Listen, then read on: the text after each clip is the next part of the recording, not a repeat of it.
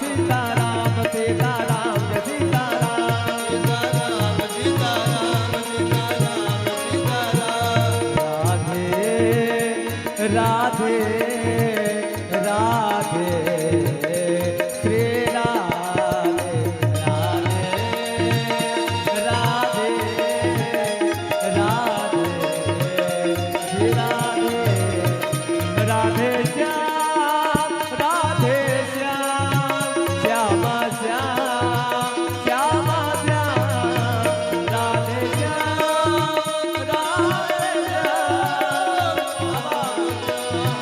राधे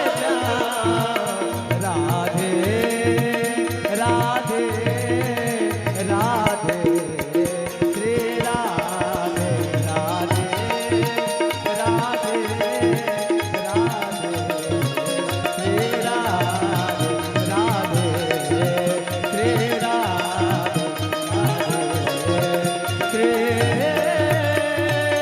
राधे श्याम बोले भक्तवत्सल भगवान की गुरुर्ब्रह्मा गुरुर्देवो महेश्वरः गुरुर्साक्षात् परं ब्रह्म तस्मै श्री गुरुवे नमः अखंड मंडलाकारं व्याप्तं येन चराचरं तत्पदं दर्शितं येन तस्मै श्री गुरवे नमः। मंगलम भगवान विष्णु मंगलम गरुड़ध्वजः मंगलाय पुंडरीकाक्ष मंगलाय तनो हरिः मंगलम कौशलेन्द्राय महनीय गुणाब्धये चक्रवर्ती तनूरिजाय सार्वभौमाय मंगलम सर्वभौमाय मंगलम। बोली व्यास जी महाराज की, श्री भागवत भगवान की, श्री यज्ञ नारायण भगवान की।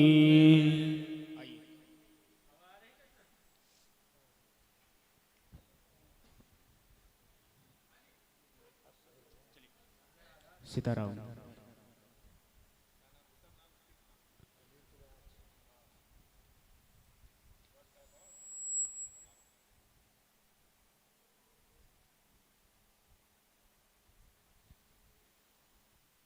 हरि ओम श्री परमात्मने नमः। ओम केशवाय नमः। ओम श्री हरिनारायणाय नमः। माधवाय नमः। गोविंदाय नमो नमः। हस्त प्रक्षालनम ऋषिकेशाय नमः। अपने ऊपर जल छिटिए। ओम अपवित्र पवित्रो वा सर्वावस्थांगतोऽपि वा यः स्मरेत् पुंडरीकाक्षां शिवहि अभ्यन्तरा शुचि। ओम पुंडरीकाक्षा पुनातो हरि पुनातो विष्णु पुनातो।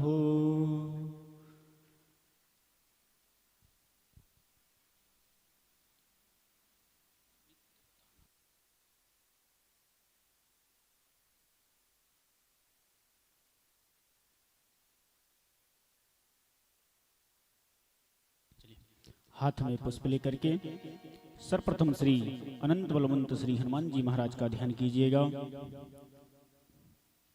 और साथ में जगत जननी जगदम्बा का। हरि ओम श्री महाबलाय नमः।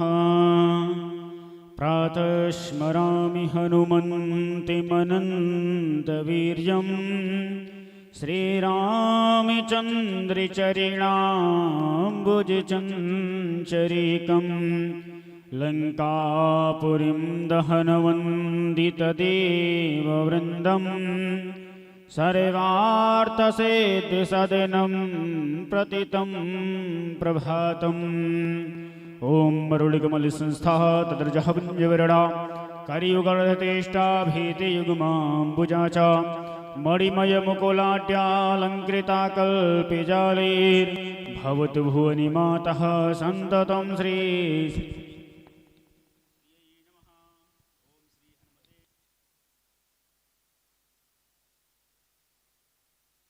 चलिए पुनः हाथ में पुष्प लेकर के श्री बाकी बिहारी लाल का ध्यान कीजिएगा। राधा माधव सरकार का। ओम बंसी विभूषित करा नवनीरिदाभात पीताम्बरादरुणबिम्बफलः धरोष्ठात् पूर्णेन्दुसुन्दरमुखादरविन्दुनेत्रात् कृष्णात् परं किमपि तत्त्वमहं न जाने सच्चिदानन्दरूपाय विश्वोत्पत्त्यादिहेतवे तापत्रे विनाशाय श्रीकृष्णाय वयं नुमः। ओम भूर्वासा श्री राधा माधव चरण कमलेभ्यो नमः। चढ़ा दीजिएगा। पुनः हाथ में पुष्प लेकर के श्री व्यास जी महाराज का ध्यान कीजिएगा, सद्गुरुदेव भगवान का। हरि ओम श्री सद्गुरु चरण कमलेभ्यो नमः। यं प्रव्रजन्ति मनुपेतिमपेतकृत्यं द्वैपायनो विरह कातरया जुहावा पुत्रेति तन्मयतया तरवोऽभिनेदोस् तं सर्वभूतहृदयं मुनिमानतोऽस्मि। नारायणं नमस्कृत्य नरं चैव नरोत्तमं देवीं सरस्वतीं व्यासं ततो जयमुदीरयेत्। अखण्डमण्डलाकारं व्याप्तं येन चराचरं तत्पदं दर्शितं येन तस्मै श्रीगुरवे नमः। ओम श्री सद्गुरु चरण कमलेभ्यो नमः। पुनः जल गिराइए एक बार, उसके बाद में ठाकुर जी को चंदन लगाइएगा। हरि ओम श्री परमात्मने नमः। कस्तूरी तिलकं ललाटपटले वक्षस्थले कौस्तुभं नासाग्रे वरमौक्तिकं करतले वेणुकरे कङ्कणं शरीवाङ्गे हरिचन्दनं सुललितं कण्ठे च मुक्तावली गोपास्त्री परिवेष्टितो विजयते गोपालचूडामणि कस्तूरी काञ्चितीन्दुविलसत् प्रोद्भासि भालस्थली कर्पूरद्रवमिश्रचूर्णिखदिरा मोदोल्लसद्वीटिकां लोलावाङ्गितरङ्गितैरधिकृपा शारैर्नतानन्दिनी श्रीशैलस्थलवासिनी भगवती श्रीमातरं भावये।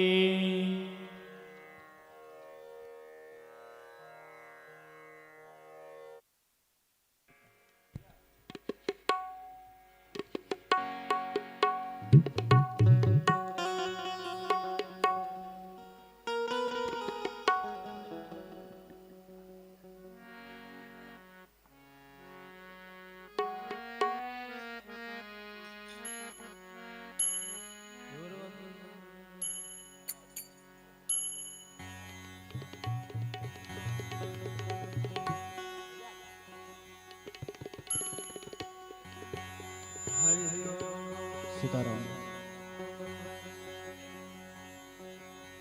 नाभ्यासिहि दन्तरिक्षगुं शीष्णोर्द्यौः समवर्तता पद्भ्यां भूमृदिसः श्रोत्रा तथा लोकान् न कल्पयन्। नैवेद्यं निवेदयामि नैवेद्यान्ते आचमनीयं समर्पयामि।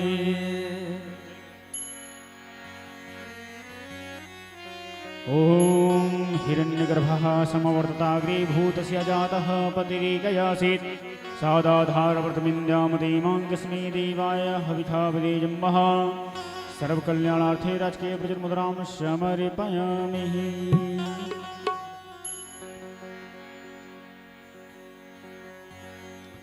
ॐ नमो ब्राह्मणदेवाय गोब्राह्मणहिताय च जगद्धिताय कृष्णाय गोविन्दाय नमो नमः। विप्रप्रसादात् धरणीधरो विप्रप्रसादात् कमलावरोहं विप्रप्रसादात् अजिताजितोऽहं विप्रप्रसादात् कमलावरामं विद्यालये पग धोवन से देहि द्वार पे कीचड़ होते नाही।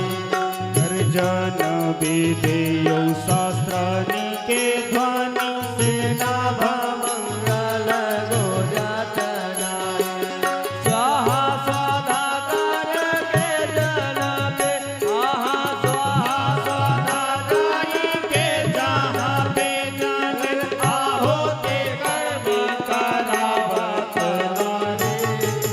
घर में सुख शांति नहीं है कहाँ सुख हाँ तो पर है जब जाने की बात जहाँ सुख संपत्ति आवत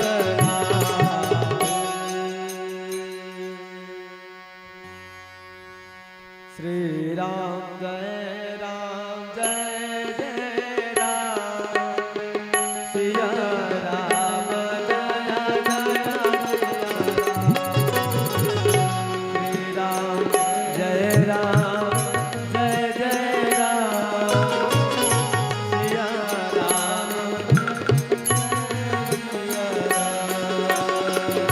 श्री राम जय राम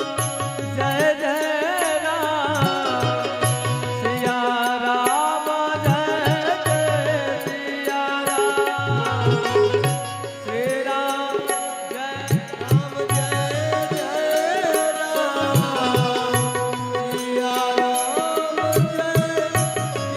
सिया राम सिया हरि ओम चंद्रमा मनसो जात जसो सूर्यो अजायत तथा श्रोत्राद्वायुश्च प्राणश्च मुखादग्नि नीरजायत हे भागवत भगवान की है आरती पापियों को पाप से है तारती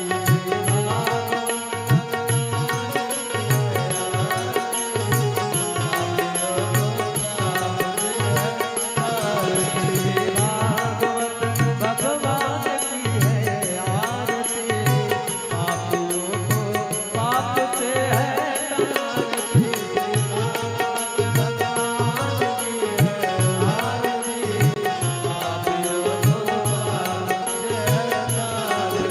ये अमर गलती है मुक्ति है पश्चिम में दिलाना नव जोत जगाने वाला ये अमर गलती है दिलाना नव जोत जगाने वाला हरि नाम नहीं हरि नाम नहीं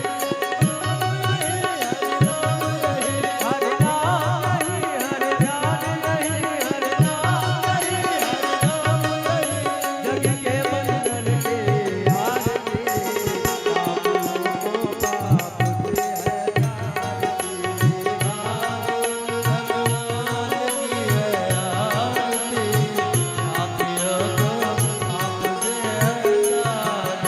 ये शांति गीत पावन बोले पापों को मिटाने वाला हर दर्श कराने वाला हर दर्श कराने वाला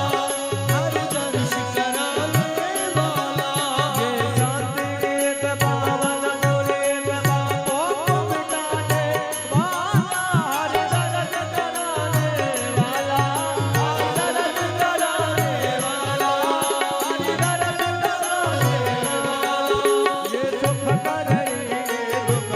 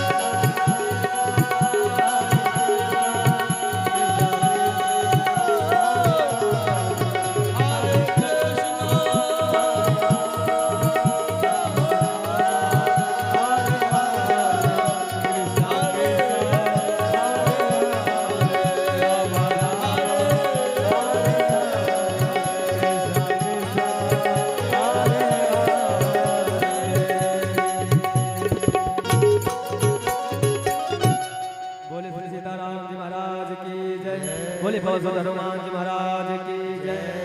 बोले उमापति महादेव की जय। बोले वृंदावन बिहारी लाल की जय। बोले बांके बिहारी लाल की जय। बोले राधा रमण भगवान की जय। बोले श्री राधा वल्लभ सरकार की जय। नमः पार्वती पते हर हर महादेव। और सभी लोग अपने यथा स्थान पे बैठ जाए आरती का दर्शन करके।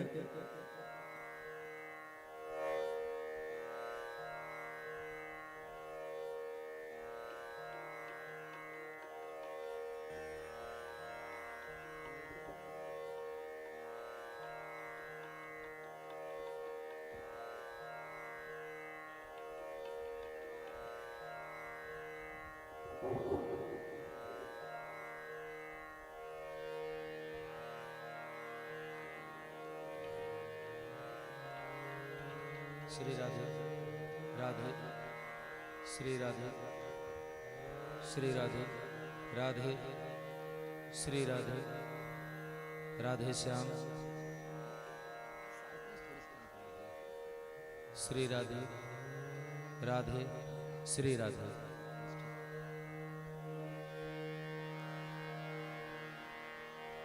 और आप लोग अब शांति से अपना स्थान ग्रहण करें। सुंदर अनंत कोटि ब्रह्मांड नायक परात्पर पूर्ण ब्रह्म अचिंत्य गुणगण निधान सर्वेश्वर सर्वाधिपति जगदाधिपति जगदीश्वर अखिलेश्वर भगवत भक्त हृदय बिहारिणी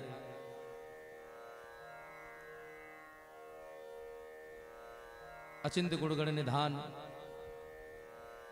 अनंत विभूषण विभूषित नंद के नंदन जसुदानंदन भगवान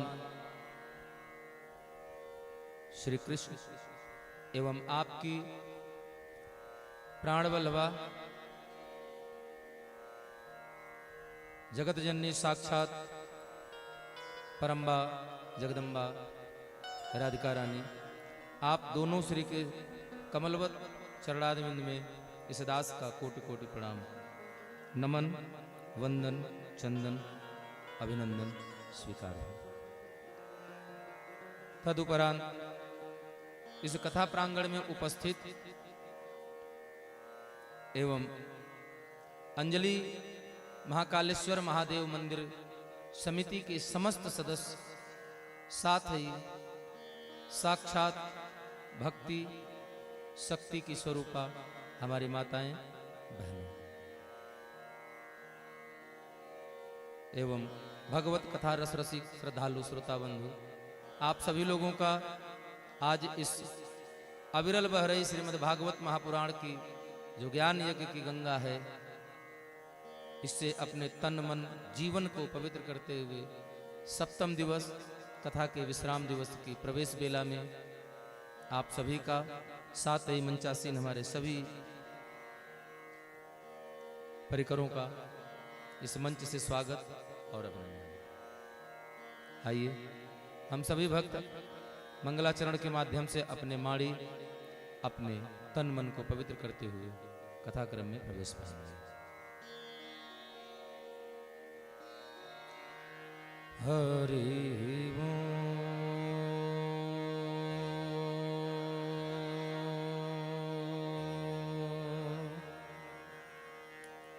हरि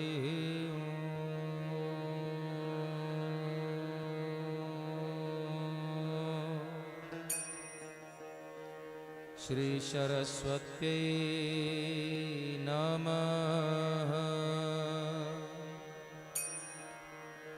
हरये परमात्मने नमः। श्री राधा कृष्ण चरण कमलेभ्यो नमः।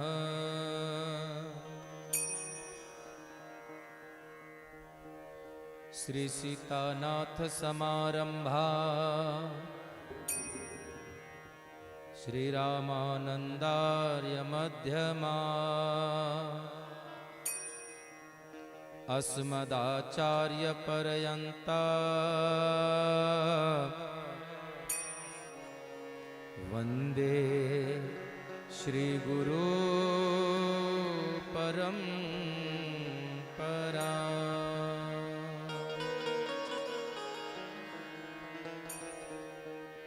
आनंदमानंद करम प्रसन्नम ज्ञान स्वरूपम निज भावयुक्तम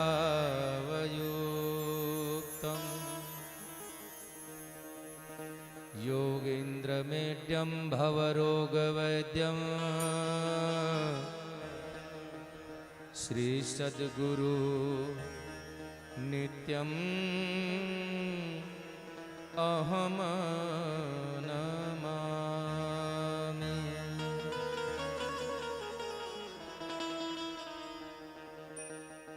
वंशी विभूषित करा नवनीर्दाभा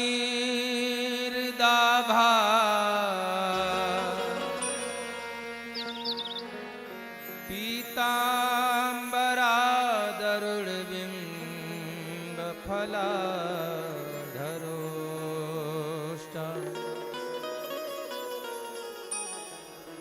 पूर्णेन्दु सुंदर मुखादर बिंब नेत्रा कृष्णात् परां किमपि तत्त्वमहं न जाने।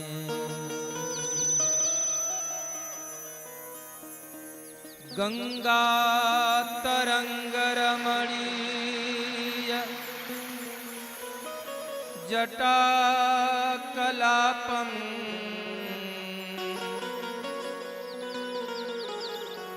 गौरी निरंतर विभूषित वामभागम्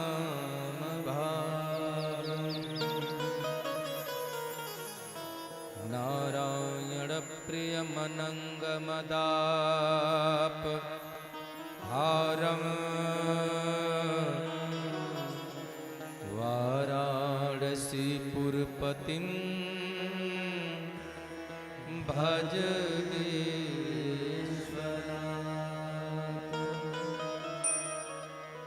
यत्र यत्र रघुनाथ कीर्तनं तत्र तत्र कृतमस्तकाञ्जलिं बाष्पवारे परिपूर्णलोचनं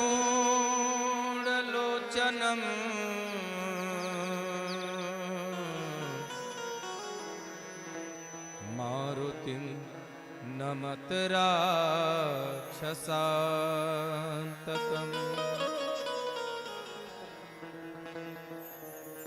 नारायणं नमस्कृत्यं नरं चैव नरोत्तमं देवी सरस्वती व्यासं ततो जयमुदीरये।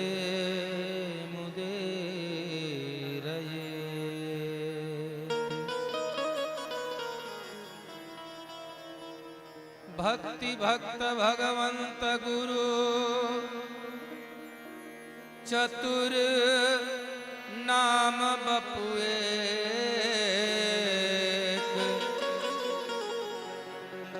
इनके पद बंदन के नासत विघ्न अनेक। राधा मेरी स्वामिनी मैं राधे जू को दास जन्म जन्म मोहे दीजियो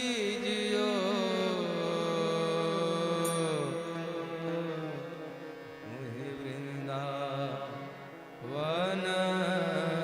को वास। श्री व्यास जी के पद कमल बारंबार मना गुण गावो श्री श्याम के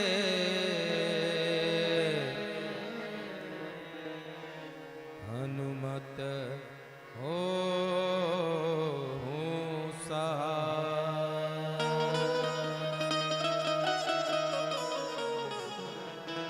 आइए हनुमंत विराजे, श्री शंभुनाथ हनुमान। प्रेम सहित आसन धरो, करहूं कथा धरिया।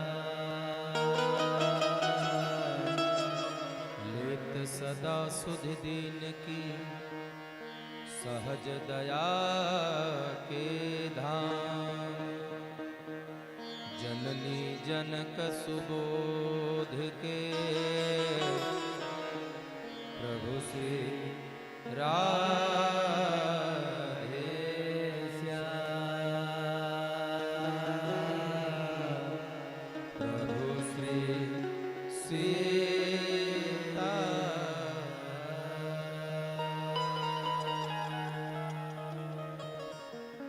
जय जय माता लक्ष्मी, जय गज बदन गणेश। बिनवत हो सब देव बर, गुरु शारदा से। बिनवत हो सब देव गुरु, जय जय भारत देश। जय जय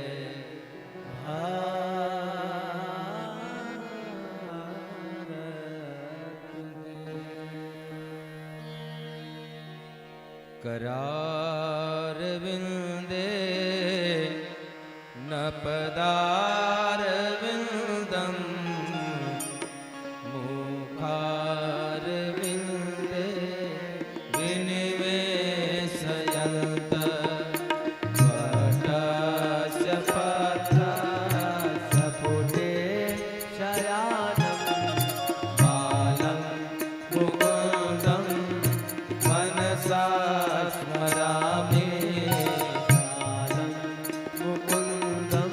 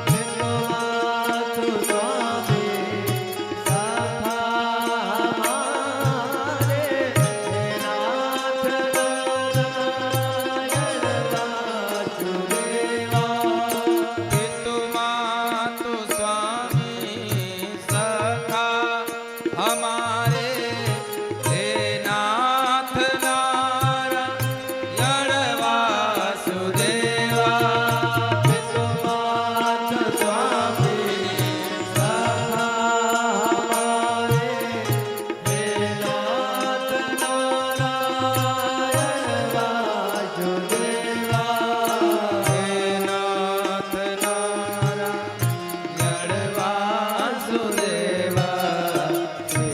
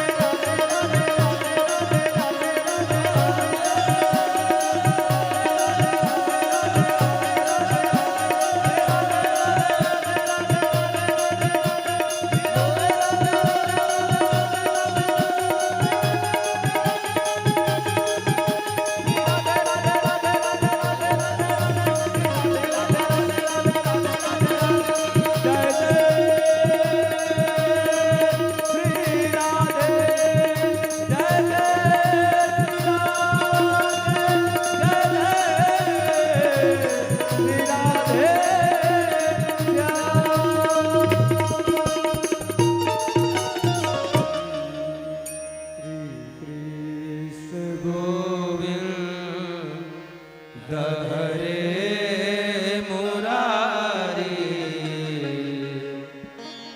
हे नाथ नारायण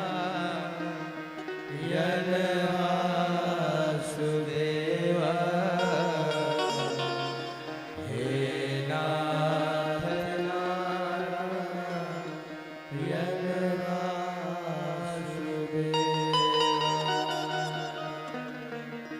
बोलिए यदुवेंद्र सरकार की जय, बोले राधा रानी सरकार की जय, बोलिए श्री वृंदावन धाम की जय, अपने अपने सद्गुरुदेव भगवान की जय। जय जय श्री राधे।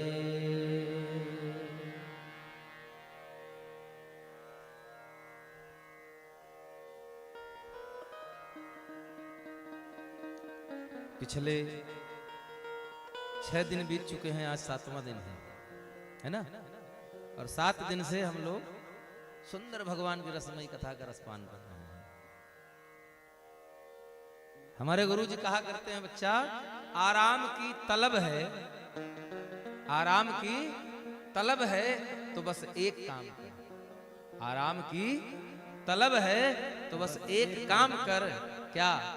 आ राम की शरण में, आ राम की शरण में, बस राम राम कहो, यही जिंदगी का सार है।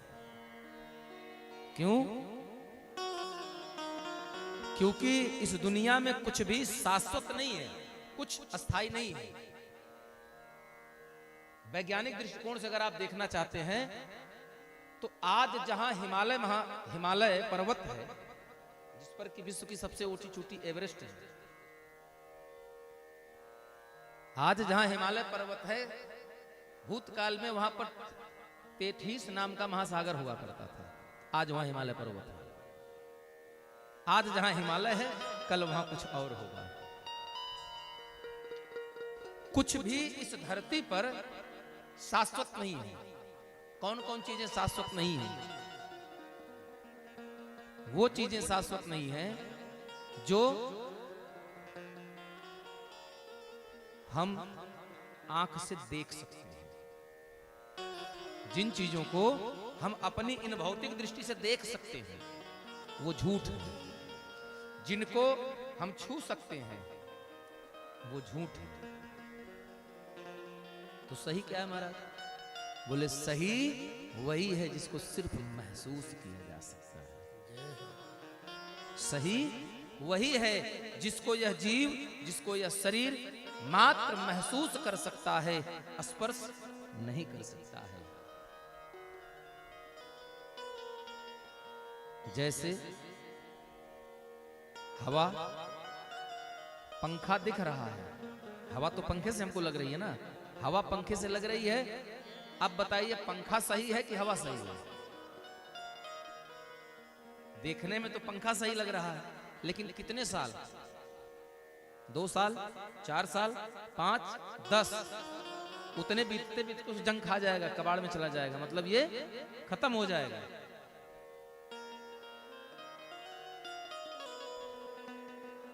एक भक्त था, कथा चल रही थी, वहां पहुंचा, बोला महाराज ईश्वर कहां है, हमको दिखाई नहीं पड़ता। हमने कहा आग कहां, तुमको दिखाई पड़ती है? भाई देखिए, समझाने के भी तमाम तरीके हैं। अब निर्भर करता है कि समझने वाला किस बात में समझ जाए। हमारे गुरु जी की कथा चल रही थी मध्य प्रदेश में, एक भक्त उठा, बड़े भाव से कहा, महाराज जब हनुमान जी मशक समान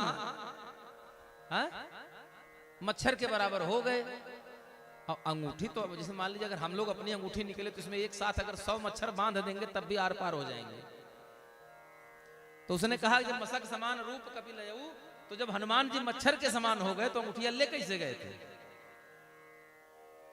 अब गुरु जी हमारे बेचारे चुप। क्यों? क्योंकि तर्क करना शास्त्र पर उचित है। बात को समझिएगा, शास्त्र पर, भगवान पर, धर्म पर तर्क करना जायज है, लेकिन तर्क के साथ कुतर्क अगर जुड़ जाए तो चुप हो जाना चाहिए। नीति कहती है अगर आप उससे जिससे बात कर रहे हैं, जो बात संवाद करने वाला व्यक्ति है, अगर वो सठ है, मूर्ख है, तो मूर्खों के सम्मुख चुप रहने में ही भला है।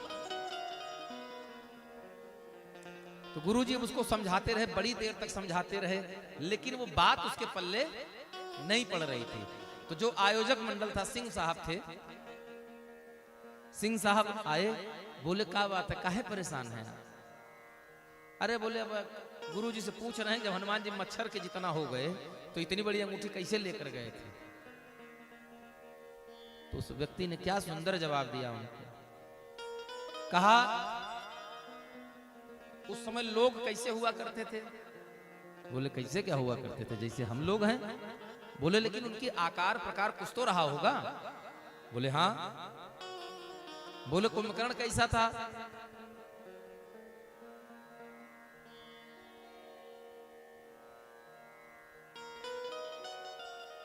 बोले पहाड़ की तरह था। सुपनखा को बताया जब नाक कट गई और खून बह रहा था तो कज्जल मेरु बताया, मानो काजलों के पहाड़ के ऊपर से किसी ने गेरू गिरा दिया है घोल करके, इतनी बड़ी शरीर थी उसकी। अभी कथा के चौथे दिन, पांचवें दिन आपने सुना कि पूतना का जब वध हुआ तो पूतना कितनी लंबाई चौड़ाई में गिरी थी? 6 कोस में, माने 18 किलोमीटर उसका शरीर गिरा था। ये द्वापर की बात है, और द्वापर से त्रेता के लोग और बड़े थे लंबाई में। तो बोले जब पहाड़ के जैसे आदमी थे तो मच्छर भी नहीं ज्यादा होंगे तो कम से कम गधा भर के तो मच्छर हुए करके। भाई हम 5 फीट की हमारी लंबाई है, और 5 फीट के आदमी के लिए कम से कम नहीं ज्यादा तो हमें लगता है 1 सेंटीमीटर से थोड़ा 19-20 मच्छर रहते हैं। इतने बड़े तो होते होंगे। जब 5 फुट के अपेक्षा अगर आधा सेंटीमीटर का मच्छर है तो जोड़ लीजिए, अगर 5 पर आधा सेंटीमीटर है तो 50 पे कितना जाएगा, और पहाड़ के बराबर होगा तो कितना होगा, आप खुद जोड़ लीजिए। तो बोले हाँ, अब आपने सही उत्तर दिया कि मच्छर के आप आकृति लिए होंगे तो कम से कम गधे भर के रहे होंगे, तब अंगूठियां ले जा पाए होंगे। तो शास्त्र की बात पर कभी कुतर्क नहीं करना चाहिए। बहुत अच्छी सी सूक्ति है कि धर्म धारण करने का विषय है, धर्म तर्क करने का विषय नहीं है। धर्म जो है धारयत इति धर्म, जिसको धारण किया जा सके वो धर्म है, तर्क नहीं किया जा सकता धर्म पर। तो इस जीवन में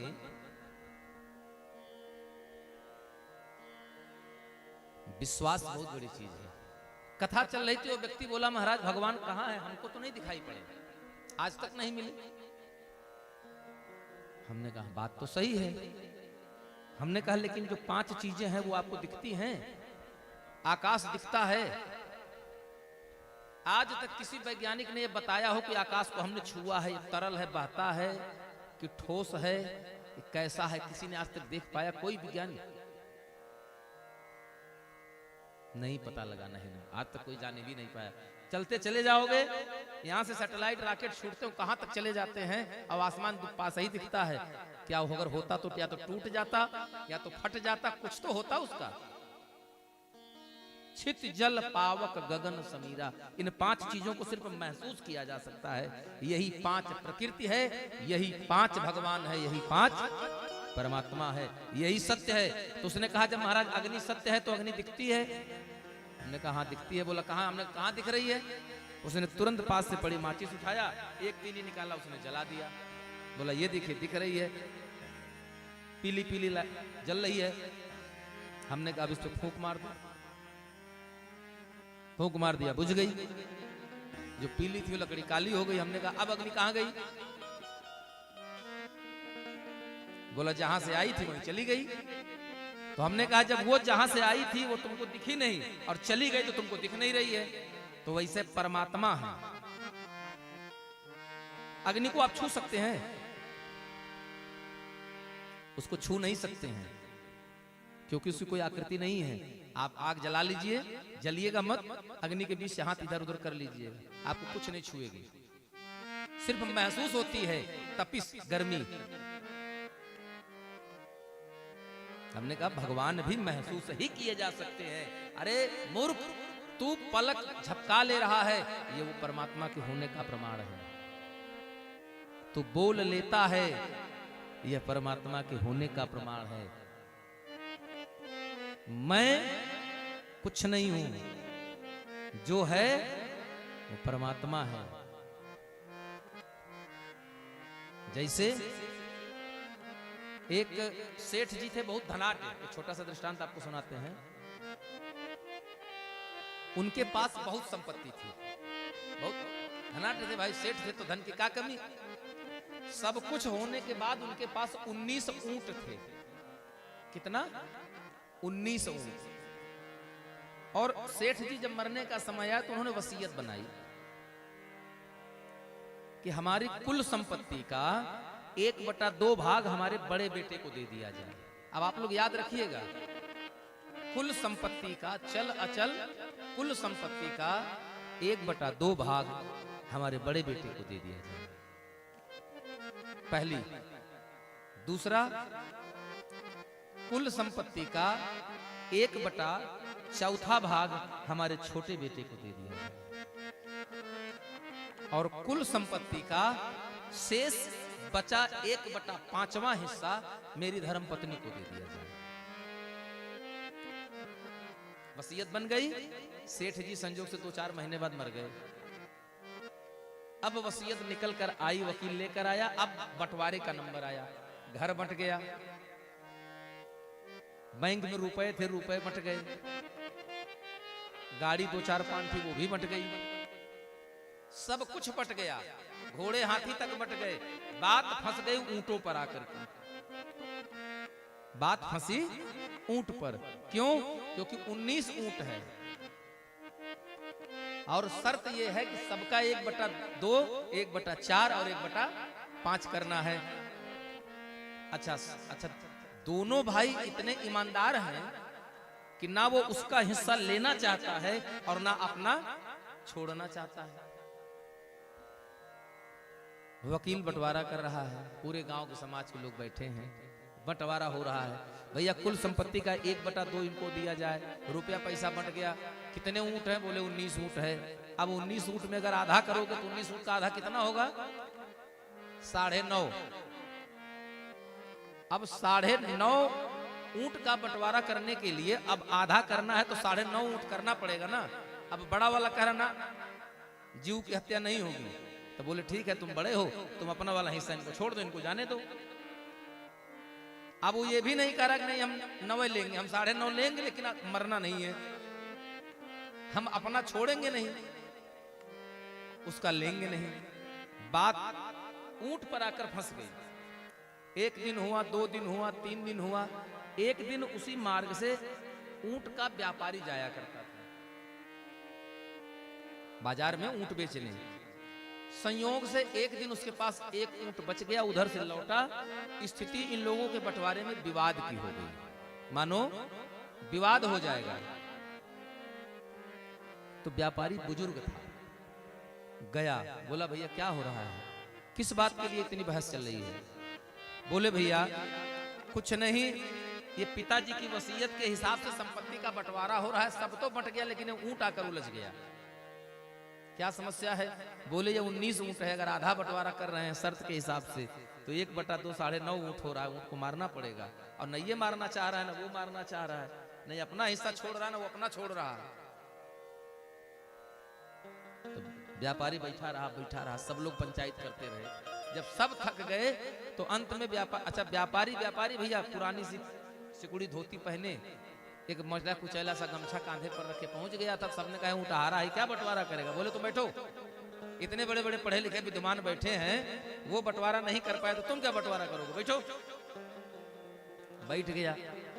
1 घंटा हो गया, 2 घंटा हो गया, विवाद हो, लड़ाई की स्थिति हो गई। तो वो उठा और हाथ जोड़कर बोला अगर आप लोग हमको 10 मिनट का समय दें तो अभी यहीं सारा मुद्दा समाप्त हो जाएगा। तो पंचायत में बैठे जो सरपंच लोग थे उन्होंने कहा ठीक भाई दे दीजिए, बुजुर्ग है, हो सकता कुछ तरकीब हो इनके पास। क्यों? क्योंकि जवानी के जोश के साथ बुढ़ापे का होश अगर मिल जाए तो दुनिया में ऐसी कोई भी जंग नहीं है, ऐसी कोई लड़ाई नहीं है जिसको जीती ना जा सके। बोले राधे। इसलिए जवानी का जोश होना जरूरी है, लेकिन उसके पीछे बुढ़ापे के होश का होना उससे भी ज्यादा जरूरी है। सबने कहा और अब ऊंट का व्यापारी बंटवारा करने लगा। बोला ऊंट कहाँ है, उनको ले आओ। ऊंट आ गए। अब बोला सड़क पर चले जाओ, वहां बाग में एक ऊंट मेरा बंधा है, यहां 19 ऊंट हैं और ऊंट को मारना नहीं है। बोले हाँ। बोले तो एक काम करो, जाओ जाकर के मेरा वाला ऊंट बाग से उठा लाओ। तो सबने कहा ये लग रहा है कि पागल हो गया है, अपना ऊंटवा दान कर देगा। सब लोग हंस रहे हैं। उठहारे का ऊंट आया। अब 19 ऊंट थे और एक मिलाकर के हो गए 20। अब 20 का 1/2 कितना हो गया? 10। अब बोले शर्त बताओ। बोले कुल संपत्ति का 1/2 बड़े बेटे को। उसने कहा 10 19 ऊंट थे, एक मिला दिया हो गया 20। बोले 1/2 20 का 1/2 कितना? 10। बोले 10 ऊंट बड़े बेटे को दे दो। 10 ऊंट बड़े बेटे को चला गया। दूसरी शर्त क्या थी? दूसरे बेटे को कुल संपत्ति का 1/4। बोला आप गुणा गणित कर लो। 20 ऊंट का 1/4 कितना होता है? 5 ऊंट। बोला 5 ऊंट बीच वाले को दे दो। अब कितना ऊंट बच गया? 5 बचे। 20 में से 15 बट गए, बचे कितने? 5। अब बोला दूसरी शर्त तीसरी क्या है? बोले तीसरी पत्नी के हिस्से में कुल संपत्ति का 1/5वां हिस्सा। तो बोले 20 ऊंट का 1/5 करोगे तो कितना आएगा?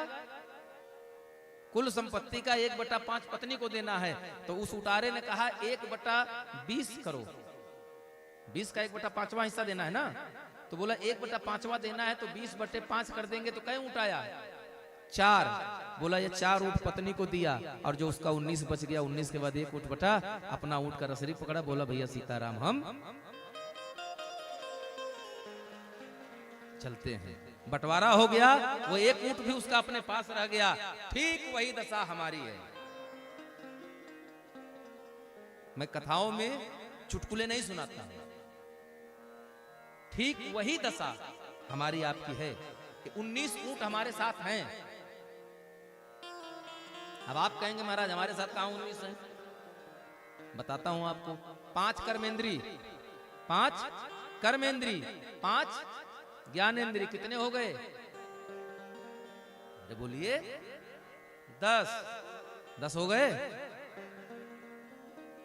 धर्म, अर्थ, काम, मोक्ष, मन, कितने हो गए? 5 हो गए। 15 हो गए। चित्त, बुद्धि, अहंकार, कुल मिलाकर के। और अंतिम जो बचता है आखिरी, ये 19 हमारे साथ भी हैं।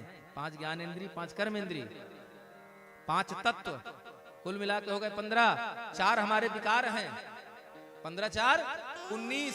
ये 19 का काम तब तक नहीं चलेगा जब तक ये एक हमारे साथ नहीं होगा। जिस दिन ये एक चला जाता है महाराज, उसी दिन हमारा जीवन खत्म हो जाता है। बोले राधे। तो समझना यही है कि वो एक है तो हम हैं, एक के बिना हमारा कोई अस्तित्व नहीं है। चाहे जितना इसको मांझ लो। तेल चमेली चंदन साबुन, तेल चमेली चंदन साबुन, तुम चाहे लगा लो सिर। जगत में कोई न परमार, कोई नहीं है कोई न परमार, जगत में कोई न परमान।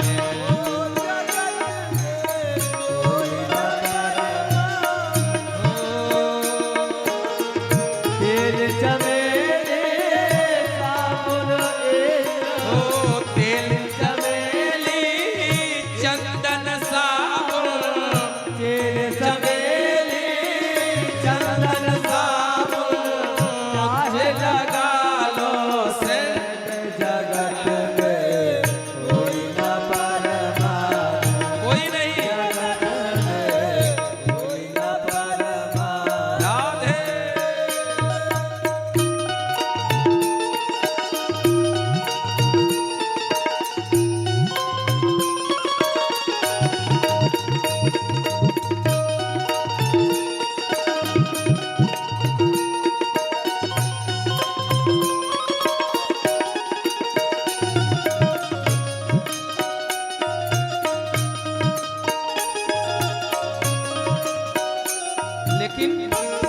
कोई हो, इस धरती पर ऐसा कोई नहीं है जो एक परमात्मा को छोड़ करके सत्य हो। क्यों? ये दुनिया का नियम है। क्या नियम है? हो आवागमन लगा दुनिया में, जगत है रेस्टोरेंट रे प्यारे, जगत है रेस्टोरेंट भैया, जगत है रेस्टोरेंट। अंत समय में उड़ जाएंगे, अंत समय में उड़ जाएगा तेरे तंबू के जगत में कोई ना परवान, जगत में कोई ना परवान। तेज बेले चंदन साबुन, तेज बेले चंदन साबुन, तुम चाहे लगा लो सेठ,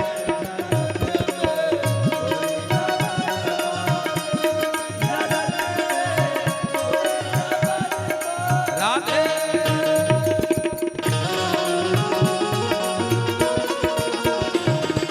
राधे राधे। आज आखिरी दिवस है, आज आखिरी दिन है। आज के बाद सत्संग फिर मिलेगा, लेकिन जब भगवान की कृपा होगी तो कम से कम आज हर समय आप लोग खुद को पूर्णतः आनंदित करते रहें। इसलिए भगवान के भजन में पूरी मस्ती, पूरी मस्ती के साथ खड़े होकर झूमते हुए राधे।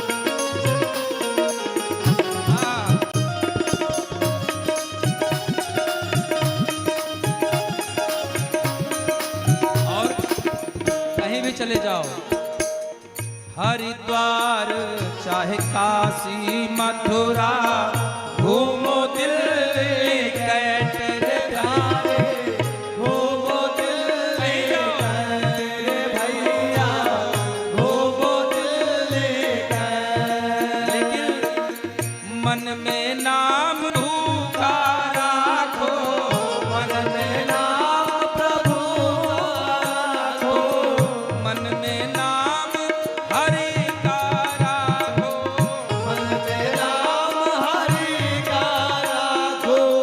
धोती पहिरो पैंट कोई न परवान, जगत में कोई न परवान।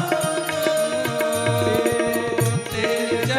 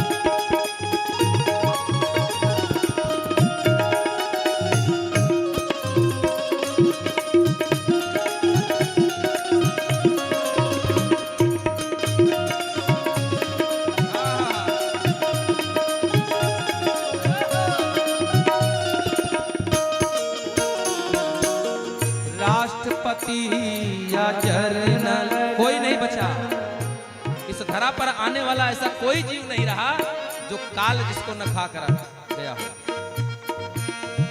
काल राष्ट्रपति नर नर जन या हो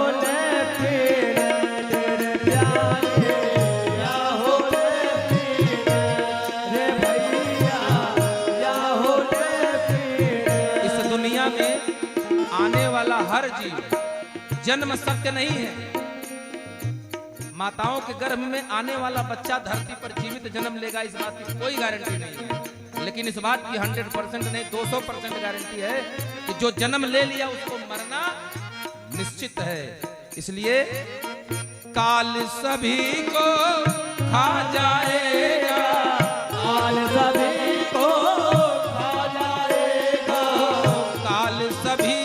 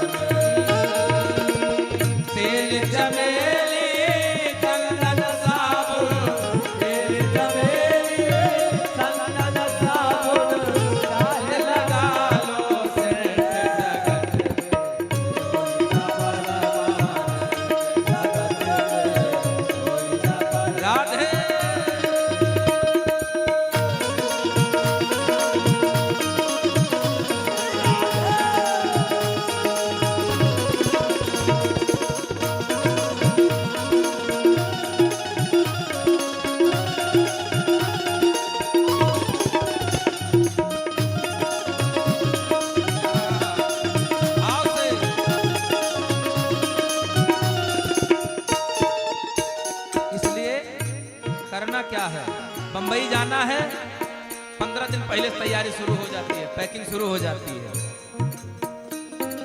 लेकिन जिस वास्तविक सफर पर जाना है उसकी तैयारी है नहीं है। क्या करना है?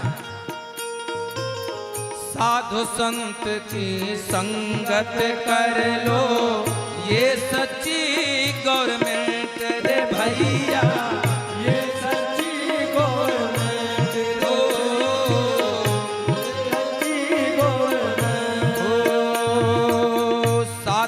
संत की संगत कर लो, ये सच्ची गवर्नमेंट, ये सच्ची गवर्नमेंट, ये सच्ची गवर्नमेंट। कहे लाल सिंह इस दफ्तर से, कहे लाल सिंह इस दफ्तर से, कहे लाल सिंह इस कक्षा से, कहे लोग इस दफ्तर से, मत होना अपसेंट।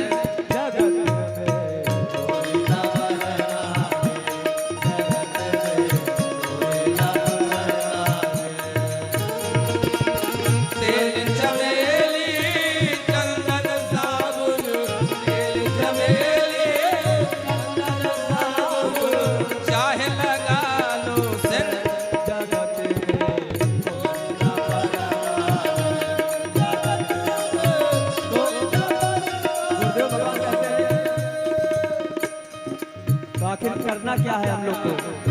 सीताराम राम राम, सीताराम राम। सभी लोग गाइए, गाइए दोनों हाथ।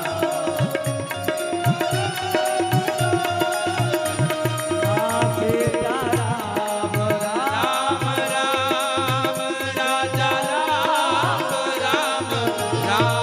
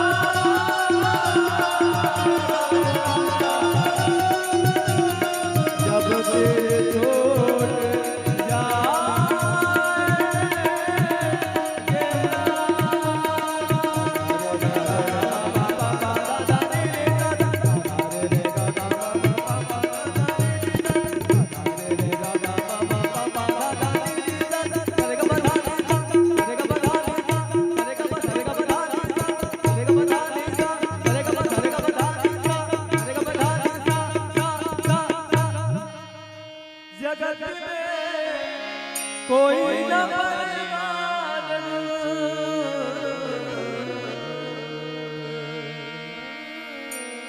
बोले वृंदावन बिहारी लाल की,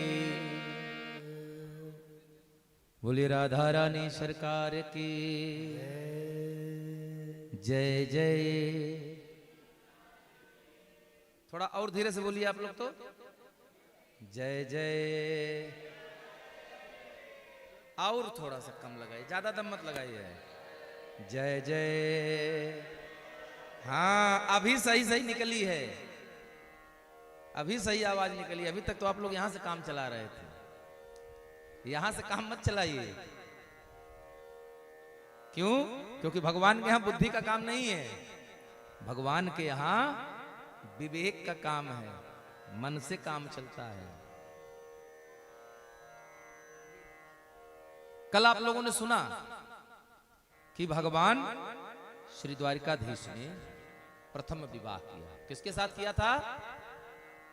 मैया रुक्मिणी के साथ। और क्यों किया? प्रथम विवाह किया तो भगवान ने, लेकिन क्यों किया? भगवान के कितने विवाह हुए थे?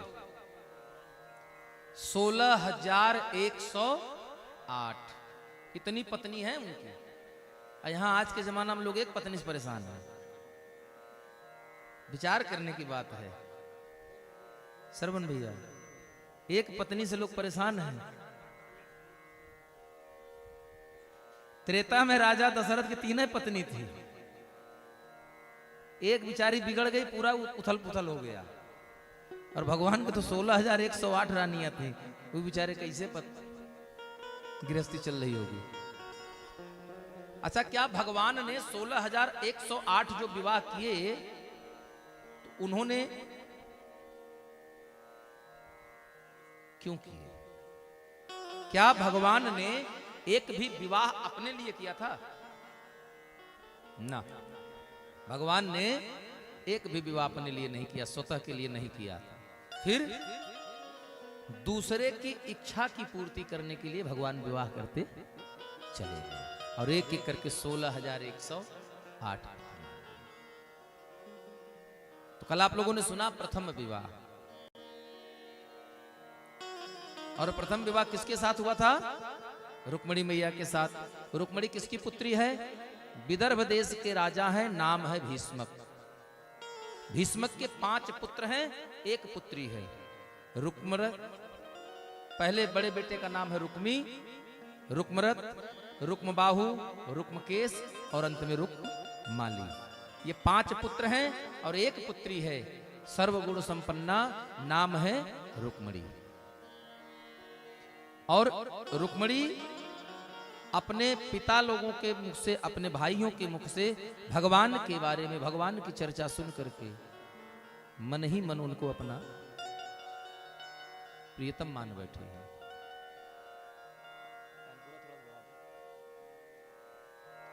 बस मन ही मन उन्हें अपना पति मान बैठी है। धीरे धीरे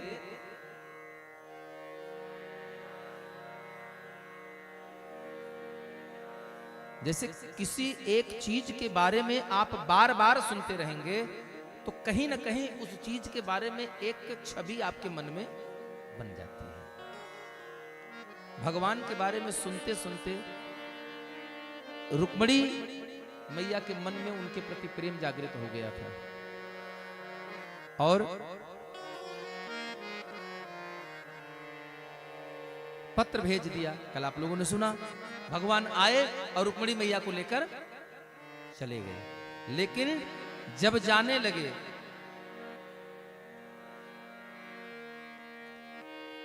अच्छा, रुक्मिणी मैया ने ऐसा पत्र में क्या लिख दिया था?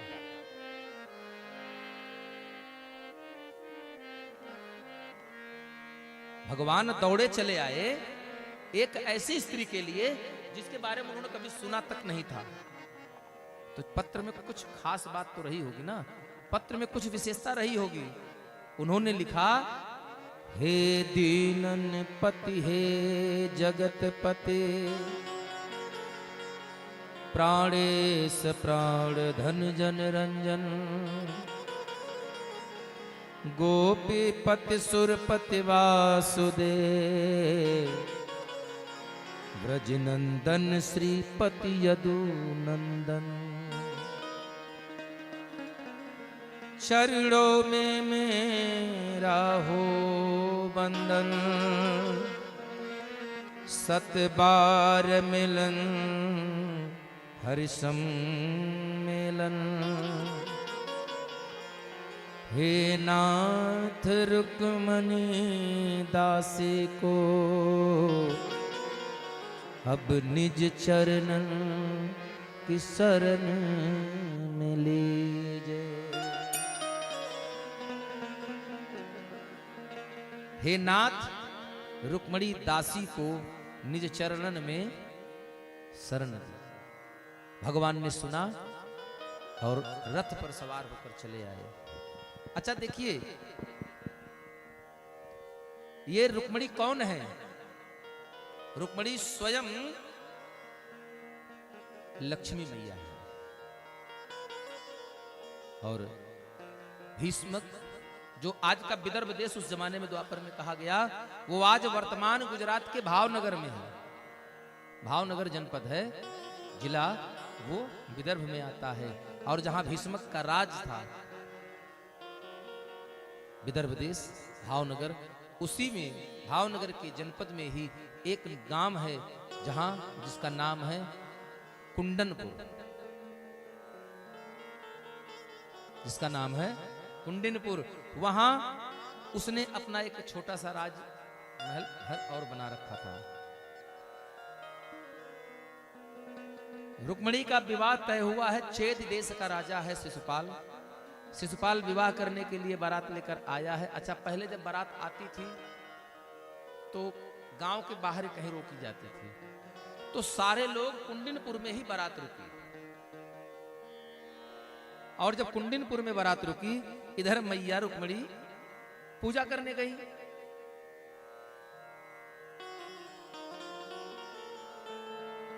और वरदान भी मिला।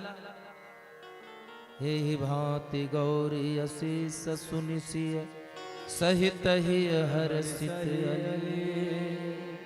तुलसी भवानी पूज पुनि पुनि मुदित मन मंदिर चली। प्रसन्न हो गई। क्यों क्यों प्रसन्न हो गई? बड़ा सुंदर सा भाव है, गोस्वामी जी रामचरितमानस में लिखते हैं, खसी माल मोरा मुस्काने हसी माल मोरा पर हसी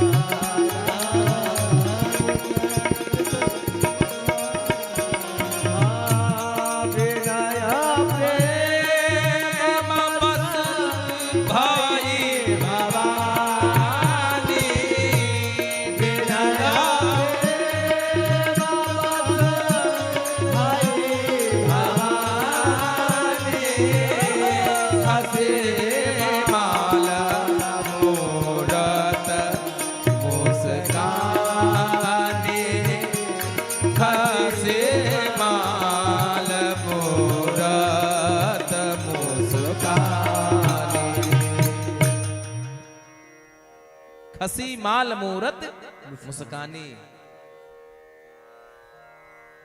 प्रसन्न हुई, मैया का वरदान मिला। क्या वरदान मिला? वही वर मिलेगा जिसको तुमने अपने मन में बिठा कर रखा है। और मैया ने वरदान दिया। रुक्मिणी बाहर निकली, भगवान कृष्ण रथ पे रथारूढ़, हाथ पकड़ा और लेकर चले रथ पर बिठाकर। जो सिपाही थे उन्होंने उनका पीछा किया, युद्ध में पराजित होने के भय से भागे और जाकर के कुंडिनपुर में रह रहे शिशुपाल आदि सभी राजाओं को बताया। और जब सारे लोगों ने सूचना सुनी कि कृष्ण ने मेरी बहन रुक्मिणी का हरण कर लिया, तो सारे राजा आपस में विचार करते हैं, अहो धिगस्मानयस आत्धन्वना गोपैर हृतम केसरिणा मृगैरिव। सब कहते हैं कि धिक्कार है हमारे बल पर, धिक्कार है हमारे पौरुष को। क्यों? क्योंकि वहां बहुत राजा हैं, शिशुपाल, दंतवक्र, जरासंध, सभी राजा हैं। हमने कहा ना था उस दिन कि बुराई में एक अच्छाई है, ये सारे काम में इकट्ठे खड़े रहते हैं। चोर एक पकड़ा जाएगा तो गिरोह में जितने होंगे सबका पता बताएगा। वो इंदिरा नगर में है, वो आलमबाग में है, वो कहां है। सब लोग चले, लेकिन जरासंध फिर समझाने लगा। क्या बोला? अभी हमारा समय विपरीत चल रहा है, इसलिए अभी कुछ मत करो, समय आने पर हम उनसे प्रतिशोध लेंगे। लेकिन रुक्मी क्रोध में आ गया। रुक्मी वचन ले लेता है कि अगर मैं कृष्ण के हाथ से अपनी बहन को छुड़ा पाने में असमर्थ रहा तो लौट करके मैं कुंडिनपुर में अपना मुख नहीं दिखाऊंगा। यह कह करके सेना लेकर भगा अकेले ही। और दूर जाते ही उसने भगवान श्री कृष्ण को रथारूढ़ देखा, रथ पर देखा।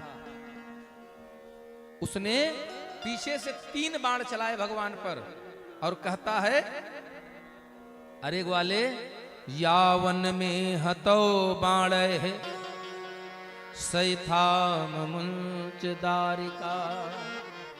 यावन में हतो बाण, यावन माने जब तक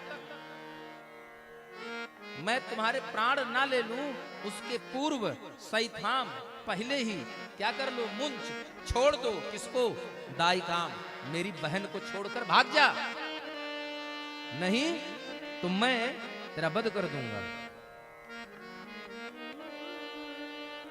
लेकिन भगवान श्री कृष्ण ने उसके 3 बाण के जवाब में इधर से 6 बाण चलाए। 6 बाण चलाया, 3 बाण से उसके बाणों का काट किया और अगले 3 बाण से उसके रथ का छत्र काट कर गिराया, उसके मस्तक का मुकुट गिराया, उसके हाथ की धनुष काट गिराया। वह अभी भी नहीं माना, रथ से कूद पड़ा, तलवार निकाल लिया और भगवान की तरफ दौड़ा। ढाल तलवार लेकर भगवान ने फिर उसका तलवार काट दिया। लेकिन जब तब भी नहीं माना, तब भगवान अपने तीखी तलवार उठाकर रथ से उतरे और जैसे ही उसके पास गए, पलक झपकते ही रुक्मी को बंदी बना लिया और बंदी बना करके रथ के पीछे बिठा लिया और तलवार उठाया मारने के लिए। तो रुक्मिणी मैया हाथ जोड़कर सामने आ गई और कह रही हैं, योगेश्वरा प्रमेय आत्मन देव देव जगतपते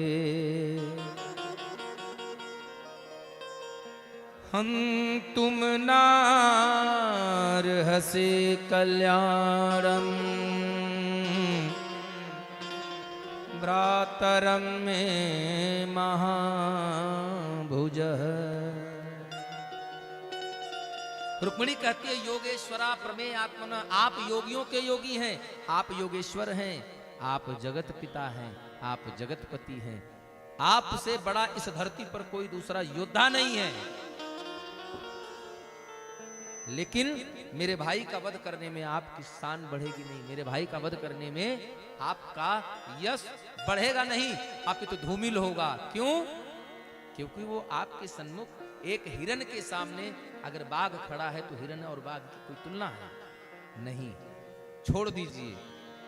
भगवान ने कहा इतनी बड़ी धृष्टता इसने किया है।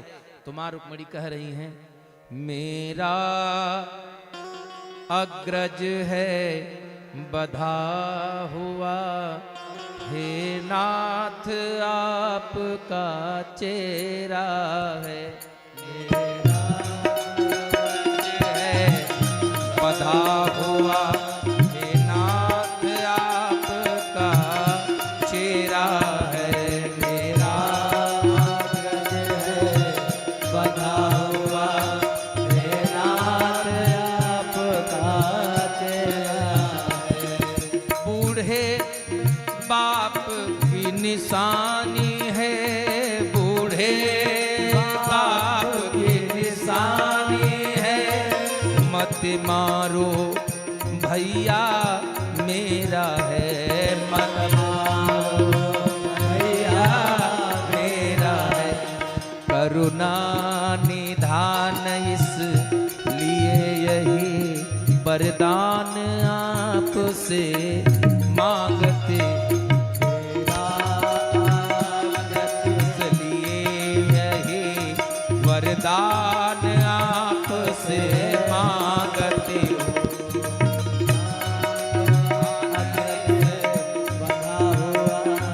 पहला वरदान करुणा निधान, इसलिए यही पहला वरदान मांगती। पहला वरदान मांगते हो, पहला वरदान मांगते हो। और क्या मांगा? दे दो उधार आंचल पसार, दे दो उधार आंचल पसार। भैया के प्राण मांगते, भैया के प्राण मांगते हो, भैया के प्राण मांगते हो। दे दो उधार आंचल पसार, भैया के प्राण मांगते हो, भैया के प्राण मांगते हो, भैया के प्राण मांगते हो। अभी रुक्मणी मैया प्रार्थना कर रहे हैं कि दे तो छोड़ दीजिए, मेरे बाप बाप की निशानी है और मेरा भाई है, ज्येष्ठ भ्राता है मेरा, इसलिए आपसे प्रार्थना है प्रभु मेरे भैया का वध ना करें, क्योंकि यह वध करने योग्य नहीं है। अरे आपका साला है, चेहरा है, आपका साला है। भगवान कहते ना, इसने बड़ी धृष्टता की है। इतने में भगवान तलवार लेकर उठे और बोले ठीक है, आज आपने विवाह के दिन ही हमसे कुछ मांगा है तो मैं मना नहीं करूंगा, निराश नहीं करूंगा, दे देता हूं। लेकिन दंडित करने के बाद भगवान ने अपनी कटार उठाई और रुक्मी की आधी मूछ काट दी और यत्र तत्र उसके बाल काट दिए। कहीं यहां मुंडा बनाया, थोड़ा यहां काट दिया, थोड़ा यहां काट दिया। अभी काट ही रहे थे तब तक बलराम भैया आए, बोले क्या कर रहे हो? छोड़ो छोड़ो, जल्दी छोड़ो। अरे कन्हैया, तुमको शर्म नहीं आ रही है? तुम्हारा साला है, बताओ। अभी आज शादी हुई है और तुम आज ही अगर ऐसी दुर्घटना कर रहे हो इसके साथ ऐसा काम करोगे तो बताओ हमारे यदुवंश में कौन अपनी बेटी ब्याहेगा? कौन हमसे रिश्तेदारी करेगा? छोड़ो इसे, जल्दी जल्दी छोड़ो। छुड़ा दिया। और छुड़ाने के बाद भगवान श्री कृष्ण की पत्नी रुक्मणी, अगर बलराम भैया बड़े हैं तो रुक्मणी छोटी हुई ना, लेकिन बलराम भैया हाथ जोड़कर रुक्मणी मैया से कहते हैं, देवी आप हम भाइयों पर रुष्ट मत होइएगा। क्यों? क्योंकि अवश्यमेव भुक्तव्यम कृतम कर्म शुभम। ये मानव के जीवन की सत्यता है कि कर्म शुभ होंगे तो शुभ फल मिलेगा, अशुभ कर्म होंगे तो अशुभ फल भोगना पड़ेगा। यह ध्रुव सत्य है। इसलिए इसको अपने कर्म की दंड मिला है, इसलिए देवी हम पर रुष्ट मत होइएगा। इस सब के बाद भगवान श्री कृष्ण माता रुक्मणी के साथ द्वारिकापुरी पहुंचे और द्वारिका हमने कल बताया तद द्वारे द्वारे कम कम कम माने वेद, क के ऊपर चंद्रबिंदी कम माने वेद होता है। वेद वेद जहां विराजे, कहां? घर घर जहां वेद विराजे वहां वही द्वारिका हो सकती है। बोलिए राधे राधे।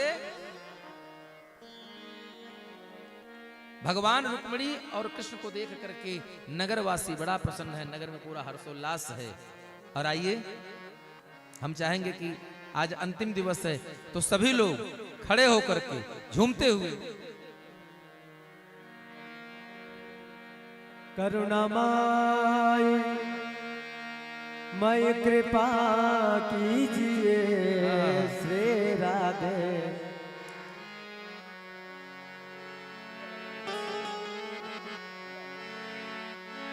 हो करुणामय कृपा कीजिए श्री राधे। करुणामय कृपा कीजिए श्री राधे। मुझको चरणों से लगा लीजिए श्री राधे। मुझे चरणों से लगा लीजिए श्री राधे। करुणामय कृपा कीजिए श्री राधे। करुणामय कृपा कीजिए श्री राधे। हमको चरणों से लगा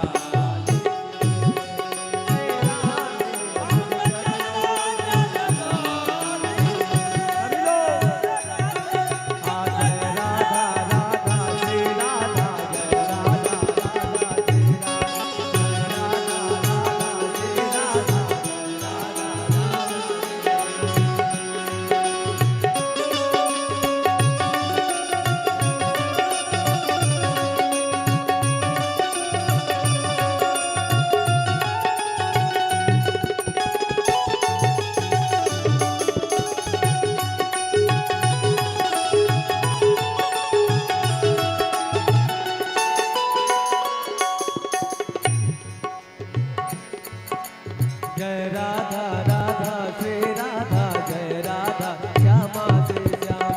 जय राधा राधा श्री राधा। जय राधा राधा श्री राधा। और हमारे बीच में अजय त्रिपाठी भैया जो भाजपा के नेता हैं, मुन्ना भैया, अशोक कुमार उपाध्याय जी जो पार्षद हैं, उनसे निवेदन है व्यासपीठ पे आके व्यास जी का स्वागत करेंगे और आशीर्वचन प्राप्त करेंगे। हाँ, और आ जाइए भैया। राधे राधे राधे राधे राधे राधे राधे। नाम जानो भजन साधना श्री राधे। नाम जानो भजन साधना श्री राधे। नाम जानो भजन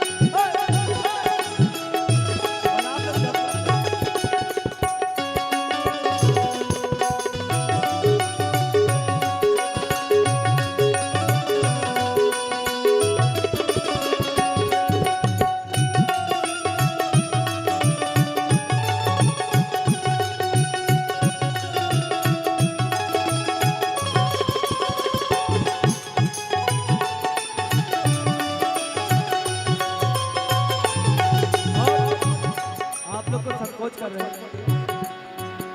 आप लोग मस्ती में भगवान के सामने झूमे आनंद के साथ, क्योंकि ये आज आखिरी दिवस है। इसके बाद ना जाने हम कहाँ होंगे। हम परदेसी फकीर, तो हम लोग तो चले जाएंगे, प्रांगण सुना हो जाएगा। तो आप लोग मस्ती से झूम के आनंद के साथ सभी लोग, भैया थोड़ा बढ़ा दीजिए, खाली माताएं नहीं आप लोग भी। श्री राधे जू के श्री चरणों में वंदन बारंबार।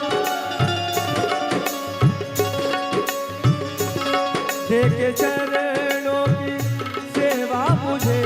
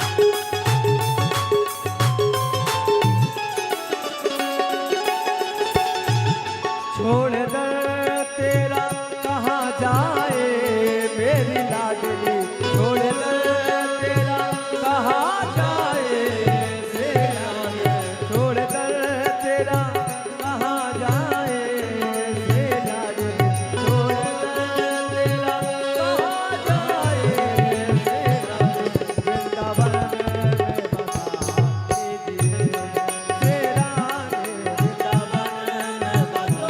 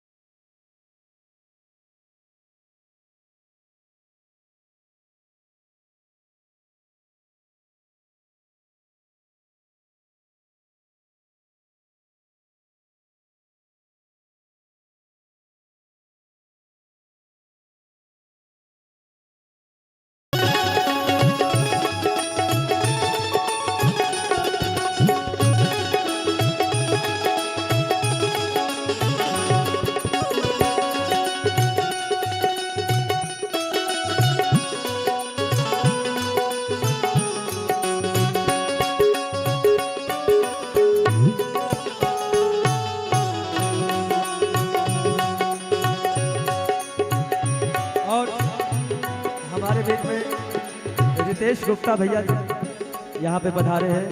उनसे निवेदन है व्यासपीठ के आगे व्यास जी का आशीर्वाद प्रचार प्रदान करें।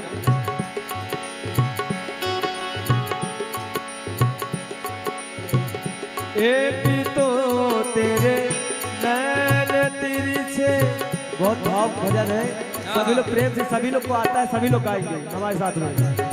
एक तो तेरे नैन तिरछे, दूसरा काजल लगा, एक तो तेरे नैन तिरछे, दूसरा काजल लगा, एक कन्हैया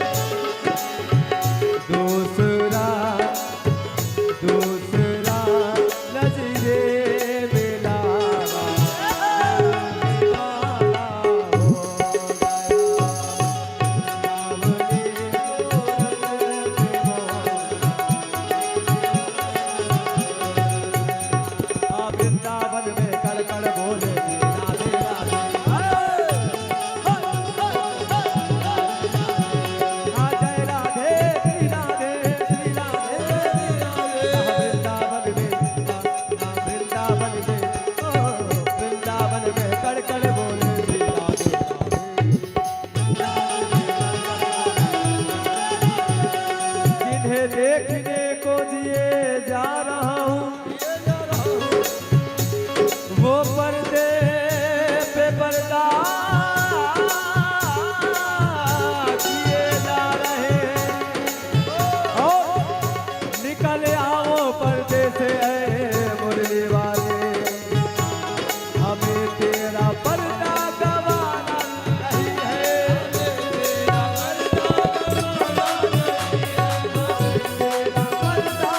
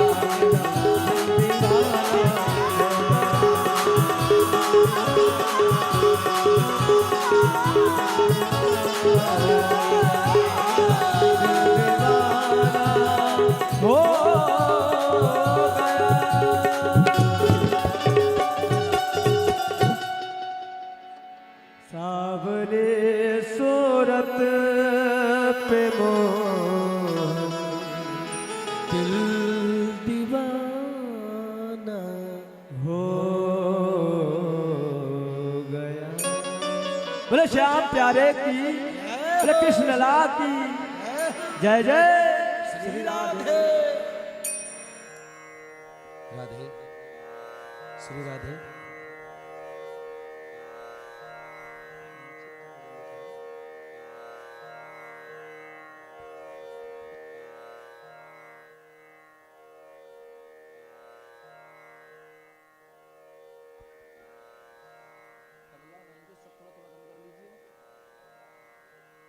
राधे श्री राधे। अच्छा, ये आज मालूम हो गया, हमको भरोसा हो गया कि आप लोग स्कूल में खूब पीटी कराए गए हैं। स्कूल में पीटी होती है ना, खूब कराए गए हैं। खड़े हो रहे हैं झूमने के लिए, लेकिन सब बिल्कुल खड़े रह जाएं, बिल्कुल सावधान विश्राम। जैसे लग रहा है सजा दी गई कि खड़े रहो।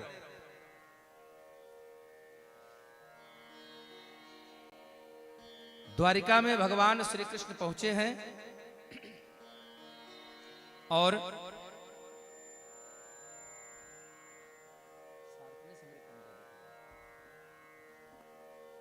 भगवान कृष्ण और माता रुक्मिणी के संयोग से एक पुत्र का प्रादुर्भाव होता है। कामस्तु वास्तु देवांसो दग्ध प्राग रुद्रमन्युना देहोपपत्तये भूयस्त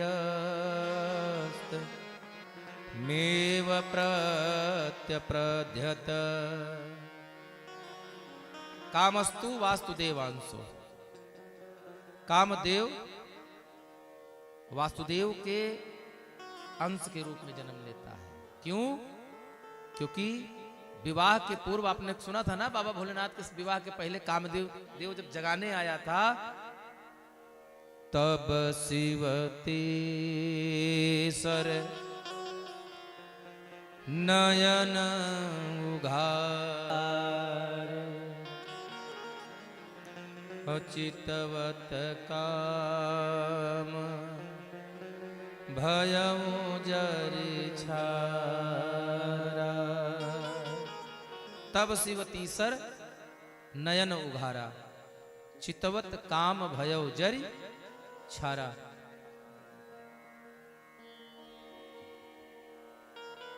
काम जल करके भस्म हो गया। रति रोते बिलकते आई, रोदति बदति बहुभांत करुणा करत शंकर पह गई। जब बाबा भोलेनाथ के पास रति आई, तब बाबा ने उसको वरदान दिया। और वरदान दिया क्या? जब जदुवंश कृष्ण अवतारा, जब जदुवंश कृष्ण अवतारा, जब जदुवंश कृष्ण अवतारा, जब जदुवंश कृष्ण जब जदुवंश कृष्ण अवतारा, जब जदुवंश कृष्ण अवतारा,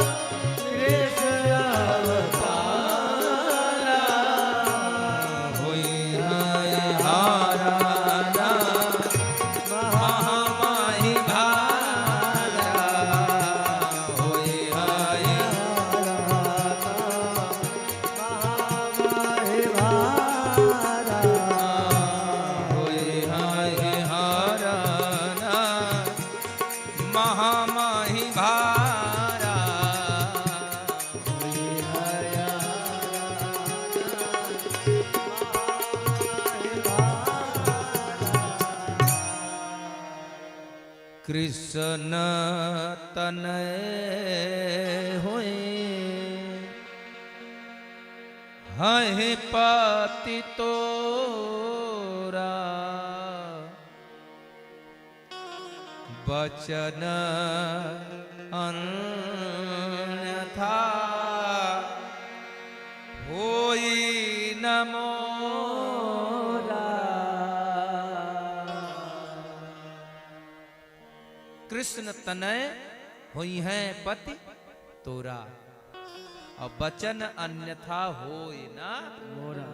हे रति, ये मेरा वरदान है कि द्वापर युग में जब धरती से अधर्म का विनाश करके धर्म की पुनर्संस्थापना के लिए भगवान का अवतार होगा, तो कृष्ण तनय, भगवान श्री कृष्ण की संतान के रूप में, भगवान श्री कृष्ण के अंश के रूप में, पुत्र के रूप में तुमको तुम्हारा पति प्राप्त होगा। बोले राधे। अच्छा, भगवान शंकर और कामदेव में कोई रिश्ता था? अभी कुछ दिन पहले कथा हो रही थी, हुई भी है, अभी हाल हाल में कथा हुई है। अरे भाई, सगे साढ़ू भाई थे। भगवान श्री कृष्ण के गर्भ से जन्म लेने वाले भगवान श्री कृष्ण और रुक्मिणी के संयोग से जो उस पुत्र का जन्म होना है वो कामदेव हैं, और कामदेव भगवान शंकर के साढ़ू भाई हैं। कब से? जिस सती के पिता महाराज दक्ष थे, उसी दक्ष महाराज की पुत्री रति भी है। तो जब दो बहनों की शादी दो व्यक्तियों से होगी तो साढ़ू भाई तो हुए, साढ़ू साढ़ू थे। रति के वरदान के स्वरूप, और भगवान ने कहा, नारद ने कहा, तुमको तुम्हारा पति मिलेगा, तुम जा करके एक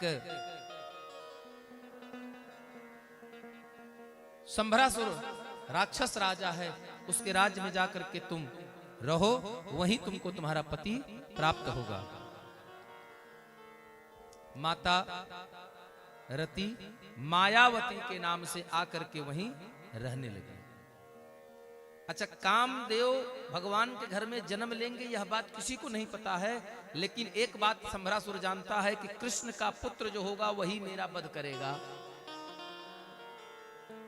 अच्छा, धरती की सबसे बड़ी सच्चाई, इस धरती की सबसे बड़ी सार्वभौमिक सच्चाई है कि दुष्ट हृदय का व्यक्ति मरना नहीं चाहता। जो दुष्ट व्यक्ति होता है, पाप आत्मा होती है, वो मरना नहीं चाहती है। वो चाहती है कि भगवान अगर उनकी भी, पड़ोसी की भी उम्र हम ही को मिल जाए तो बड़ा अच्छा है। छठी के दिन अभी भगवान श्री कृष्ण के पुत्र छठी वाले दिन अभी प्रसूति गृह में हैं, वहीं से उनका हरण कर ले गया। कौन? संभरासुर। और संभरासुर हरण करके लेकर गया और ले जाकर के समुद्र में फेंक दिया कि न रहेगी बांस और न बजेगी बांसुरी। भाई, कृष्ण पुत्र जीवित होगा तो मेरा वध करेगा, जब मर जाएगा तो क्या वध करेगा? लेकिन जाको राखे साइया मार सके ना को, बालन बांका कर सके जो जग हो। दुनिया शत्रुता राख ले, लेकिन अगर जेकर राम ना बिगड़ी है ओकर केहू का बिगाड़ी। क्या कोई बिगाड़ेगा हो जब परमात्मा आपके साथ है। एक बड़ी सी मछली आहार लेने के लिए उसी समय मुख खोलती है और भगवान कृष्ण का पुत्र उसी मुख में गिर जाते हैं और मुख मार्ग से होकर के उसके उदर में चले गए संयोग से। क्यों?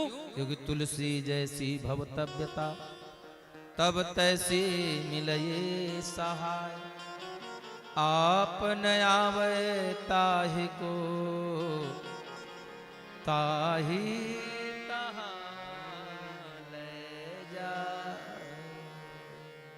खुद नहीं आती है, भावी संयोग जिसको कहते हैं वो स्वयं कहीं नहीं जाती है, वह किसी न किसी बहाने से आपको वहां बुला लेगी।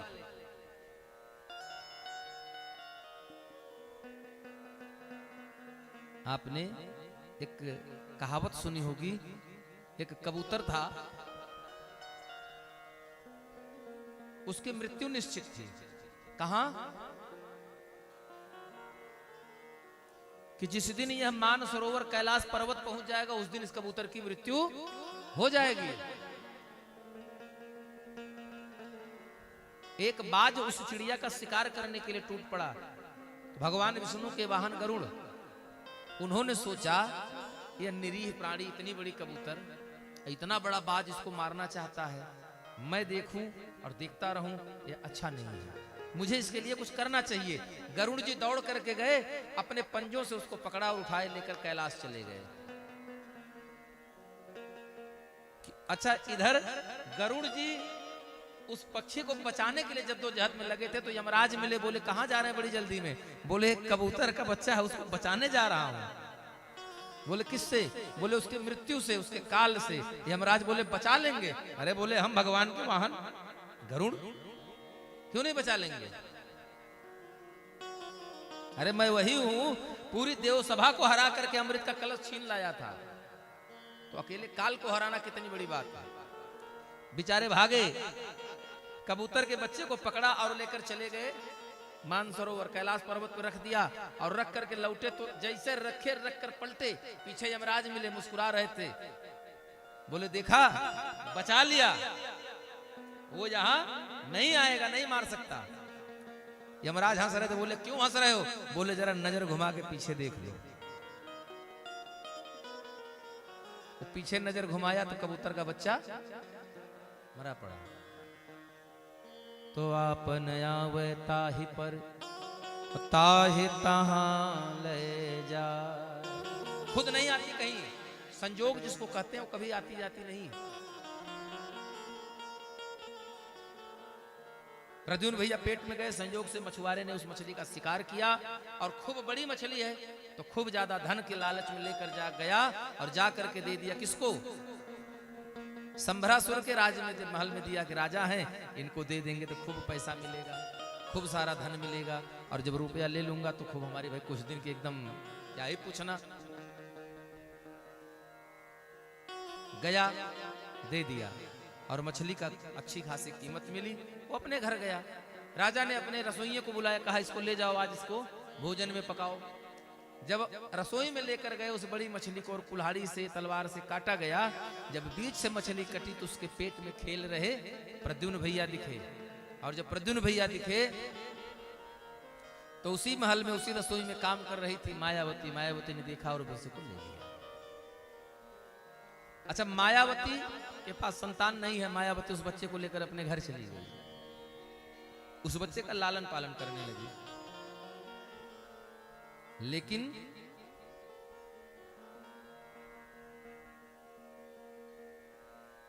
भगवान श्री कृष्ण का पुत्र है प्रद्युम्न, थोड़ा बड़े होने लगे तो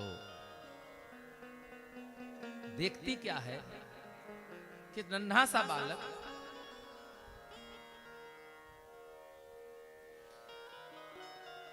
मेरी तरफ आकर्षित होता है। और नारद जी ने उसको यह देख करके बड़ा आश्चर्य होता है। नारद जी मिले और मायावती से बताया कि हे देवी, ये कोई और नहीं, ये तुम्हारा ही पति कामदेव है। रति यह सुन करके बहुत प्रसन्न हुई और उसने अपने, जब प्रद्युम्न भैया थोड़े बड़े होने लगे तो प्रद्युम्न भैया तो जान गए थे। प्रद्युम्न भैया ने उससे कहा कि हे देवी, आप मुझे ऐसी नजरों से क्यों देखते हैं? तो कामदेव जो प्रद्युम्न भैया है वो कहते हैं, मैं भगवान कृष्ण का पुत्र कामदेव पूर्व जन्म का। और मायावती पहचान गए। मायावती कहती, प्रभु मैं आपकी पत्नी मायावती नहीं हूं, मेरा नाम रति है। और दोनों एक दूसरे को पहचान गए। मायावती प्रद्युम्न भैया को लेकर के गगन मार्ग से दूर चली गई और आकाश मार्ग में जाते समय उनको योग माया से, अपनी माया से तमाम माया शक्तियों को प्रदान किया और माया से ही उनको बड़ा किया और उनके जीवन का लक्ष्य बताया और लक्ष्य बता करके उन्हें लेकर के पुनः सम्रासुर के महल में आती है और सम्रासुर के महल में आकर के प्रद्युम्न भैया उसे युद्ध के लिए ललकारे हैं, तमाम मायावी शक्तियों का प्रयोग करता है, लेकिन प्रद्युम्न भैया के पास एक वैष्णवी माया शक्ति है जिस शक्ति के आगे उसकी तमाम मायावी शक्तियां विफल रहती हैं और सम्रासुर का वध कर देते हैं। उसके पश्चात ये दोनों नवदंपति गगन मार्ग से अपने घर यानी द्वारिकापुरी चले गए और द्वारिकापुरी गए तो सब उनको देखते हैं और देख करके बड़ा हर्षोल्लास होता है। नवदंपति को देख करके सभी लोग प्रसन्नचित होते हैं और पूरे घर घर में हर्षोल्लास उत्सव की होने लगा। इसके पश्चात सुखदेव जी कहते हैं, राजन इस प्रकार भगवान का प्रथम पुत्र और प्रथम पुत्र प्रथम पत्नी से, प्रत्येक पत्नी से भगवान श्री कृष्ण के 10-10 संतान हुए हैं। तो सुखदेव जी से प्रश्न करते हैं राजन परीक्षित, कहते हैं सत्राजितः किम करोद ब्रह्मान कृष्णस्य किल विषम शमन्तकः कुतस्तस्य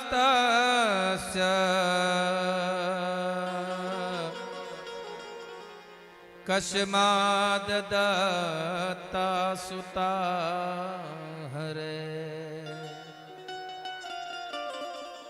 नगर सेठ सत्राजित के पास जब समंतक मणि थी तो समंतक मणि सत्राजित ने भगवान को क्यों अर्पित करी?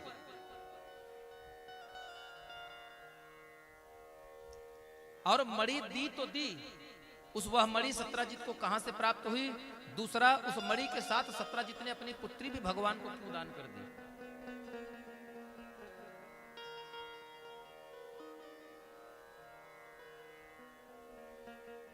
क्यों प्रदान कर दिया?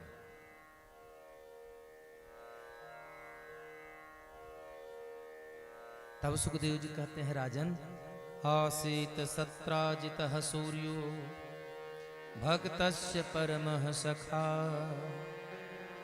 प्रीतस्तस्मै मणिं प्रदात् सूर्यस्तुष्टस्य मन्तकम्। कहते हैं सत्राजित जो था, ये दो भाई हैं सत्राजित और प्रसेनजित। सत्राजित भगवान सूर्य का भक्त है और भगवान सूर्य उसकी भक्ति से इतने प्रसन्न हैं, इतने प्रभावित हैं कि वो उसे अपना भक्त नहीं अपितु अपना मित्र मानने लगे हैं और मित्र मानने लगे तो उसे प्रसन्न होकर के उसकी भक्ति से, उसके प्रेम से संतुष्ट होकर के उसे समंतक मणि प्रदान कर दिया। और ये समंतक मणि उसको मिली।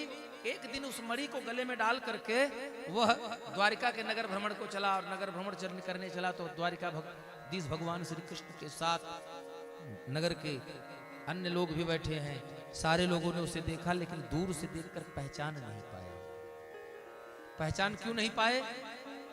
क्योंकि उस मणि से इतना प्रकाश निकलता है, गले में मणि पड़ी है, वक्ष पर मणि है और मणि के प्रकाश से इतना प्रकाशित है कि उसे उसका चेहरा कोई स्पष्ट पहचान नहीं पा रहा है।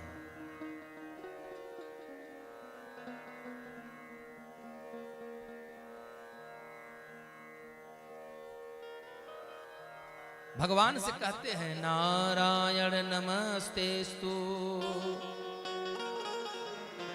शंख चक्र गदाधर दामोदरारविंदाक्ष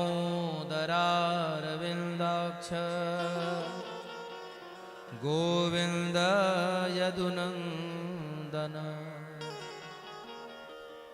हे नारायण, हे शंख चक्रधर, हे यदुपति, हे दामोदर, ये सामने से आ रहा पुरुष कौन है? कोई देवता है क्या? ये तो साक्षात सूर्य के समान तेज निकल रहा है इसके शरीर से। ऐसा प्रतीत होता है कि ये स्वयं सूर्य है। तब भगवान कहते हैं नहीं, ये हमारे ही नगर का सेठ है, नाम है सत्राजित। भगवान ने इसको मणि प्रदान की। कौन सी मणि?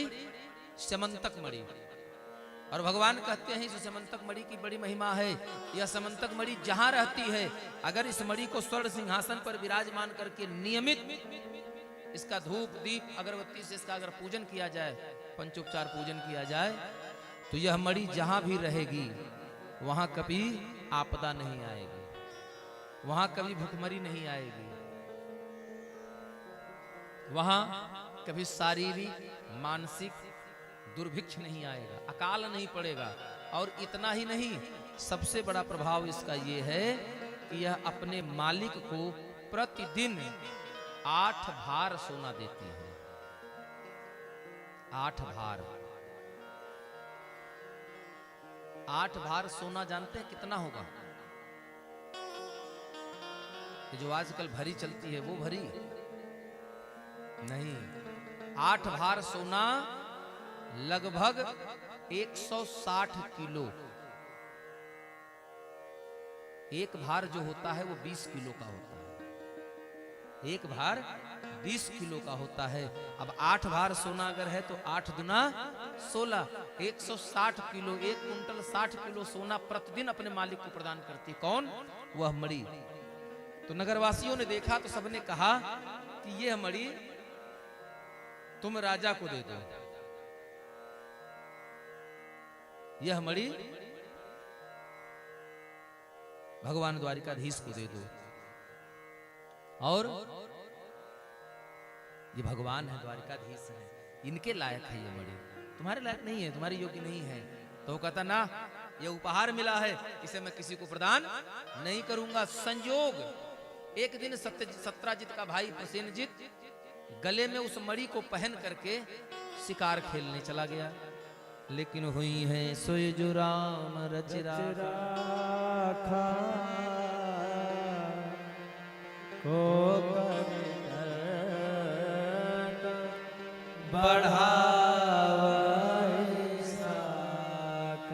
होता वही है जो परमात्मा ने रच कर रख दिया, विधान कर दिया है। सत्राजित का भाई प्रसेनजित शिकार करने गया, लेकिन खुद एक शेर का शिकार हो गया। शेर को मणि से क्या लेना देना है? शेर को मणि से क्या लेना देना है? उसने सत्राजित का शिकार किया, अपना भोजन किया, भोजन कर ही रहा था, वहां पर उतने में ही रीक्षराज जामवंत का आगमन हुआ। ये रीक्षराज जामवंत ही ऐसे हैं जिन्होंने भगवान के 3 अवतार देखे हैं एक जीवन में। कौन कौन? बलि बाधत प्रभु बाढ़े सोतन बर जा और उभया धरी महादेव सात प्रदक्षिण वामन अवतार में भगवान वामन जब विराट स्वरूप लिए तो जितनी देर में विराट भगवान का पलक गिरी और उठी, उतनी देर में जामवंत जी ने 7 बार परिक्रमा भगवान की कर दी। अब सोचिए कितना बल रहा होगा। एक बार पलक गिरने और उठने में कितना समय लगता है। इतनी तेज हमारी पलक गिरती उठती है कि हमको एहसास तक नहीं होता मेरी पलक गिरी, सामने जो है वो वैसे दिखता रहता, वो बंद नहीं होता है। तब भगवान श्री की इच्छा है। सतयुग में वामन का अवतार देखा, त्रेता में रामा अवतार देखा और द्वापर में कृष्णा अवतार देखा। जामवंत जी ने उस शेर को मारकर भगा दिया और उसके पास पड़ी उस चमकदार मणि को उठा लिया। इनको भी मणि महाराज से कोई रुपए पैसे से कोई लेना देना था थोड़ी, इनको तो इसलिए उठा लिया कि मेरी छोटी सी बिटिया है जामवंती और मेरी गुफा में रहता है गोप अंधेरा, ये चमकदार मणि है, इसको रख देंगे तो बढ़िया प्रकाश हो जाएगा, बिटिया हमारी खेलेगी। जामवंत जी लेकर चले गए। और जब जामवंत जी लेकर चले गए तो उसी समय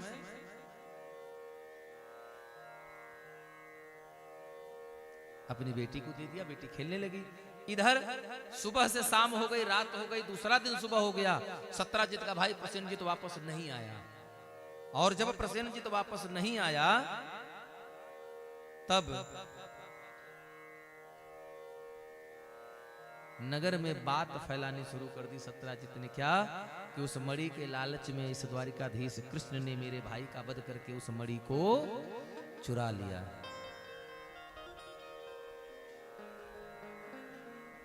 भगवान के कानों तक बात पहुंची। भगवान ने अपने ऊपर लगे उस कलंक को धोने के लिए प्रण कर लिया कि मैं उसके भाई को ढूंढ कर लाऊंगा, उसके या तो उसकी मृत्यु का पता लगाऊंगा। और भगवान रथ लेकर उसी वन में गए, उसी मार्ग से गए जहां उसका मृत शव पड़ा था। आगे गए तो कुछ दूर तक 4 पैर के निशान मिले, उसके बाद आगे गए तो 2 पैरों के निशान मिले। भगवान उन 2 पैरों जो खून के निशान थे उनके निशान के पीछे पीछे चलते आए तो गुफा में पहुंचे। और गुफा में पहुंचे तो प्रकाश दिखा। भगवान ने आवाज दिया, कोई नहीं बोली। जामवंती खेल रही हैं। भगवान अंदर गए और जामवंती के हाथ से उस मणि को छीन लिया। जैसे ही मणि को छीना वैसे जामवंती रो पड़ी। और जामवंती का रोना गुफा के अंदर भाग गर्भगृह से दहाड़ते हुए चिघाड़ते हुए जामवंती जी बाहर आए। कौन है जो मेरी बेटी को तकलीफ दे रहा है? भगवान को देखा, पहचान नहीं पाए। और दोनों लोगों में युद्ध होने लगा। लगातार दिन और रात 28 दिन युद्ध चला है। लगातार युद्ध चला है। मुक्का घूसा, हाँ मतलब सब कुछ चला। 28 दिन हो गया। 28वें दिन तब जामवंत जी ने, जब उनको यह महसूस होने लगा कि भगवान के हाथ का एक एक प्रहार उनके हड्डियों के एक एक जोड़ को खोलता जा रहा है। और जब भगवान ने जब वज्र मुठिका बनाई तो जब उन्होंने मुष्टिका ऊपर उठाई तो नीचे से जामवंत जी हाथ जोड़ लिए और कहन, प्रभु जान त्वाम सर्वभूतानां प्राणवो जहसहो बलम विष्णुं पुराण पुरुषं प्रभु विष्णुं धीश्वरी। प्रभु विष्णु अधीश्वरी बोले, मैं जान गया आप कौन है प्रभु। आप पुराण वेद के तत्व हैं। मैं जान गया, आपको पहचान किया। प्रभु विष्णु अधीश्वरम, मैं जान गया कि आप भगवान विष्णु के अंश हैं, भगवान विष्णु के अवतार हैं। मैं आपको पहचान गया। और जब भगवान को पहचान गए, अच्छा यहाँ एक प्रश्न उठता है कि भगवान कृष्ण और जामवंत जी में युद्ध क्यों हुआ? क्योंकि त्रेता युग में जामवंत जी महाबली कहे गए हैं, लेकिन जामवंत जी ने कभी किसी को अपने हाथ से एक थप्पड़ भी मारा नहीं है। जब जामवंत जी गदा लेकर खड़े होते तब तक राम जी कहते, काका आप बैठिए। जामवंत जी एक बार कहते हैं, प्रभु दुनिया हम पर हंसेगी। हाँ, दुनिया हंसेगी कि महाबली जामवंत ने एक राक्षस को भी नहीं मारा। और रावण कही दिया लंका कंड में, जामवंत मंत्री अति बूढ़ा सो की होय अब समरा रूढ़ा। वो क्या युद्ध करेगा? तो जामवंत ने कहा, प्रभु सबकी इच्छा तो पूरी हो गई, लेकिन मेरी इच्छा की पूर्ति नहीं हुई। आज तक मुझे यह नहीं पता लगा कि मेरे हाथ में कितना बल है, कितना ताकत है मेरे पास। तब भगवान ने कहा, अभी नहीं, ये मर्यादा का अवतार है। हम बैठे रहें और आप बुजुर्ग होकर युद्ध करें, ये शोभा नहीं देता। भगवान ने कहा, जवानी के जोश के साथ बुढ़ापे का होश होना जरूरी है। हम लोग युद्ध करेंगे, आप पीछे से रास्ता बताना।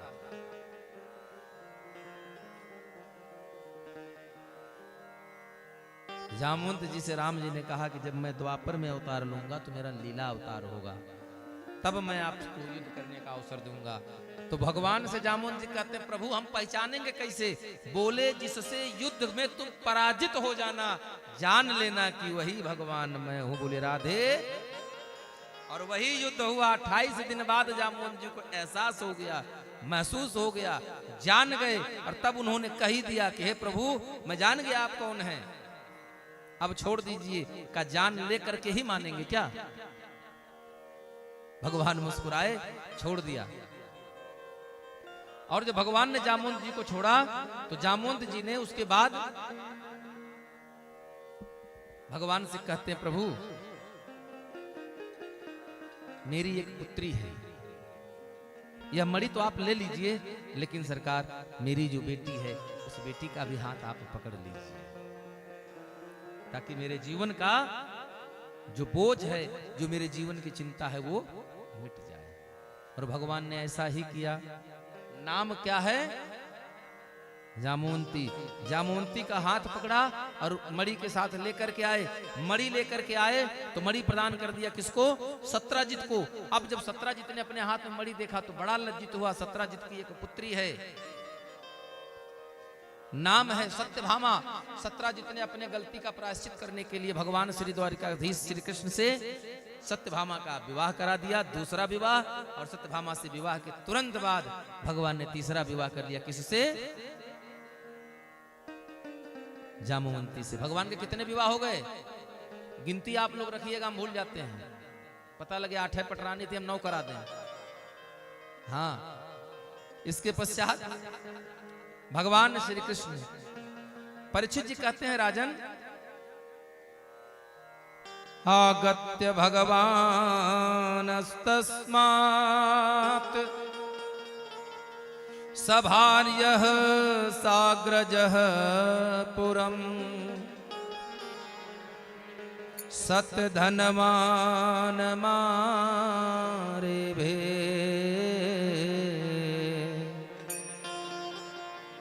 हन्तुं हर्तुं मणिं ततः। भगवान वहां से आए, मणि उसको दिया। भगवान को जब मणि दिया तो भगवान ने कहा, नहीं, यह मणि उपहार है, किसी के उपहार में कभी खलल नहीं करना चाहिए। जो उपहार मिले उसको स्वयं रखना चाहिए। भगवान ने उस उपहार को वापस कर दिया और कहा, इस मणि को अगर देना चाहते हो तो लेकर जाकर राजा उग्रसेन को दे दो। क्यों? कि राजा है, इस मणि से प्राप्त होने वाला जो धन है, उस धन से इस नगर को और समृद्ध बनाएगा। बोलिए राधे। सुखदेव जी से परीक्षित जी कहते हैं, गुरुदेव ये तो 3 हुए, बाकी विवाह भगवान के कैसे हुए? ये 3 हुए, बाकी 5 और विवाह कैसे हुए? और 16,100 कन्या कैसे एक साथ विवाह हुआ? तो सुखदेव जी कथा सुना रहे हैं कि एक बार भगवान श्री कृष्ण अपने मित्रों से मिलने हस्तिनापुर गए हैं। और जब हस्तिनापुर गए तो वहां रात में रुके, सायंकाल हुआ, सुबह भोजन करके रात बीती, सुबह नहाया धोया, भोजन किया, शाम को फिर दोनों मित्र चले गए टहलने। कौन? कृष्ण और अर्जुन। अच्छा, ये कृष्ण और अर्जुन कौन है? हमने उस दिन एक 24 अवतार की कथा में एक कथा छोड़ी थी।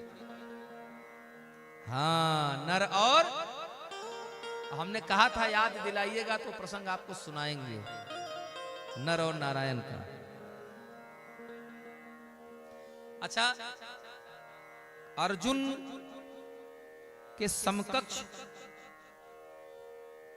धनुर्धारी और कौन था महाभारत में? कौन था? कर्ण। कर्ण के पास क्या महत्व, क्या विशेषता थी? उसके कवच। और तो क्या उसके पास एक ही कवच कुंडल था? और कहां से मिला? एक ही था? नहीं, मिला कहां से? क्योंकि अगर यहां आने के बाद मिलता तो पैदा होने के बाद मिलता, लेकिन वो गर्भ से ही लेकर आया। तो ये कवच कुंडल उसको पूर्व जन्म में प्राप्त हुए थे। और पूर्व जन्म में जो कर्ण है, इस जन्म का कर्ण पूर्व जन्म का सहस्त्रजित राजा है। भगवान सूर्य का उपासक है। उसने भगवान सूर्य की बड़ी कठिन तपस्या की और जब भगवान प्रसन्न हुए तो उसने भगवान से अमृत मांगा। क्या मांगा? अमृत मांगा। तो भगवान ने कहा ये मेरे बस में नहीं, इसके लिए तुम ब्रह्मा की उपासना करो। ब्रह्मा की उपासना किया, ब्रह्मा आए, सभी देवता बुलाकर आ गए। बोले भैया अमृत की व्यवस्था हम लोगों के पास नहीं है। तो बोला अगर अमृत तो नहीं है तो उससे मिलता जुलता कुछ मांग लो। तो सहस्त्रजित ने मांगा क्या जानते हैं? बोला मुझे कवच कुंडल दे दो जो अभेद्य हो, और शर्त ऐसी है। बोले ठीक है ले लो। बोले कितना? बोले 1000 कवच कुंडल मुझे चाहिए, 1000 चाहिए। बोले ठीक है दिया। एवं वस्तु, जैसे ब्रह्मा जी ने एवं वस्तु कहा वैसे कहा एक शर्त और है। बोले और क्या शर्त है? बोले एक कवच को तोड़ने में 99 वर्ष लगे, जिससे मैं युद्ध करूं वो 99 वर्ष पूर्ण होने पर एक कवच टूटेगा मेरा, ऐसा हो। दूसरी कि जिसके हाथ से कवच टूटे वह स्वतः उसकी मृत्यु हो जाए, माने कवच तोड़ने वाले की मृत्यु बिना मारे हो जाए। भगवान ने कहा एवं वस्तु। बोले ऐसे शर्त पर 1000 कवच कुंडल मुझे प्रदान करी। तो भगवान ने दिया और चले गए। लेकिन इस धरती का, इस मृतलोक का कुछ प्रभाव है। प्रभुता पाए काहि मदनाहि,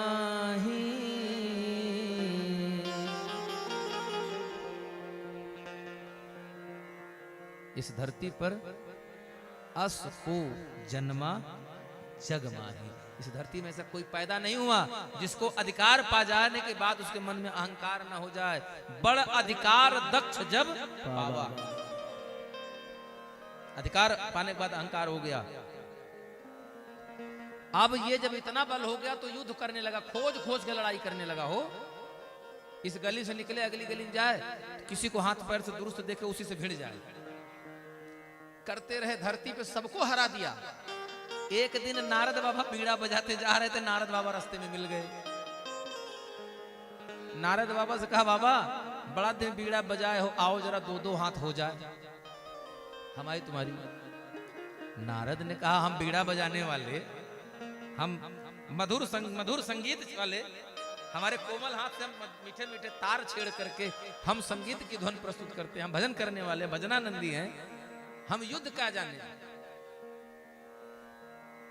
बोले वैसे जा कहां रहे हो? बोले स्वर्ग की तरफ जा रहा हूं, देवताओं के पास। तब नारद ने कहा ना ना ना, देवता तुमसे युद्ध करने लायक नहीं है।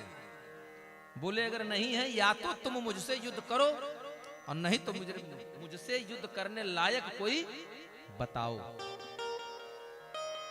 तब नारद ने उनको बताया, कहा आप यहां से सीधे उत्तर चले जाओ, बद्री विशाल, बद्री विशाल में जाओगे, वहां 2 कुमार तपस्या कर रहे हैं, नाम है नर और नारायण। अच्छा दोनों भाई तपस्या करते थे एक नियम बना करके कि 99 वर्ष तपस्या करने के बाद जैसे 100वां वर्ष लगता, एक भाई अपनी समाधि त्याग देता और जब तक वो समाधि में रहता तब तक दूसरा भाई सेवा करता, और जब नर रहता तो नारायण सेवा करता, और जब नारायण तपस्या करता तो नर सेवा करता, जंगली जानवरों से रक्षा करता। पहुंच गया भैया, और जिस समय यह पहुंचा उस समय नर तपस्या कर रहे थे, नारायण सेवा में थे। भाई के ऊपर आक्रमण देखा तो नारायण लड़ गए महाराज। लड़ते लड़ते 99 वर्ष बीता, एक कवच टूटा, नारायण मरे, नर की तपस्या से जगना हुआ। नर ने अपनी तपस्या के प्रभाव से नारायण को जीवित किया, ये फिर तपस्या पे बैठ गए और ये फिर युद्ध में लग गए। यह क्रम चलता रहा। जब सत्रजित ने देखा, सहस्त्रजित ने, कि मेरे कवच कुंडलों में अब मात्र एक बचा है, ये 2 भाई हैं, दोनों में से एक मर जाता तो मैं जीत जाता, लेकिन एक भी नहीं मर रहा। जब तक ये मरता है तब तक उठ जाता है, फिर जिला देता है। एक बचा तो ये भगा, धरती से भगा। और उस समय नारायण की बारी थी, नारायण युद्ध में दौड़ा रहे थे, तपस्या कर रहे थे, नर लड़ रहा था, नर ने दौड़ा लिया और भागते भागते चला गया कहां? सूर्य देव में जाकर छिप गया, क्योंकि सूर्य का भगत था। इसने गर्भ में स्थान ले लिया सूर्य के और सूर्य में जाकर समाहित हो गया, छिप कर बैठा रहा। कालांतर में जब समय बदला तो कुंती के गर्भ से बिन ब्याहे के समय यही सूर्य भगवान की जब दुर्वासा ऋषि के द्वारा प्रदत्त मंत्रों की साधना परीक्षा लेने लगी तो कुंती के गर्भ से सूर्य भगवान को पहले बुलाया तो सूर्य के मंत्र द्वारा कुंती के गर्भ में कर्ण आया। ये वही कर्ण है जो सहस्राजित था, जो एक कवच कुंडल उस समय बचा था, वो एक कवच कुंडल लेकर पैदा हुआ। और जो नर थे वही अर्जुन हैं और नारायण स्वयं नारायण। बोले राधे। इसलिए भगवान जानते थे कि अगर वो कवच कुंडल तोड़ देंगे अर्जुन सक्षम हैं, लेकिन अर्जुन के हाथ कवच टूटने के बाद कर्ण के मरी जाएगा अर्जुन भी। ये बचाने के लिए भगवान ने कर्ण से कवच कुंडल मांगा। ये रहा नर नारायण के जीवन का एक युद्ध। तो हम लोग कहां थे? कै विवाह हो गया था? 3। अच्छा, चौथे की तरफ चलें। चौथा विवाह कहां हुआ? भगवान हस्तिनापुर पहुंचे हैं, अपने मित्र अर्जुन के साथ सायंकाल घूमने निकले हैं। हस्तिनापुर यानी कि आज का दिल्ली, वो किस नदी के तट पर है?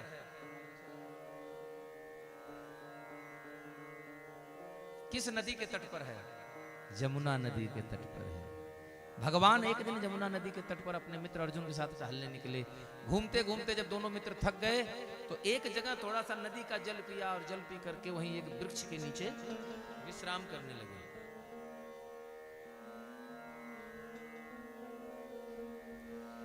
उसी समय भगवान के कानों में एक रोने की आवाज गई।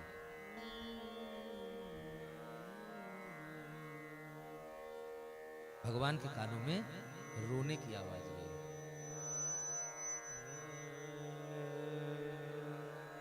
भगवान ने उस रोने की आवाज को सुना और अर्जुन से कहा, मित्र जरा जाकर देखो कौन रो रहा है।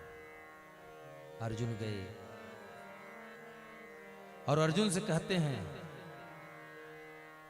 जब भगवान ने कहा जाकर पता लगाओ कि कौन रो रहा है, तो अर्जुन गए और अर्जुन ने पूछा, का तुम कस्यासि? हे देवी, का तुम कस्यासि? यहां जंगल में, निरीह जंगल में तुम कर क्या रही हो? और कुतो असि, क्या कारण है?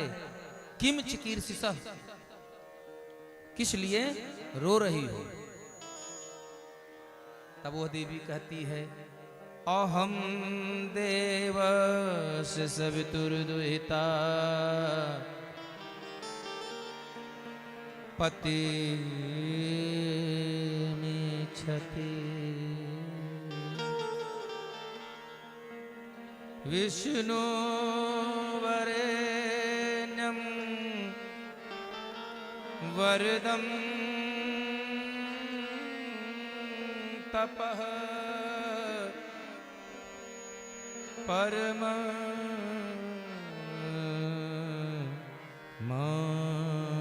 स्थिता। कहती है, मैं अहम देवस्व सवितुर, कौन? सूर्य की पुत्री हूं। दुहिता, पुत्री, दुहिता माने पुत्री, बोली में सवितुर दुहिता यानी सूर्य नारायण की पुत्री हूं। मेरा नाम कालिंदी है। मैं भगवान विष्णु को अपने पति रूप में पाने की इच्छा से बहुत दिन से बड़ी कठोर तपस्या कर रही हूं और आज तक मिले नहीं है। निश दिन पर सत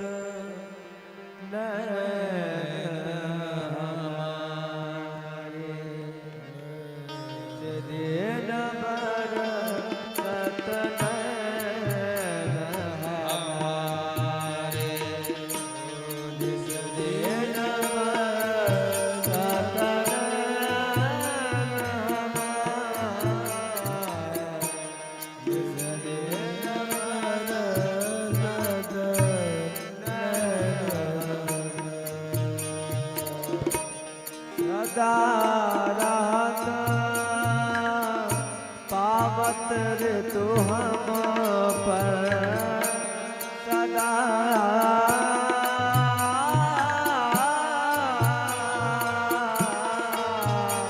कालिंदी कहती है मैं बहुत युगों से भगवान विष्णु को अपने पति रूप में पाना चाहती हूँ, इसलिए तपस्या करते करते जीवन बीता जा रहा है, उन्हीं के कारण मैं रो रही हूँ। आज तक भगवान मुझे मिले नहीं। रहती कहाँ हो? कालिंदी समाख्याता वसामी यमुना जले, कालिंदी नाम है, यमुना जल में मैं रहती हूँ, उन्हीं के लिए रो रही हूँ। बोले इसमें रोने की क्या बात? बोले मन की इच्छा नहीं। सदा रहत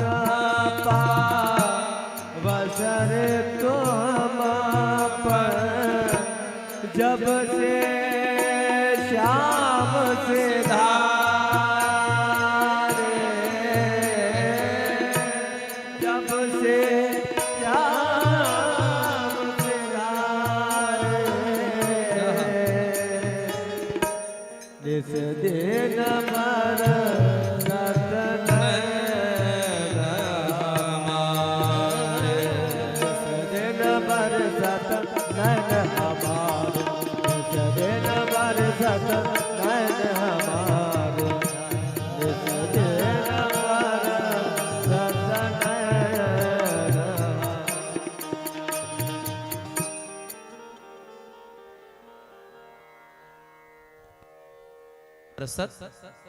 नयन हमारे। क्यों रो रही हो? भगवान को मैं पति रूप में पाना चाहती हूँ, लेकिन आज तक मिले नहीं।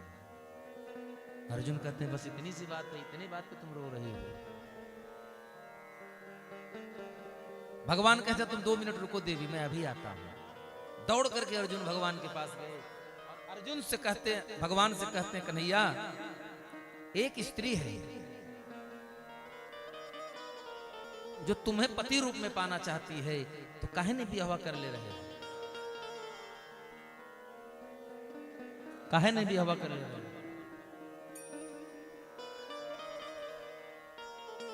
भगवान कहते हैं ब्याह कर लें। अरे 1 2 3 तो पहले से हो चुकी है, आगे तुम फिर कह रहे हो कि ब्याह कर लो हैं?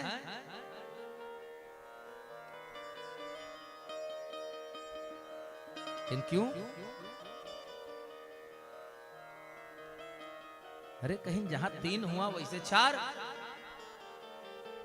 भगवान से अर्जुन ने कहा प्रभु जैसे 3 रह रही हैं वैसे एक और रहेगी, क्या फर्क है? अरे इतना बड़ा द्वारिका आपकी है, कहीं रहेगी, कर लीजिए। वो आपको पति रूप में पाना चाहती है, आप ही के लिए तपस्या कर रही है। और भगवान ने कालिंदी की इच्छा पूर्ति करने के लिए भगवान ने उससे चौथा विवाह किया। बोले वृंदावन बिहारी लाल। इसके बाद 5वां विवाह भगवान श्री कृष्ण की 8 पटरानियां हैं। श्रीधराचार्य ने अपने भागवत टीका में लिखा, भैस्मी जामवंती भामा सत्या भद्रा च लक्ष्मणा, कालिंदी मित्रवृंदा चेतष्ट महापट स्त्रियां। बोले ये 8 पट स्त्रियां हैं, 8 पटरानियां हैं। कौन? भैस्मी जामवंती भामा सत्या भद्रा लक्ष्मणा और कालिंदी मित्रवृंदा। ये 8 महाराज 8 प्रमुख रानियां हैं, पट रानियां हैं। इसके बाद भगवान का विवाह हुआ।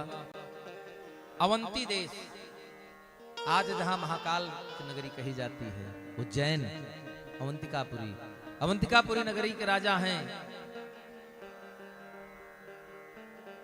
विंद और अनुविंद। विंद और अनुविंद ने अपनी बहन जो कि भगवान श्री कृष्ण को ही अपना पति बनाना चाहती है, उससे विवाह करना मना कर देते हैं। नहीं, कृष्ण के साथ तुम्हारा विवाह नहीं होगा। भाई दुनिया में ऐसा कोई भाई बाप होगा जो ये चाहे जिसकी 4 शादी पहले से अपनी कन्या का हम विवाह करा दें? कोई होगा?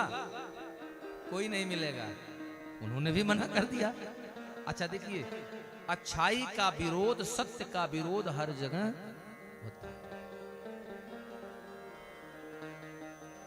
स्वयंवर रखा, और जब भगवान को स्वयंवर की सूचना मिली तो सारे राजा देखते रह गए। भगवान श्री कृष्ण अपने रथ पर सवार होकर पहुंचे और मित्रविंदा का हरण कर लिया और लेकर चले गए। महाराज बोले राधे। इस प्रकार कितने विवाह हो गए? कितने हो गए? 5 हो गए। हाँ, 6ठा विवाह। आज जहां छत्तीसगढ़ है वहां कभी कौशल देश हुआ करता था। जहां आज छत्तीसगढ़ है कौशल देश होता था। कौशल देश के राजा है, नाम है नग्नजित। राजा का नाम है नग्नजित। नग्नजित ने अपने राज्य में 7 सांड पाल रखे हैं, 7 बैल, जंगली बैल, खूब बलिष्ठ हैं, खिला पिला के एकदम तंदुरुस्त और एकदम उदंड हैं, खूंखार हैं। जब उनकी बेटी नग्नजित की बेटी का नाम सत्या, सत्या बड़ी हुई, शादी योग्य हुई, तो उसने स्वयंवर रखा। और स्वयंवर में देश देश के राजा आए।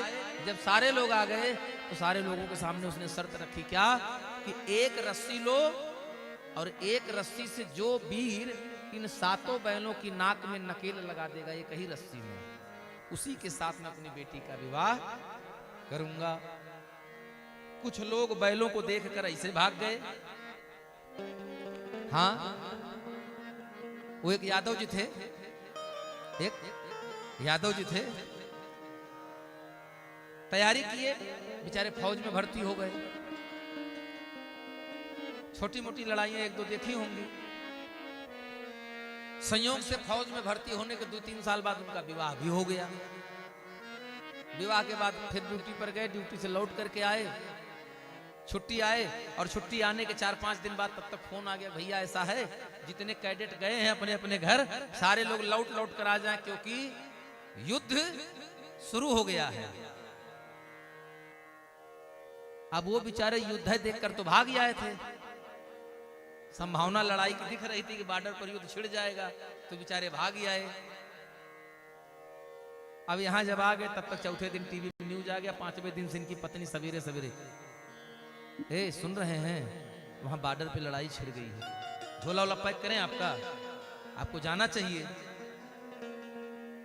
अरे अच्छा चलो कल चले जाएंगे।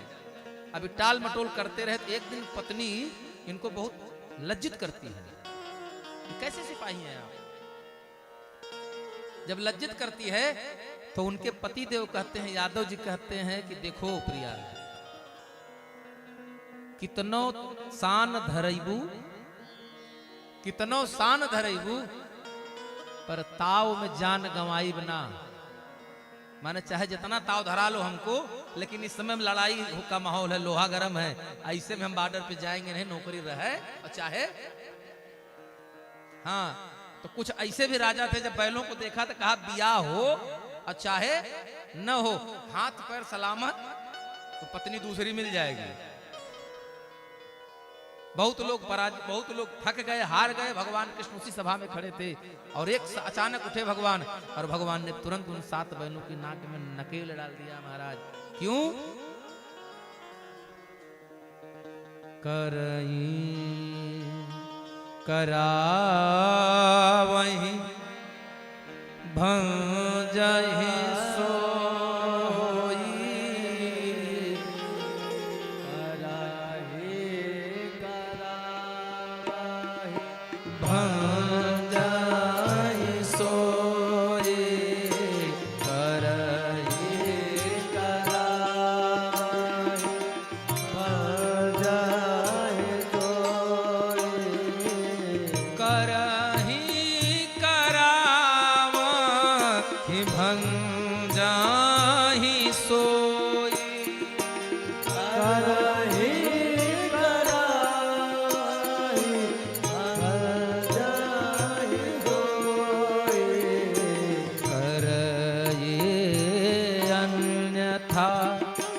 नहीं आ सको।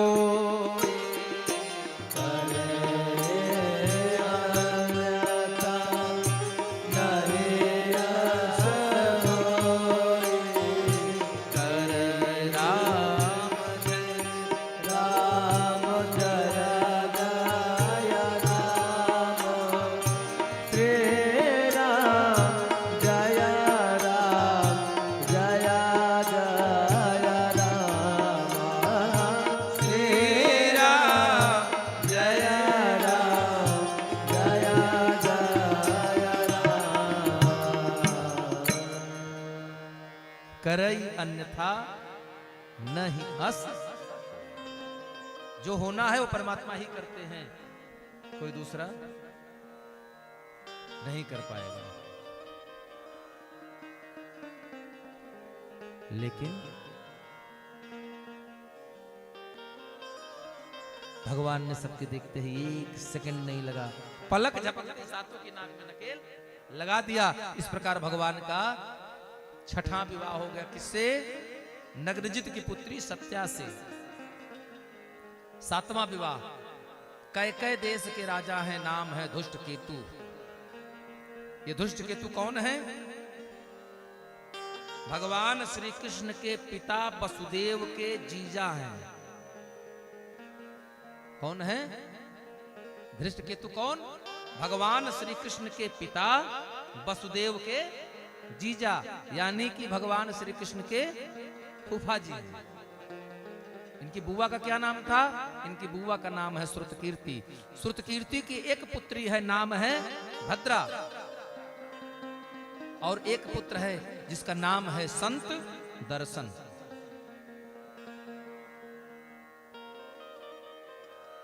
धृष्ट केतु ने भगवान कृष्ण के साथ विवाह करने से मना कर दिया भद्रा का, लेकिन संत दर्शन ने भगवान के साथ अपनी बहन का विवाह संपन्न कराया। इसके बाद आठवां विवाह होता है। मद्र देश के राजा हैं, नाम है बृहत्सेन। उनकी एक पुत्री है जिसका नाम है लक्ष्मणा। लक्ष्मणा का स्वयंवर रखा गया, ठीक वैसे ही जैसे द्रौपदी के स्वयंवर रखा गया था कि जल में देख करके आसमान में घूम रही मछली की आंख को भेदना था। यहां भी वैसे ही शर्त थी, लेकिन यहां शिशुपाल, दंतवक्र, अर्जुन, कर्ण आदि बड़े बड़े धनुर्धारी हैं, लेकिन कोई उस मछली की आंख को भेद नहीं पाया। और जब कोई भेद नहीं पाया, अचानक भगवान श्री कृष्ण खड़े हुए और देखते ही देखते मछली की आंख को भेदा और लक्ष्मणा के साथ विवाह करके अपने साथ लेकर चले गए। बोले राधे।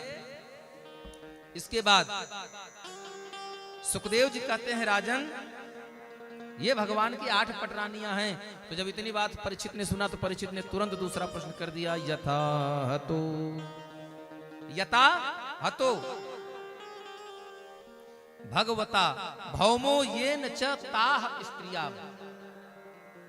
भगवान श्री कृष्ण ने क्यों भौमासुर का वध किया और भौमासुर ने क्यों 16,100 कन्याओं को एकत्रित करके बंदी बनाया था? किस लिए? ये भौमासुर कौन है? राक्षस है। भौमासुर को खुद को अमरत्व पाने के लिए उसने 16,100 कन्याओं को किसी को पालने से उठा लिया, किसी को आंगन में खेलते उठाया, किसी को घर के बाहर से उठाया, छोटे छोटे बच्चियों का अपहरण करके अपने महल में कैद कर लिया और एक एक करते करते 16,100 कन्याएं हो गई। इसी ने इंद्रेण छतहत्रेण, इस भौमासुर ने क्या किया? इंद्रेण हृत छत्रेण हृत कुंडल बंधुना हृतामराद्र्यस्थानेन ज्ञापितो भौमचेष्टितम्। इसने क्या किया? देवताओं की माता अदिति के कान का कवच कुंडल छीन लिया, वरुण का छत्र छीन लिया, सब कुछ छीन करके अपने महल में लाकर रख लिया।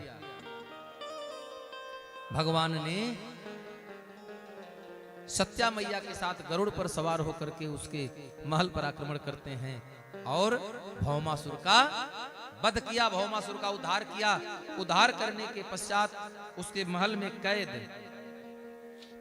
16,100 कन्याओं को बंधन मुक्त किया और कन्याओं से कहा, देवी अब आप लोग स्वतंत्र हैं, अब आप अपने अपने घर को जाएं। तो सब स्त्रियां एक साथ हाथ जोड़ करके भगवान से कहती है, प्रभु हमको तो ये तक पता नहीं कि हमारे पिताजी का नाम क्या है। बोले क्यों? बोले हम में से तो कई ऐसी हैं जिनको प्रसूति गृह से उठा लिया गया है, अपहरण कर लिया गया। किसी को 8 महीने की उम्र में अपहरण कर लिया, किसी को 4 महीने की उम्र में कर लिया। हम कहां जाएं? और इतने समय बिताने के बाद अब हम जहां जाएंगे हमको कौन स्वीकार करेगा इस दुनिया में? भगवान ने कहा फिर तो सब कहती हैं पकड़ लो हाथ बनवारी नहीं तो डूब जाएंगे। पकड़ लो हाथ बनवारी नहीं तो डूब जाएंगे। पकड़ लो हाथ बनवारी नहीं तो डूब जाएंगे। और अगर ऐसा हुआ तो क्या होगा? हमारा कुछ ना बिगड़ेगा, हमारा कुछ ना बिगड़ेगा, लेकिन तुम्हारी लाज जाएगी।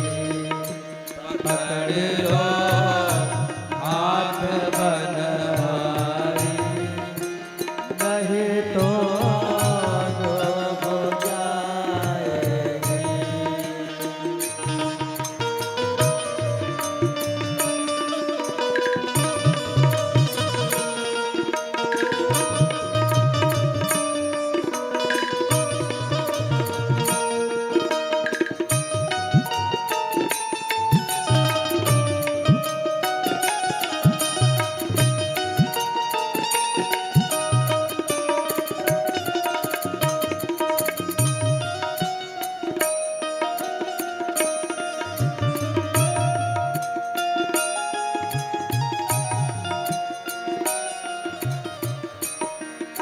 धरी है पाप की गठरी हमारे सिर पे भारी।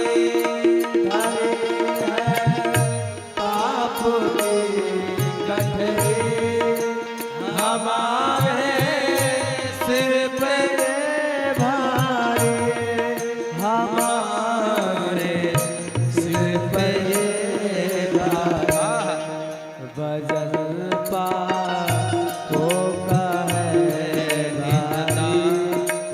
वजन पापों का है भारी। इसे कैसे उठाएंगे? पकड़ लो हाथ बनवारी नहीं तो डूब जाएगी। राधे श्याम राधे श्याम राधे श्याम राधे श्याम राधे श्याम राधे श्याम तुम्हारे ही भरोसे पर जमाना छोड़ बैठे हैं। तुम्हारे ही भरोसे पर जमाना छोड़ बैठे हैं। जमाना छोड़ बैठे और जमाने की तरफ देखो। जमाने की तरफ देखो। इसे कैसे बिठाएंगे? पकड़ लो हाथ बनवारी नहीं तो डूब जाएंगे। राधे श्याम राधे श्याम राधे श्याम राधे श्याम राधे सभी लोग राधे श्याम राधे श्याम। तुम्हारा कुछ ना बिगड़ेगा, तुम्हारी लाज जाएगी। हमारा कुछ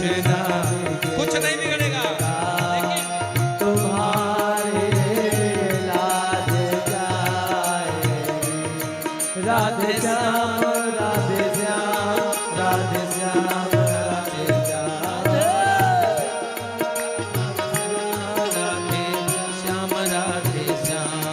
राधे श्याम राधे श्याम राधे श्याम राधे श्याम राधे श्याम राधे श्याम राधे श्याम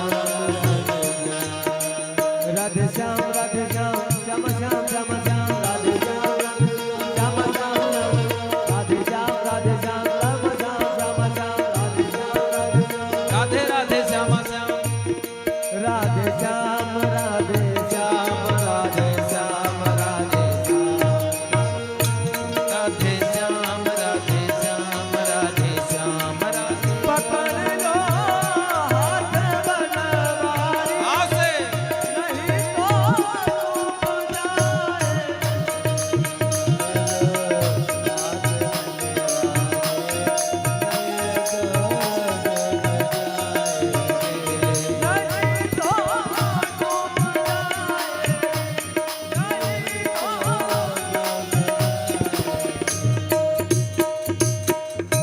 स्त्रियां कहती हैं, सब महिलाएं, सब माताएं, सब देवियां कह रही हैं, पकड़ लो हाथ बनवारे नहीं तो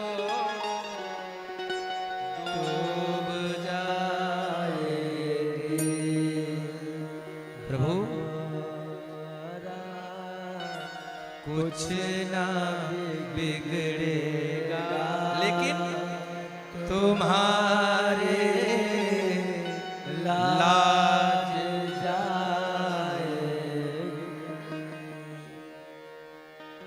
है ना। भगवान उन गोपियों की बात, उन महिलाओं की, उन कन्याओं की बात सुन करके प्रभावित हुए और 16,100 कन्याओं को एक साथ, जब उन्होंने अंत में यह कह दिया, जाऊं कहां तज चरण तिहारे, इसके अलावा मेरा कोई दूसरा ठिकाना नहीं है प्रभु। जो दुनिया से हार जाता है उस हारे का बस एक ही सहारा है, वो है हमारे कन्हैया, कहीं कोई जगह नहीं। तो मैं आता हूं और मैं, भगवान ने कहा जब मैं आ ही जाता हूं तो आने के तुरंत बाद उस गजराज की तरह मैं उसका तुरंत उद्धार कर देता हूं। उन 16,100 कन्याओं से भगवान ने एक साथ विवाह कर लिया। इस प्रकार भगवान के कुल कितने विवाह हो गए? 16,108। और परीक्षित जी कहते हैं, गुरुदेव अगर जब 16,108 पत्नी हो गई तो उनके बच्चे कितने हुए होंगे?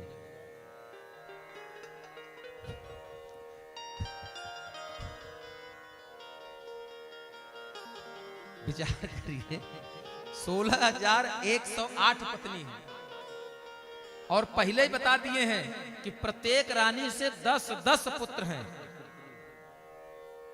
प्रत्येक रानी से 10-10 पुत्र हैं और एक 1,61,000 अरु 18 सब भाई। 1,61,080 1,61,080 पुत्र हैं किसके? भगवान श्री कृष्ण के। अर्थात अगर मान लिया जाए तो पूरा एक जिला बसाने भर के, गांव नहीं, जिला बस जाएगा। और भगवान के सभी चलती रही महाराज। भगवान के पुत्र धीरे धीरे बड़े होते रहे। एक दिन भगवान के सभी पुत्र जंगल में खेल रहे थे। अचानक खेलते खेलते जल में प्यास से व्याकुल होकर जल की खोज करने लगे और जल की खोज करते करते अचानक वो पहुंच गए, एक कुआं दिखा। सुखदेव जी कहते रहते, राजन एक दो पवनम राजन जग मुर्यदु कुमार का बिहर तुम सांब प्रद्युम्नम चारु भानु गदा दज। सांब प्रद्युम्न चारु गद आदि यादव कुमार भगवान श्री कृष्ण के पुत्र जो हैं, खेलते खेलते व्याकुल हो गए। जल की खोज में निकले तो आगे उन्हें एक कुआं दिखाई पड़ा, और जब कुएं के पास गए तो पता लगा कुआं सूखा है, और उस कुएं में एक बहुत बड़ा गिरगिट निकला। एक बहुत बड़ा गिरगिट है। उस गिरगिट को देखकर इन लोगों ने उसे निकालने का प्रयास करने लगे, लेकिन जब निकालने में असमर्थ हो गए तो सबने अपने पिताजी को बताया, और भगवान श्री कृष्ण आए। और भगवान आए तो गिरगिट को बाहर निकाला, और क्रिकेट को जैसे भगवान का हाथ का स्पर्श हुआ, गिरगिट सुंदर एक दिव्य शरीर पकड़ के राजसी वेश में आ गया। वो राजा कौन थे? राजा नृग। उस राजा का नाम नृग है। राजा प्रतिदिन 1.25 लाख गाय दान करते हैं। बहुत ध्यान से सुनिएगा। राजा प्रतिदिन 1.25 लाख गाय का दान करते हैं। एक दिन राजा ने 1.25 लाख गाय दान किया। ब्राह्मण लेकर अपने घर गए। रात्रि बेला में उस गांव ब्राह्मण के गौशाले से एक गाय छुड़ा लेती है और छूट करके चली आती, फिर राजा के बाड़े में प्रवेश हो गई। दूसरे दिन राजा अपने नित्य संकल्प की भांति आज भी 1.25 लाख गाय दान कर दिए। दूसरा ब्राह्मण लेकर गाय जा रहा था। मार्ग में जो पहला वाला ब्राह्मण था वो आ रहा था अपनी गाय को खोजते। तो जब आ रहा था तो उसने अपनी गाय को पहचान लिया। ब्राह्मण से कहता है कि ये गाय मेरी है। ब्राह्मण कहता ना, अभी मैं दान लेकर आ रहा हूं, तुम्हारी कैसे हो गई? तो कहता है तुम अभी लेकर आ रहे हो, मैं कल ही ले जा चुका हूं। अब वो कहता तुम झूठ बोल रहे हो। वो कहता नहीं है, मेरी है। बात इतनी बढ़ गई कि भाग करके ये लोग फिर से राजा नृग के पास आए। अब राजा नृग ने देखा और ब्राह्मण को भी पहचान लिया और गऊ को भी पहचान लिया। पहले ब्राह्मण से कहते हैं प्रभु आप इस गाय को छोड़ दीजिए, मैं आपको इसके बदले 10 गाय दूसरी दे देता हूं। तो ब्राह्मण कहता ना, जिस गाय का संकल्प करके दान किया है मैं वही गाय लूंगा, ये मेरी है। और मेरी चीज पर आपका कैसे अधिकार है? आपने किसी दूसरे को दे दिया।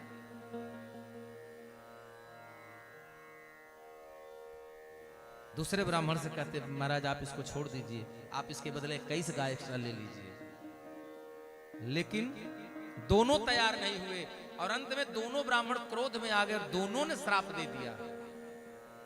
भ्रष्ट प्रतिज्ञम आलोक्य।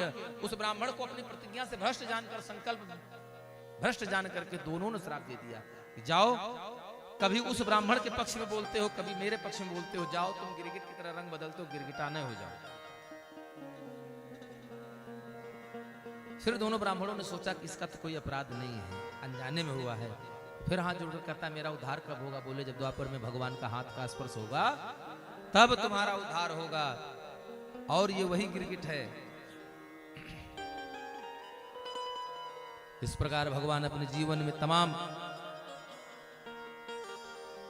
उद्धार होने के बाद महाराज नृग भगवान की स्तुति करते हैं। देव देव जगन्नाथ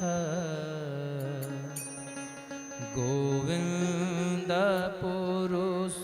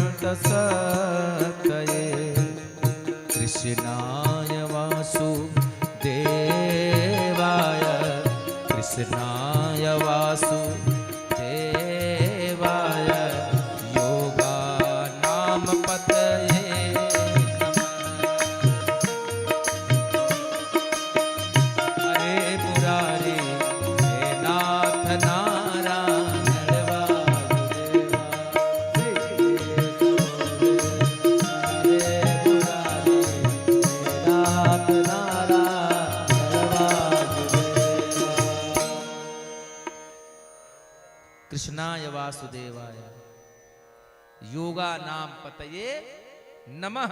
हम आपको प्रणाम करते हैं कि आपकी कृपा से मेरा उद्धार हुआ। दान, एक दिन हमने चर्चा किया था दान और दक्षिणा किसे कहते हैं। दान कर्म है। दान क्या है?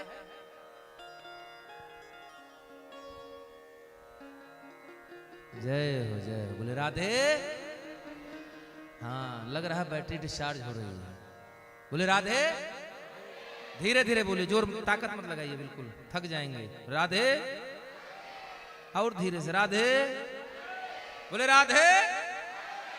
हाँ, बिल्कुल चार्ज रहिए, उत्साह बरकरार रहना चाहिए।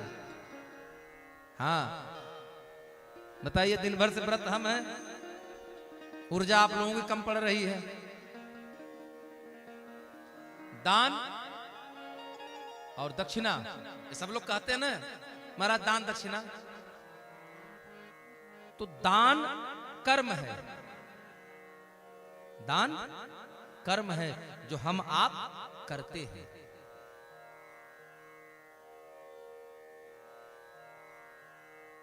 और दक्षिणा क्रिया है, एक किया जाता है, एक दोनों का अंतर, एक किया जाता है और एक दिया जाता है।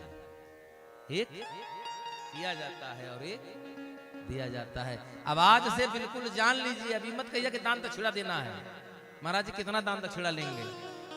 दान तो आपको देना है, दान आपको करना है। अरे घर द्वार सब दान कर दीजिए, लेकिन दान तब तक पूरा नहीं होगा जब तक सब कुछ के बाद दक्षिणा नहीं दी जाएगी। अरे पूरा राजदान करने के बाद हरिश्चंद्र महाराज विश्वामित्र को सब कुछ दान कर दिए ना, लेकिन जब बात दक्षिणा की आई तो बेचारे के पास पैसे नहीं बचा और अंत में खुद को बेचना पड़ा। बोले राधे।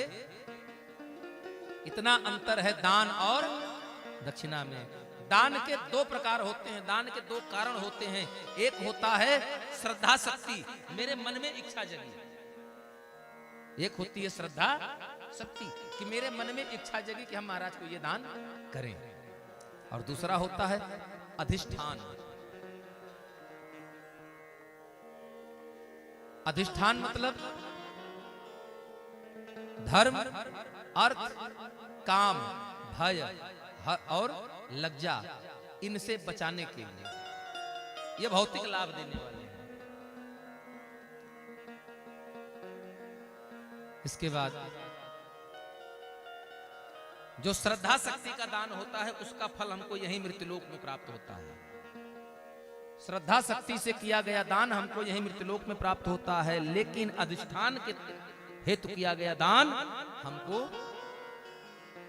उस लोक में प्राप्त होता है जहां हमें उसकी वास्तविक आवश्यकता होती है। इसके बाद भगवान, एक राजा था पौंड्रिक। कृष्ण लीला तो लगभग सबको ही पता है। राजा पौंड्रिक जो नकली हाथ लगा करके चतुर्भुज बन गया, नकली सुदर्शन, नकली गदा लेकर, नकली पद्ममाल पहन के, गले में कौस्तुभ मणि की माला, अपने आप को भगवान वासुदेव कहने लगा। भगवान ने उसका घमंड तोड़ा, उसका उद्धार किया। एक बार आप ये समझ लीजिए, अग्र पूजा, एक प्रसंग आता है अग्र पूजा। अग्र पूजा किसे कहते हैं? अग्र पूजा कहते हैं कि किसी भी सभा में प्रथम पूज्य कौन होगा। किसी भी सभा में, किसी भी समाज में, किसी भी कार्य में प्रथम पूज्य कौन होगा। जैसे भगवान की पूजा जब होती तो वहां प्रथम पूज्य कौन है? हाँ? गणेश जी। अरे गणेश जी की पूजा तो होती है, लेकिन गणेश जी की पूजा शुरू कराने के पहले पंडित जी लोग क्या कहते हैं? प्रथमे गुरु जी की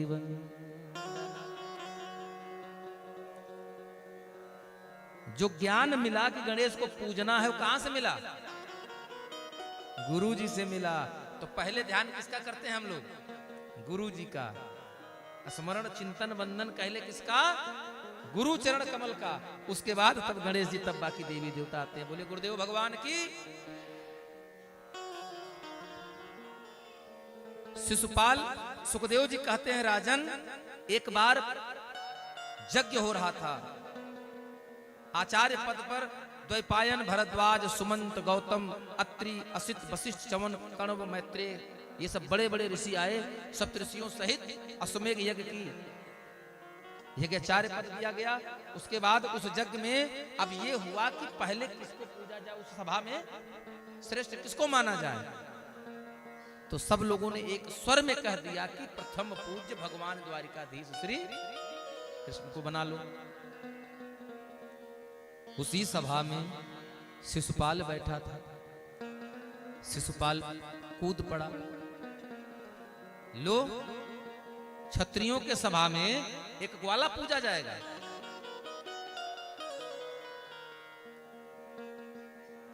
सब लोग समझाने लगे, चुप हो जाओ, रहने दो, श्रेष्ठ है, उनको पूजा जाने दो। कहता ये कैसे होगा, क्षत्रिय के समाज में कोई ग्वाला पूजा जाए? अरे हम क्षत्रिय हैं, हम में से किसी को चुनो। अर्जुन भीम क्रोध में आकर खड़े हुए। भगवान ने कहा नहीं, अभी रुक जाओ, अभी उचित समय नहीं आया है। क्यों?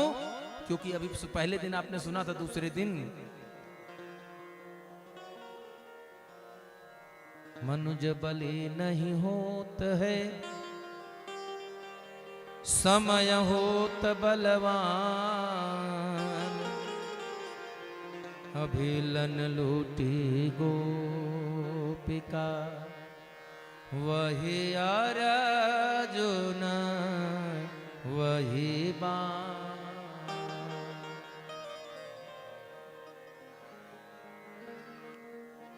समय समय की बात है। भगवान ने रोक दिया, बैठो। अर्जुन आदि बैठ गए। अब वो बोलना शुरू कर दिया। है सामर्थ्य तो बोलो, हमारे सामने खड़ा हो जाए। अच्छा, ये है कौन? बुआ का बेटा। जब ये पैदा हुआ था तो इसकी 3 आंख थी, 2 तो है ही हैं, तीसरी यहां थी। और आश्चर्य की बात, सारे बच्चे रोते हैं तो बच्चे की तरह रोते हैं, कहां आ गए हम। अब वो रोता था तो जैसे गधा रेंगता है वैसे रंभा रहा था और रोहे जा रहा था। सारे लोग ले लेकर प्रयास करके चुप करा कर थक गए, लेकिन वो चुप नहीं हुआ। और जब वह चुप नहीं हुआ तब तक उधर से भगवान श्री कृष्ण आए। और भगवान जब आए तो कुंती मैया ने ला करके उसकी गोदी में डाल दिया। पंडित जी तब तक बता चुके थे कि जिसकी गोदी में जाने के बाद यह बालक साधारण बालक हो जाएगा, उसी के हाथों इसकी मृत्यु होगी। अब जैसे कुंती मैया ने इसकी भगवान की गोद में दिया, इसकी तीसरी आंख गायब हो गई और इसके जो रोने की आवाज थी गधे जैसी, अब वो आदमियों जैसी हो गई। बोली राधे।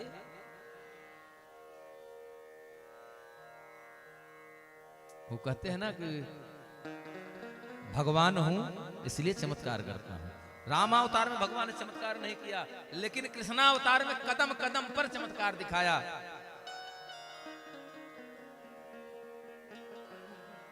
अब सब लगी घबराने की, तो कृष्ण के हाथ से मरेगा, एक फुफेरा भाई एक भाई का जान लेगा। तो भगवान से कुंती मैया ने कहा देखो ऐसा है, तुम वचन दो किसका वध नहीं करोगे। भगवान ने कहा देखो हम विधि के काम में दखल नहीं दे सकते, हाँ आश्वस्त जरूर आपको कर दूंगा कि मैं इसकी चाहे छोटी हो या बड़ी हो 100 गलतियों को क्षमा करूंगा। जब ये 100 को पार कर जाएगा तो स्वयं 100 में विलीन बदल जाएगा।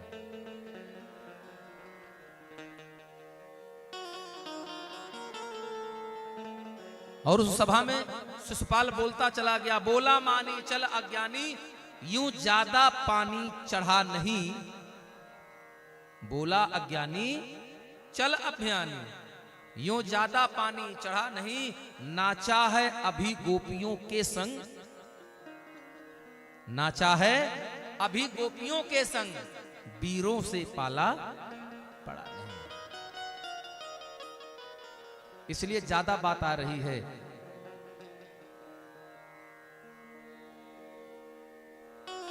यह वेद शास्त्र का ज्ञाता है, खुद वेद स्वरूप कहलाता है, लेकिन तुम लोग इसके बारे में नहीं जानते हो। यह नीच जहां भी जाता है झगड़ा वहीं करवाता है। बोले इसके बारे में तुमको नहीं पता, मैं जानता हूं। नीच है, कपटी है, कुटिल है।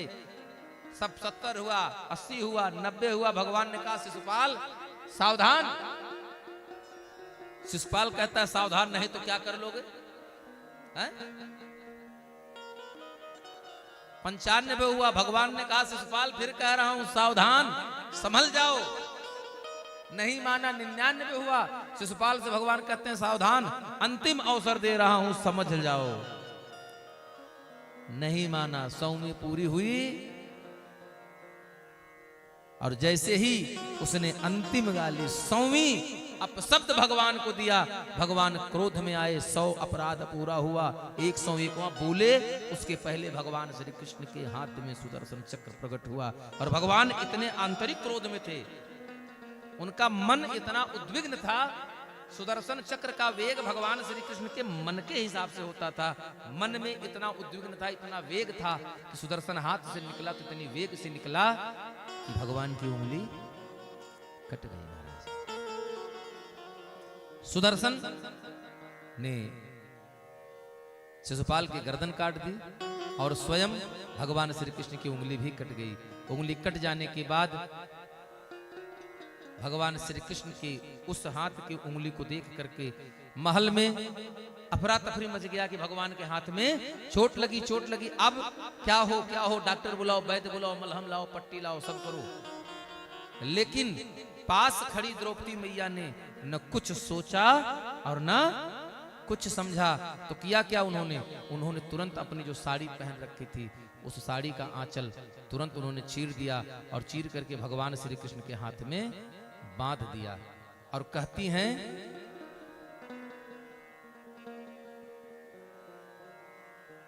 काट दूं इन नसों को,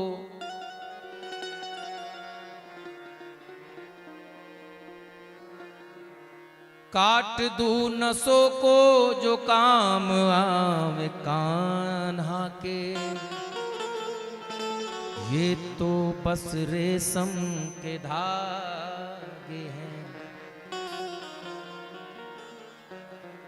ना दुल्हन के जोड़े हैं, न दूल्हे के पागे हैं। ना दुल्हन के जोड़े हैं, ना दूल्हे के पागे पगड़ी हैं।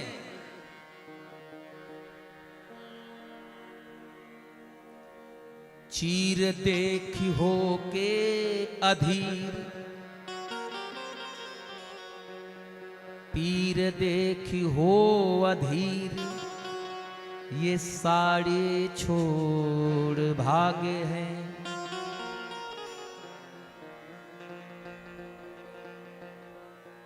अभागे वो धागे जो बढ़े नहीं आगे हैं।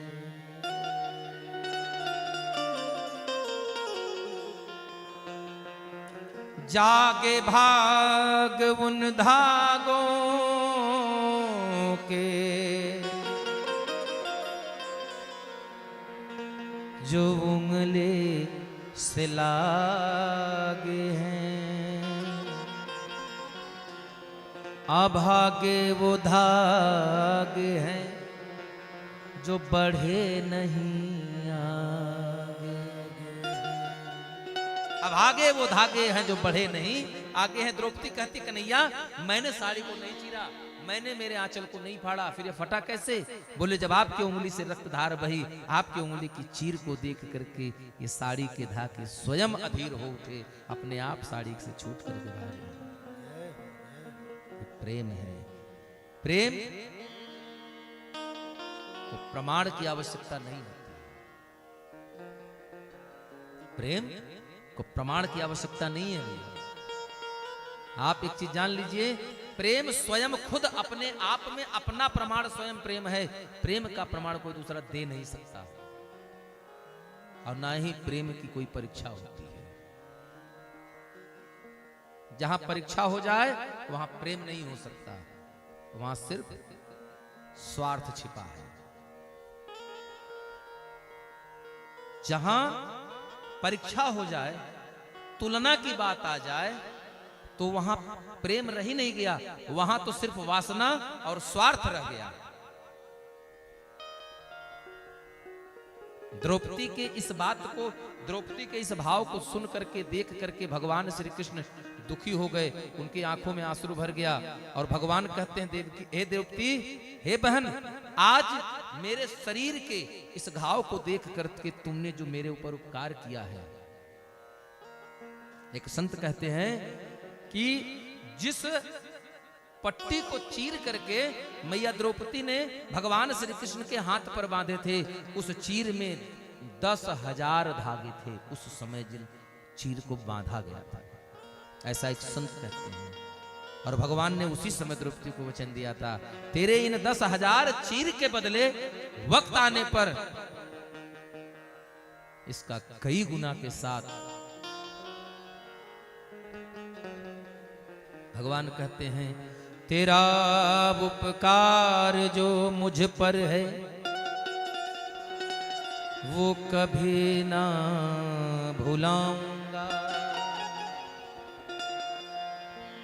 देखना द्रौपदी, मैं वक्त पर काम बोले, जब तुम पर आपदा पड़ेगी, विपदा पड़े द्रौपदी, एक बार मुझे पुकारना, मैं दौड़ता चला। आज वही भगवान श्री कृष्ण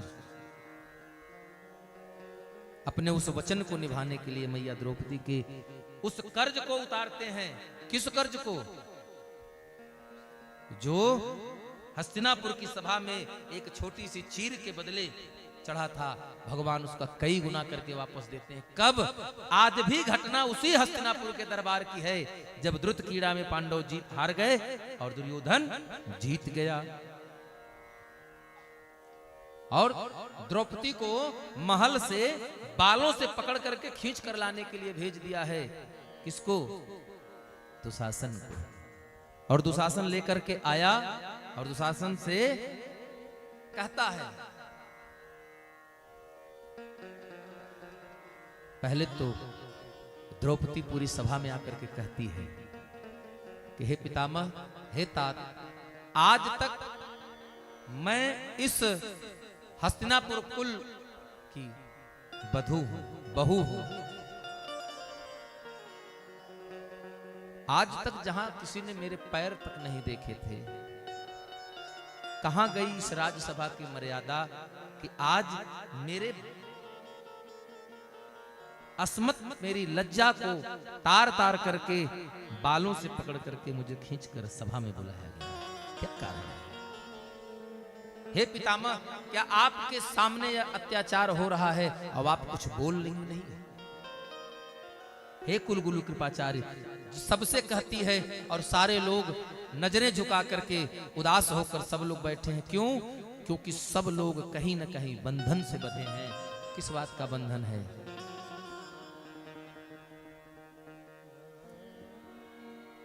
पितामह भीष्म कुरुवंश के राजगद्दी के प्रति अपनी वफादारी, उसकी रक्षा के लिए जो संकल्प लिया था, उस संकल्प से बंधे हैं। दुशासन से दुर्योधन कहता है, खींच दुशासन जोर लगा दे। कब बोला?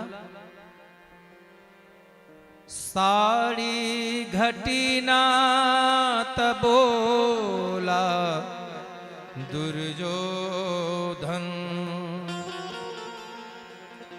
खींच दुशासन तू जोर लगा।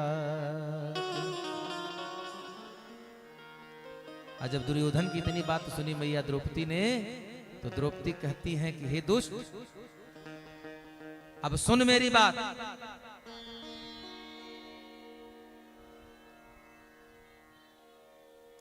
साड़ी घटी ना दुशासन से,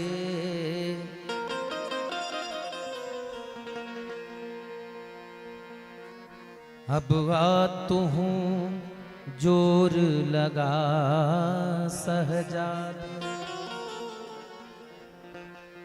और बात दया दी के आएग तो अपने अनहरा बपवा के बुला।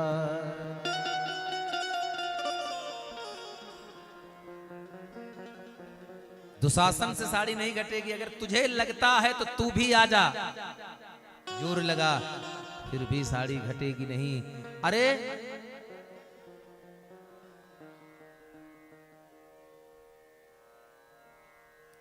पांच पति पर मोर ऐसी गति, पांच पति पे ऐसी गति, देख के ना चटकल बा तारू। तालू कहते हैं ऊपर जो मुंह जीभ के ऊपर का हिस्सा होता है।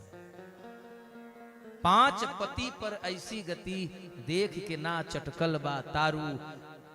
अरे मुझे आज समझ में आ गया। क्या समझ में आया?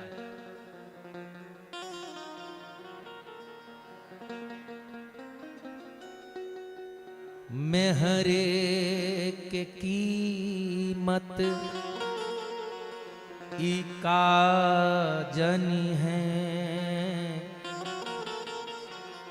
मछरी मरले पवलन में हरा। द्रौपदी कहती है कि इनको पत्नी की कीमत क्या मालूम होगी। अरे एक छोटी सी मछली मार देने से औरत प्राप्त हो गई तो मेरी कोई कीमत नहीं। लेकिन ये हारे हैं, मैं स्वयं छत्राणी हूं, अपनी रक्षा मैं खुद कर सकती हूं। दुर्योधन की ललकार पर दुशासन के हाथ में 60,000 हाथियों का बल है। दुशासन साड़ी को खींचता है, एक परत खुली, दो परत खुली, धीरे धीरे साड़ी खुलती चली गई। और अंत में द्रौपदी ने देखा कि अब मैं अपनी रक्षा नहीं कर पाऊंगी। तब द्रौपदी कहने लगी, हर खींच दुशासन जोर लगाई,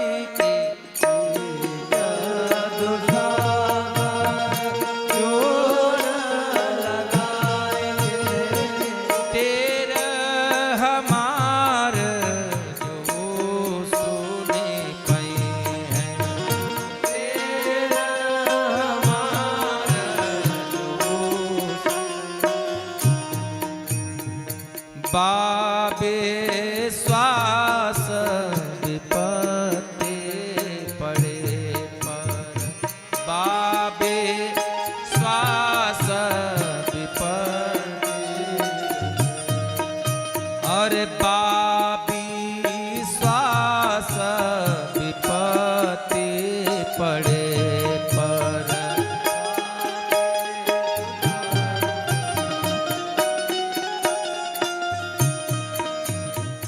मोहन ना हम के बिसरई है,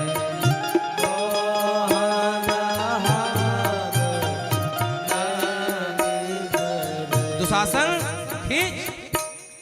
लेकिन मुझे विश्वास है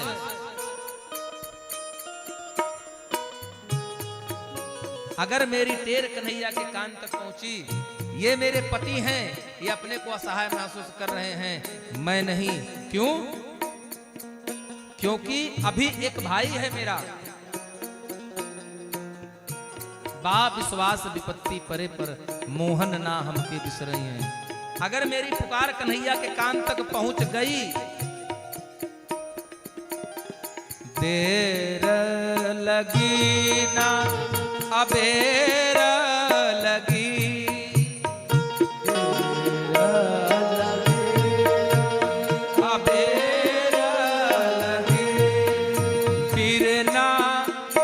फिरना जस धावत आई है, फिरना धीर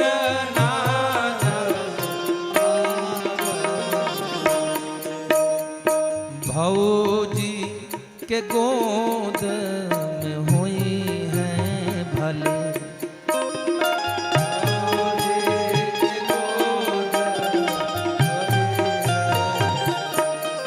मोहन हमके कबो ना बिसरई हैं। मोहन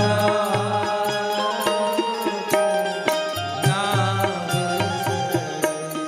द्रौपदी कहती है आज अगर मेरे भाभीियों के साथ मेरा भाई बैठा होगा, जैसे ही मेरी पुकार उसके कान तक पहुंचेगी, जैसे एक हिरनी अपने बच्चे की आवाज सुन करके नाद नगदी सब डाकत भागते चले आएंगे। काहे? अच्छा, देख रही है कि साड़ी की परत दर परत खुलती चली जा रही है, खुलती चली जा रही है।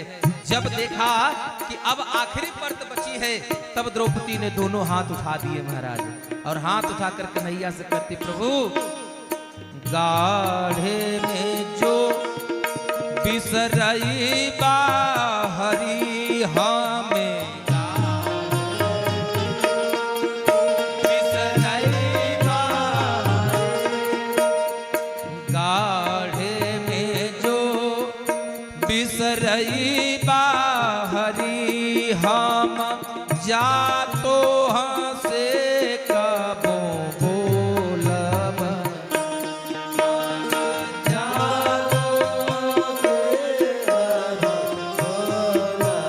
कभी बात नहीं करूंगी। क्यों? बहिनी बहिनी कहबा,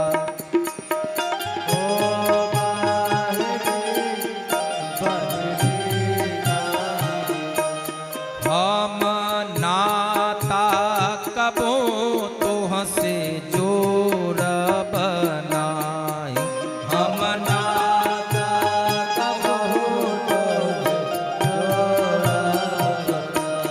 हम नाता कबो तो हंसे जोर बनाए।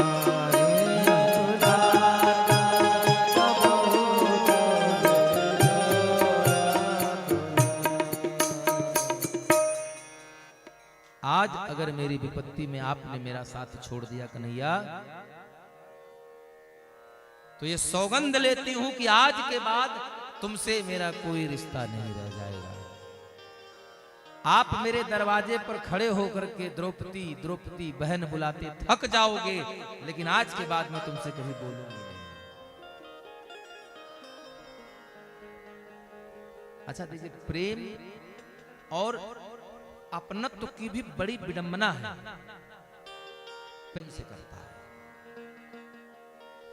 एक प्रेमी अगर किसी प्रेमी से नाराज हो जाए, या एक कोई ऐसा जीव जो किसी से प्रेम करता है, अगर वो उससे दुखी हो जाए, नाराज हो जाता है, तो वो उलाहना भी देता है, वह शिकायत भी करता है, धमकी भी देता है, तो बड़े प्यार से देता है, बड़े प्रेम से देता है।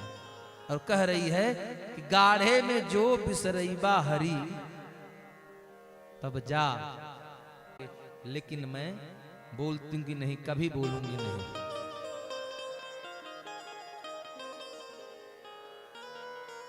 अभी भी भगवान आए नहीं है, अभी भी भगवान आए नहीं। द्रौपदी ने देखा कि अब मेरी साड़ी खुल जाएगी एकदम, तब द्रौपदी कह रही है, सावन में तोहे बांधे बदे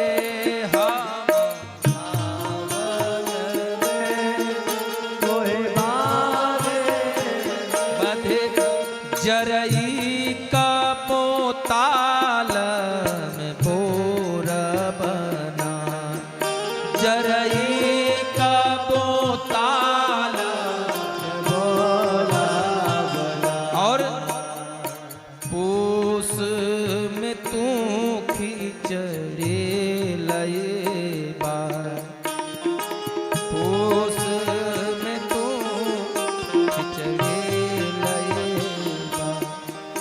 सर जाए तबो हम फूल बना, तबो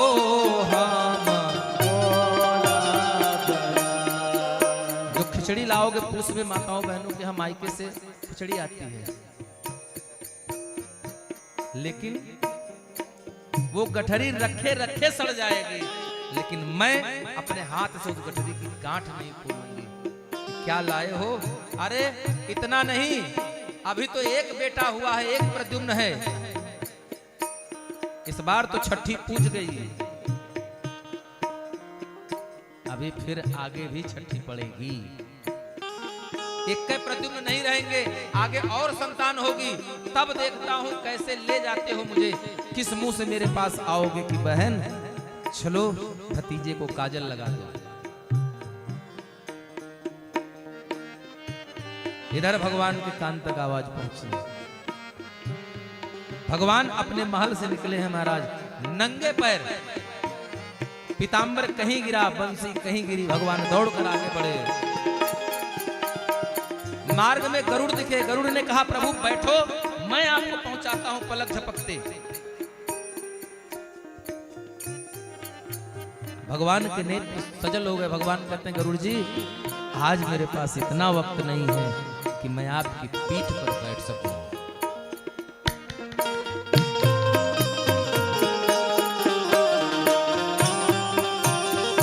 इसलिए मुझे कहीं देर ना हो जाए, मैं आपके पीठ पर बैठूं, आप यहां से उड़ो और वहां पहुंचने में विलंब ना हो जाए, इसलिए मैंने मेरे पीतांबर को आगे भेज दिया है।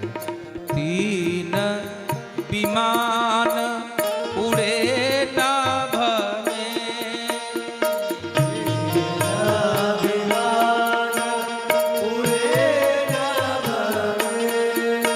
अगवा के बढ़े ई है घोड़ लगा,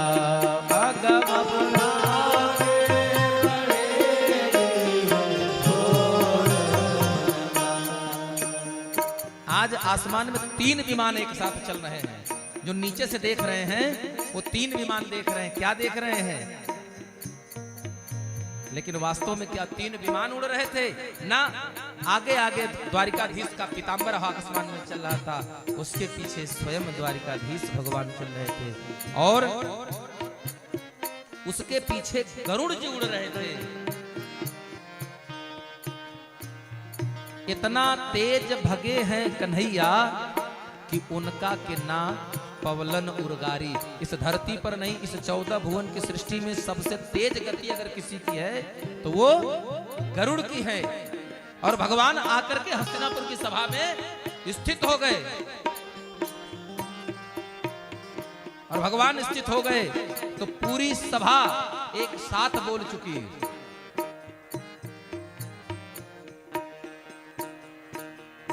आके पीतांबर खड़ा हो गया है तो चिंता जल्दी सावधान हो जाओ, सुदर्शन भी आवन चाहत है।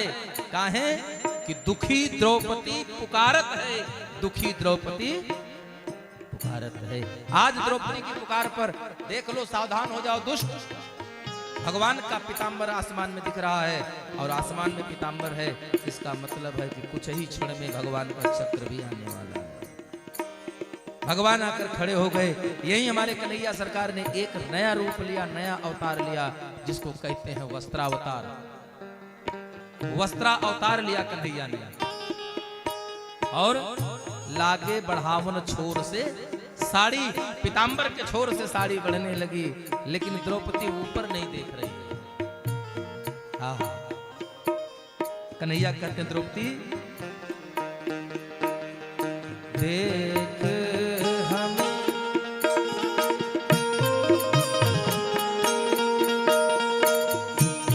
द्रौपदी से कह रहे हैं, द्रौपदी राह में हम पानियों नाही पियनी, राह में हम पानियों नाही पियनी, देख हमें हम हमारे लबानी,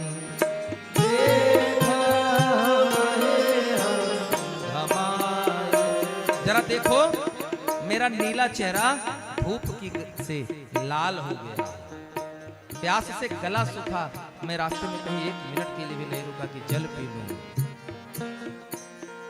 लेकिन द्रौपदी ने जब तब भी नहीं देखा तो भगवान कहते हैं द्रौपदी अरे सखी द्वारिकाधीश के तू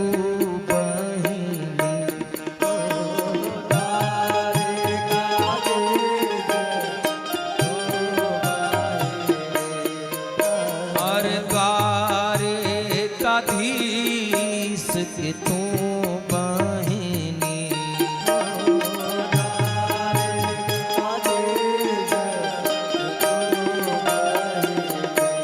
काहे लुगरी बदे तू कुहाइल बा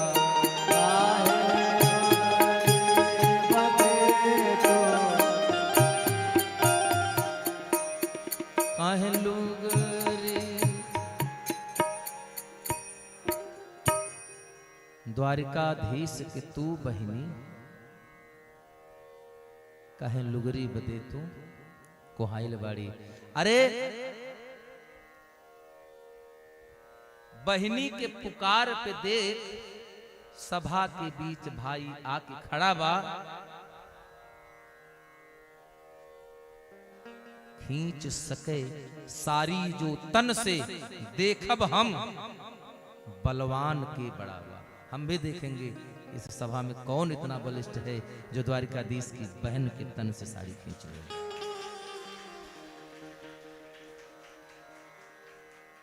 लेकिन द्रौपदी अभी भी नहीं देखती है, क्योंकि विश्वास की डोर जो होती है भैया बहुत कमजोर होती है, बहुत कच्ची होती है। भगवान कहते हैं द्वारिकाधीश के तू बहनी कहे लुगरी बदे तू को आइल बाड़ी। अरे देख राह में हम पनियों ना पिए, कहीं रास्ते में पानी नहीं पिया, कहां द्वारिका कहां दिल्ली हस्तिनापुर, रास्ते में कहीं मैंने एक घूंट पानी नहीं पिया। देख हमें हम घमाइल बने। भगवान ने द्रौपदी की रक्षा की, लाज बचाया। एक विश्वास, यही बात तो भगवान शंकर ने माता पार्वती से कहा था।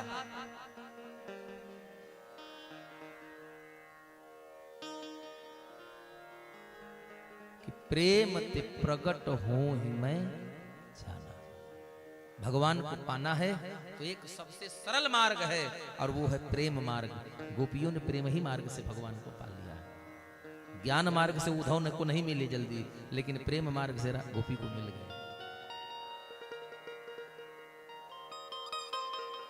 आज द्रौपदी का भगवान ने रक्षा किया। इस प्रसंग का यहां मतलब इतना है कि प्रेम ही दुनिया में एक ऐसा अस्त्र है जिससे बिना किसी को नुकसान पहुंचाए किसी को भी जीता जा सकता है। प्रेम एक ऐसा शस्त्र है जिससे हम किसी को बिना नुकसान पहुंचाए, बिना कष्ट दिए किसी को भी अपना बना सकते हैं, किसी को भी जीत सकते हैं। इस प्रकार सुखदेव जी परीक्षित को कथा सुना रहे हैं। परीक्षित कहते हैं कि राजन, हे गुरुदेव, आखिर जब भगवान इतने सामर्थ्यवान थे तो भगवान के यदुवंश का विनाश कैसे हुआ? भगवान ने कैसे स्वयं अपने जानने के पूर्व को ऐसा क्या हुआ कि उनके यदुवंश का विनाश हुआ, उनके पुत्रों को श्राप लगा? तो सुखदेव जी कहते हैं कि भगवान के रहने पर यदुवंश के राजकुमार कभी भी कोई युद्ध हारे नहीं, जिससे उनका मनोबल इतना बढ़ चुका था। यदुवंश के राजकुमारों का मनोबल इतना बढ़ चुका था कि देवता तक को भी कुछ समझते नहीं थे। भगवान ने समझा कि आज तो ये अभी मेरे कारण थोड़ा भयभीत है, लेकिन जिस दिन मेरी लीला यहां से संपन्न हो जाएगी, मैं बैकुंठ चला जाऊंगा, उसके बाद ये उदंड हो जाएंगे। भगवान ने ऐसी लीला रची कि एक दिन विश्वामित्रो असितः कण्वो दुर्वासा भृगुरंगिरा कश्यपो वामदेवो अत्र वसिष्ठो नारदादयः विश्वामित्र, अत्रि, कर्ण, च्यवन, अंगिरा, कश्यप, वामदेव, बड़े बड़े संत महात्मा, दुर्वासा ऋषि भी एक वन में बैठ करके नित्य संध्या वंदन कर रहे थे। उधर यदुवंश के सभी ग्वाल बाल, पिंडराग क्षेत्र की घटना है। भगवान की इच्छा से जाम्बवंती के पुत्र है, नाम है साम। ते वेश इत्वा स्त्रीर वेशे, साम ने क्या किया, अपना बाह्य रूप बनाया एक महिला का, एक स्त्री का। उन्होंने साड़ी पहन लिया और अपने पेट में एक छोटा सा लकड़ी का मूसल कपड़े में लपेट करके बांध लिया और बांध करके चले गए ऋषियों के पास। ऋषियों से कहा, सब सखी बन करके गई, बोली प्रभु महाराज प्रणाम, हमारी सखी के गर्भ में से है, क्या आप हमें यह बता सकते हैं कि इसके गर्भ से पुत्र जन्म लेगा या पुत्री? तो सबने देखा, दुर्वासा ऋषि ने देखा, और जब वही जैसे बाबा शंकर ने कहा, तब शंकर देखे उधर, ध्यान लगाया और ध्यान लगाकर देखते ही दुर्वासा ऋषि का क्रोध 7वें आसमान पर। उन्होंने तुरंत कहा, ना लड़का होगा ना लड़की, इसके पेट से मूसल पैदा होगा। अब डर के मारे ये सब चले गए और उन्होंने एक बात और कही कि इसी मूसल से तुम्हारा विनाश होगा, यदुवंश का विनाश हो जाएगा। अब सब इतना भयभीत हुए कि उस मूसल को पत्थर से कूच करके, तोड़ करके, फोड़ करके, चूरा बना करके समुद्र में फेंक दिया। इसके बाद कुछ बताया नहीं किसी को। अच्छा, हो कैसे रहा था? ये सब तो हो रहा था भगवान कृष्ण की इच्छा से। और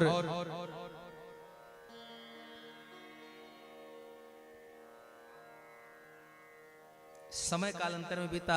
उन्होंने सोचा कि हम उस मूसल को तोड़ करके फेंक दिए, हम उस मूसल को तोड़कर फेंक दिए तो हमारा समय बच गया, हमारा काल बच गया। लेकिन प्रारब्ध तो पहले रचा, पाछे रचा शरीर। इस शरीर की रचना बाद में होती है, लेकिन कर्म का फल पूर्व में निर्धारित हो जाता है। समय आया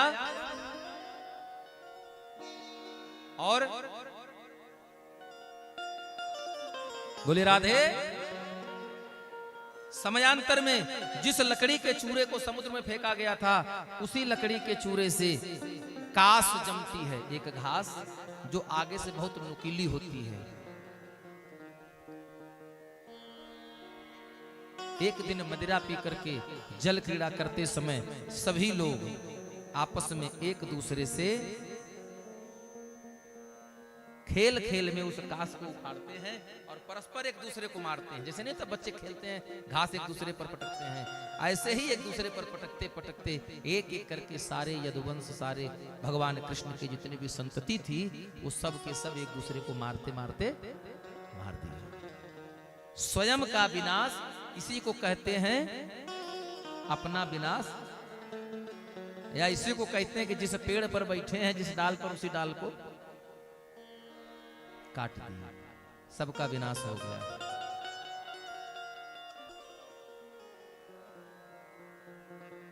जीवन में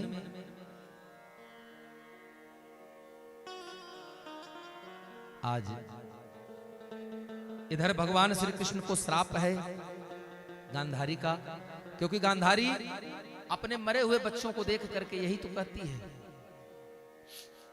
कि हे कृष्ण, मैं जानती हूं कि तुम कौन हो, अगर तुम चाहते तो मेरे ये पुत्र बच जाते, अगर तुम चाहते तो महाभारत का युद्ध नहीं होता, अगर तुम चाहते तो द्रौपदी के साथ यह अनहोनी न होती, जिसके प्रतिशोध में इतनी बड़ी महाभारत न रची जाती, और ना ही मेरे पुत्रों का वध होता। हे कृष्ण, जिस प्रकार आज मैं अपने पुत्र के वियोग में मर रही हूं, कुरुवंश का नाम लेने वाला कोई नहीं रहा, एक दिन तुम्हारे भी वंश का ऐसे ही विनाश हो जाएगा। ये एक मां का श्राप है। इसके बाद भगवान श्री कृष्ण ने उद्धव को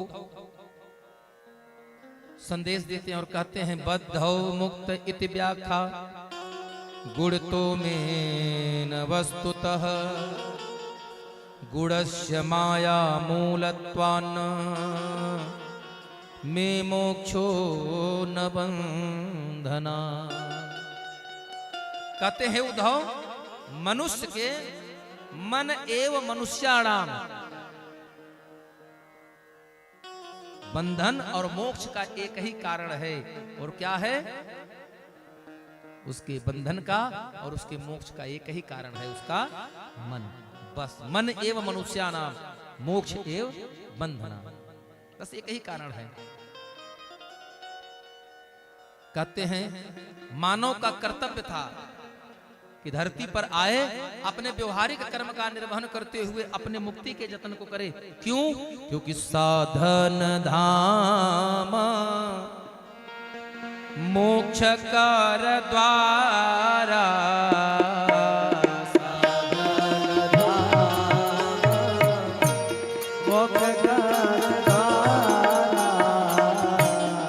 साधन धाम मोक्ष कर द्वारा, साधन धाम मोक्ष कर द्वारा, साधन धाम मोक्ष कर द्वारा, साधन मोक्ष कर द्वारा, साधन धाम मोक्ष कर द्वारा,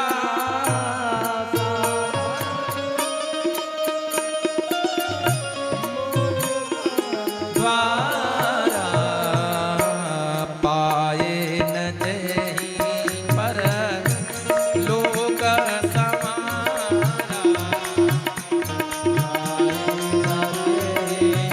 पर लोक समारा, श्री राम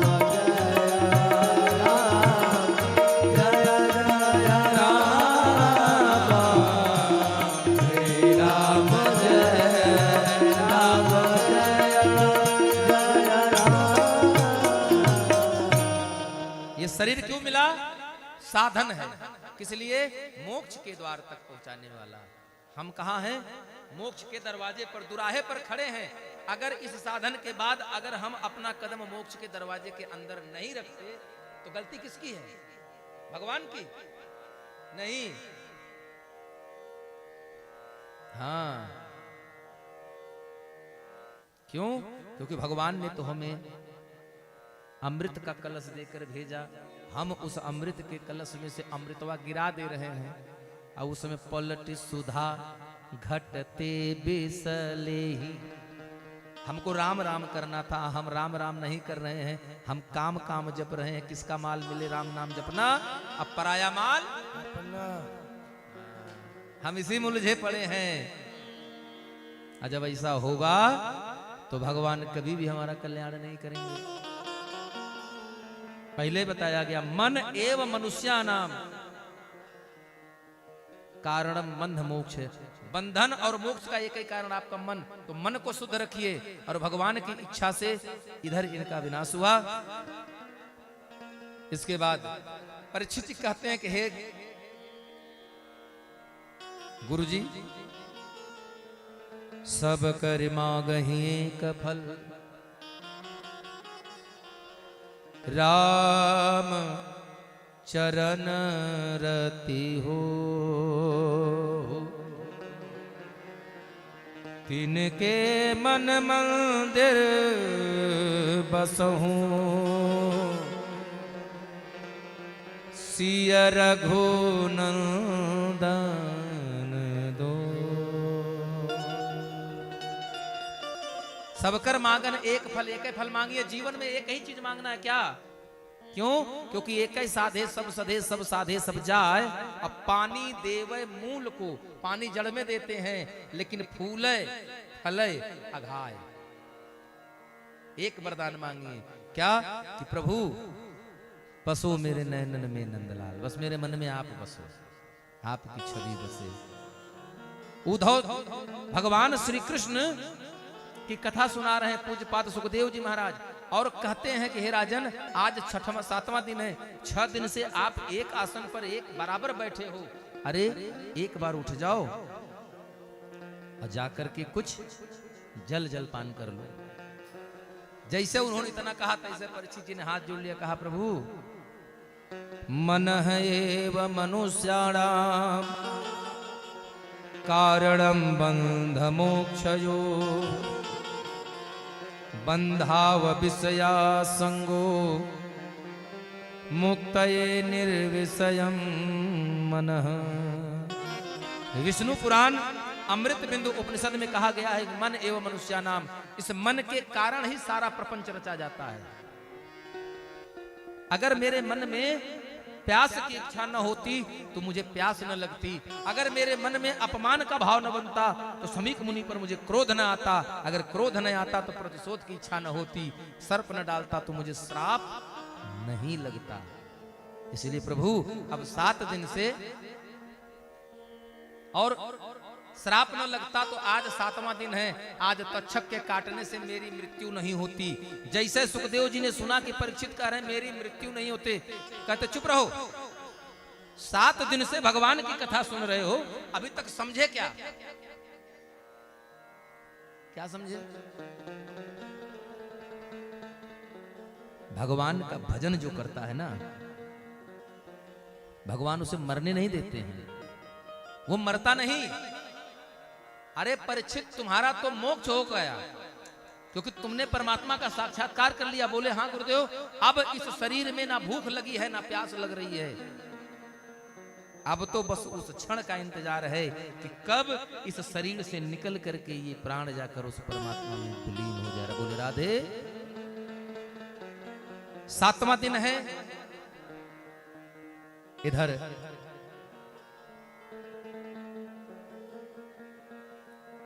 भगवान सुखदेव जी कथा सुनाते हैं, इसी में वर्णाश्रम की व्यवस्था आती है, नरक का वर्णन आता है।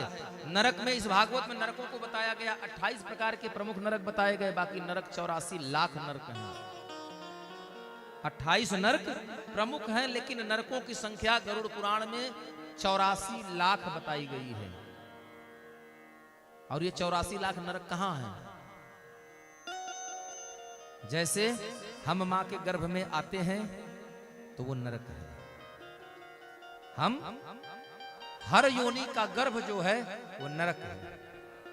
बाकी 28 प्रमुख है, जैसे रौरव, कुंभीपाक, इस तरह के 28 नरक हैं। मनुष्य क्यों कष्ट भोगता है? पूर्व जन्म कृतम पापम व्याधि रूपेण जायते।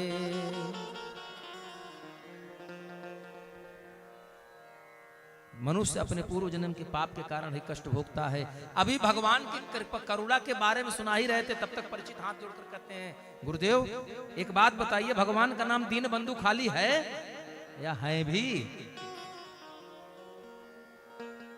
दीन बंधु खाली नामक है? ओ कहन भैया कहाँ गए डीएम साहब?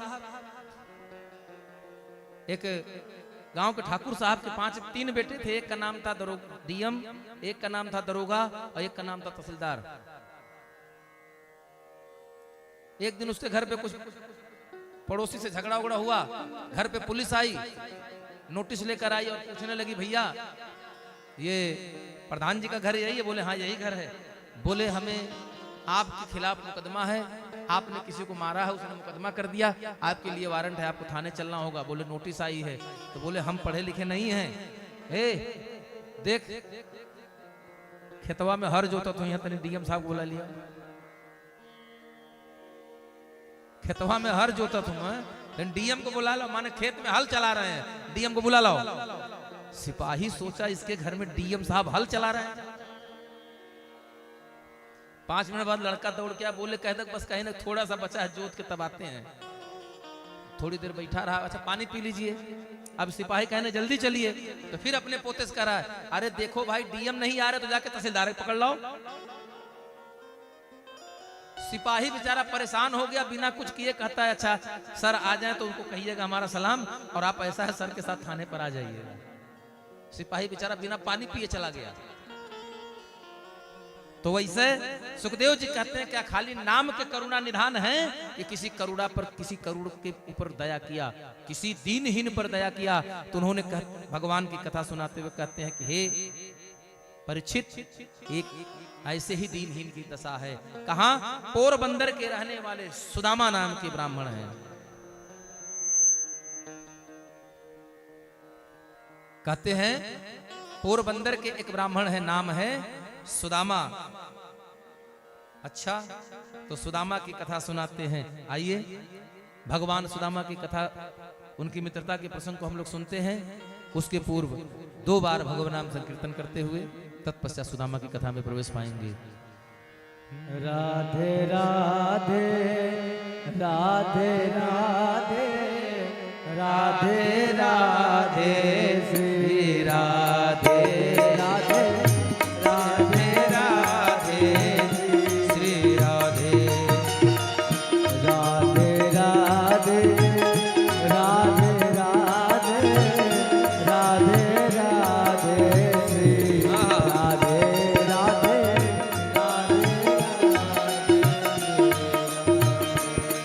ओ राधे राधे राधे राधे राधे राधे श्री राधे राधे राधे राधे राधे राधे श्री राधे राधे राधे राधे राधे राधे श्री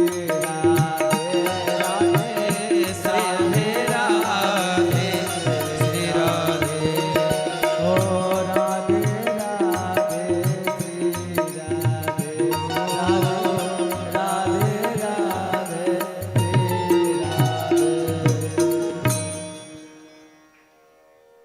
कहते हैं ऐसा कोई भक्त था, तो भगवान की कथा सुना रहे हैं। सुखदेव जी कहते हैं एक ब्राह्मण थे, पोरबंदर में जिले में घर है, नाम है कृष्ण श्यासेत सखा कश्चित ब्राह्मणो ब्रह्मवित्तम। कृष्णस्य अर्थात कृष्ण के सखा थे। कौन? कश्चित ब्राह्मणो ब्रह्म वित्तम, एक ब्राह्मण। क्या नाम है, कैसे हैं? विरक्त इंद्रियार्थेषु प्रशांतात्मा जितेंद्रिय। सुदामा नाम के एक ब्राह्मण हैं जो प्रशांत आत्मा है, तमोपहय, शांत चित्त हैं, जितेंद्रिय हैं और भगवान के भगत हैं। उनकी एक पत्नी है, नाम है सुशीला। ये जितने शांत चित्त हैं वो शांत चित्त हैं, वो जितने ही, देखिए कहीं कहीं कुछ लोग कहते हैं कि दरिद्र थे सुदामा ब्राह्मण, दरिद्र ब्राह्मण थे, लेकिन पूरी भागवत में कहीं भी सुदामा जी के लिए दरिद्र शब्द का प्रयोग नहीं हुआ है। अपितु कुछ गुरुजन कहते हैं, कुछ गुरुजन कहते हैं कि सुदामा जी के लिए नहीं आया है, लेकिन सुशीला के लिए आया है। दरिद्र शब्द का, दरिद्र कौन होता है? जिसके जीवन में अभाव हो लेकिन उस अभाव का भाव उसके मन में ना हो तो वो दरिद्र नहीं है। लेकिन जीवन में हो या ना हो, लेकिन उसके अभाव का प्रभाव उसके स्वभाव में शामिल हो, वो दरिद्र होता है। जैसे अंतर बताएं, बाहर की जाने दीजिए, आप लोगों की बता रहे हैं। इतने में नवरात्र कौन कौन रहते हैं?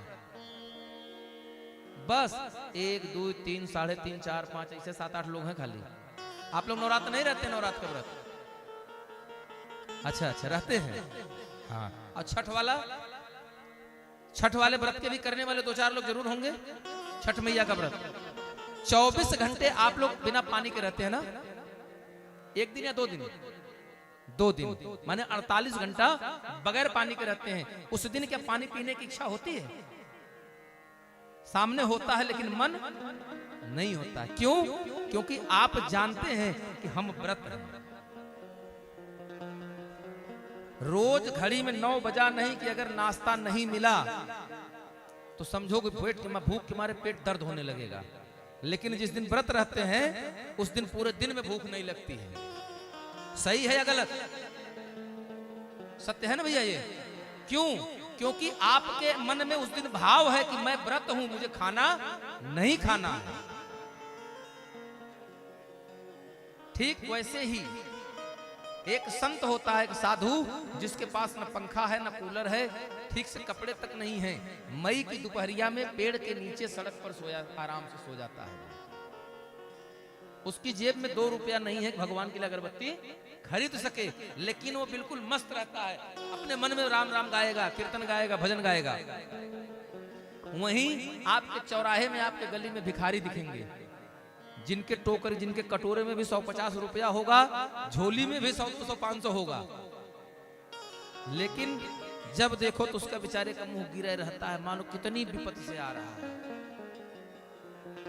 आप जब मिलेंगे तो यही बताएगा 3 दिन से कुछ खाए नहीं है। अरे ससुरे 3 दिन से खाए नहीं हो, 13 दिन के खाने का पैसा तो जेब में लिए घूम रहे हो। वो परेशान है। अभाव दोनों के जीवन में है, अंतर समझिए। अभाव दोनों के जीवन में है।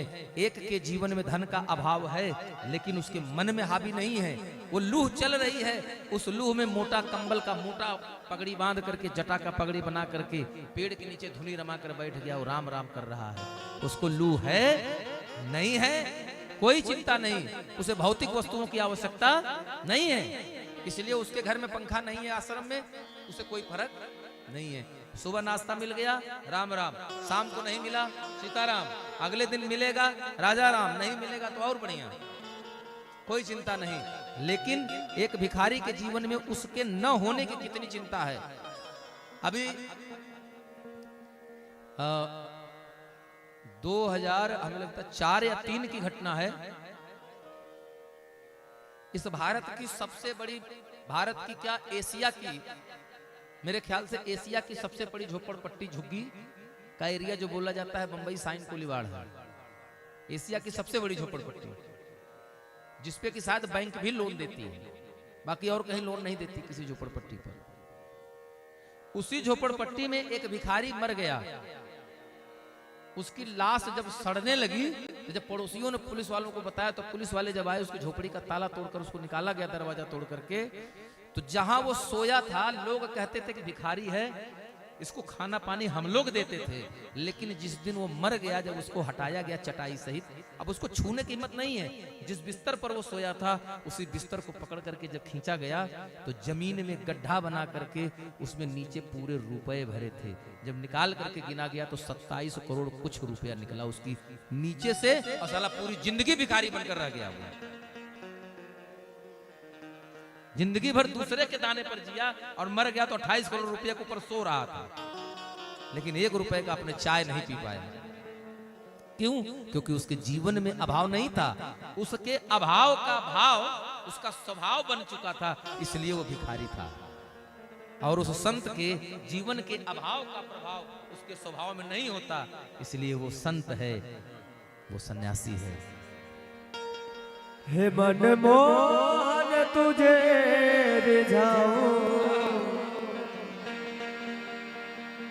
मैं नित नित लाड लड़ाऊं, बसा कर नैनन में, छिपा के तुझे नैनन में, बसा के तुझे नैनन में, छिपा के तुझे मनमोहन तुझे रिझाऊं, मैं नित नित लाड लड़ाऊं, बसा के तुझे नैनन में, छिपा के तुझे नैनन में, बसा के तुझे नैनन में, छिपा के तुझे नैनन में।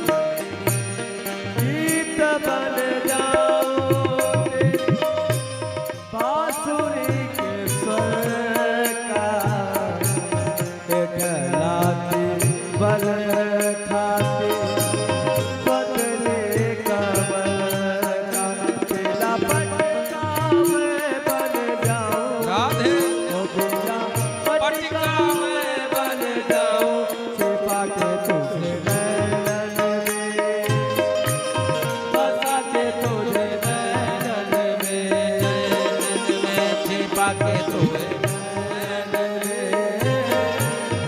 बसा के तुझे नैनन में।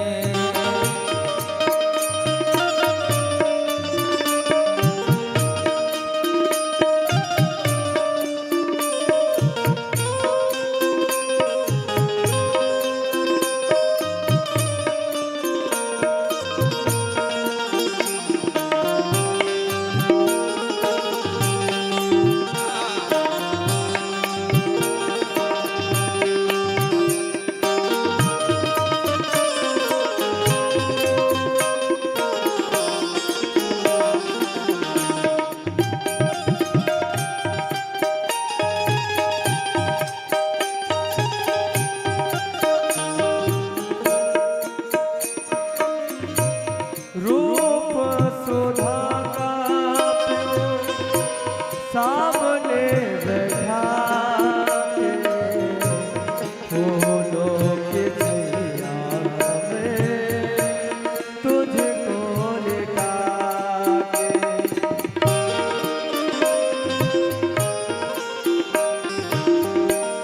रूप सुधा का पियो सामने बैठा के फूलों की छैया में तुझको बिठा के ओ तेरे धीरे धीरे चरण दबाऊं मैं तेरे धीरे धीरे चरण दबाऊं बता के तुझे दोनों हाथ उठा के छिपा के तुझे नैनन में बसा के तुझे नैनन में। छिपा के भगवान तुझे बुझाओ भगवान तुझे ले जाओ छिपा के तुझे बसा के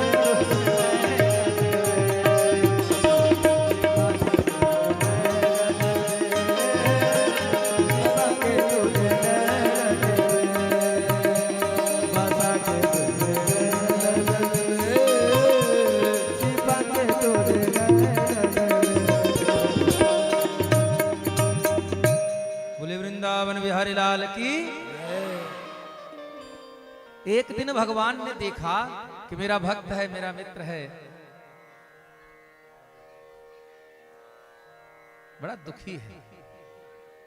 हाँ, बहुत दुखी है।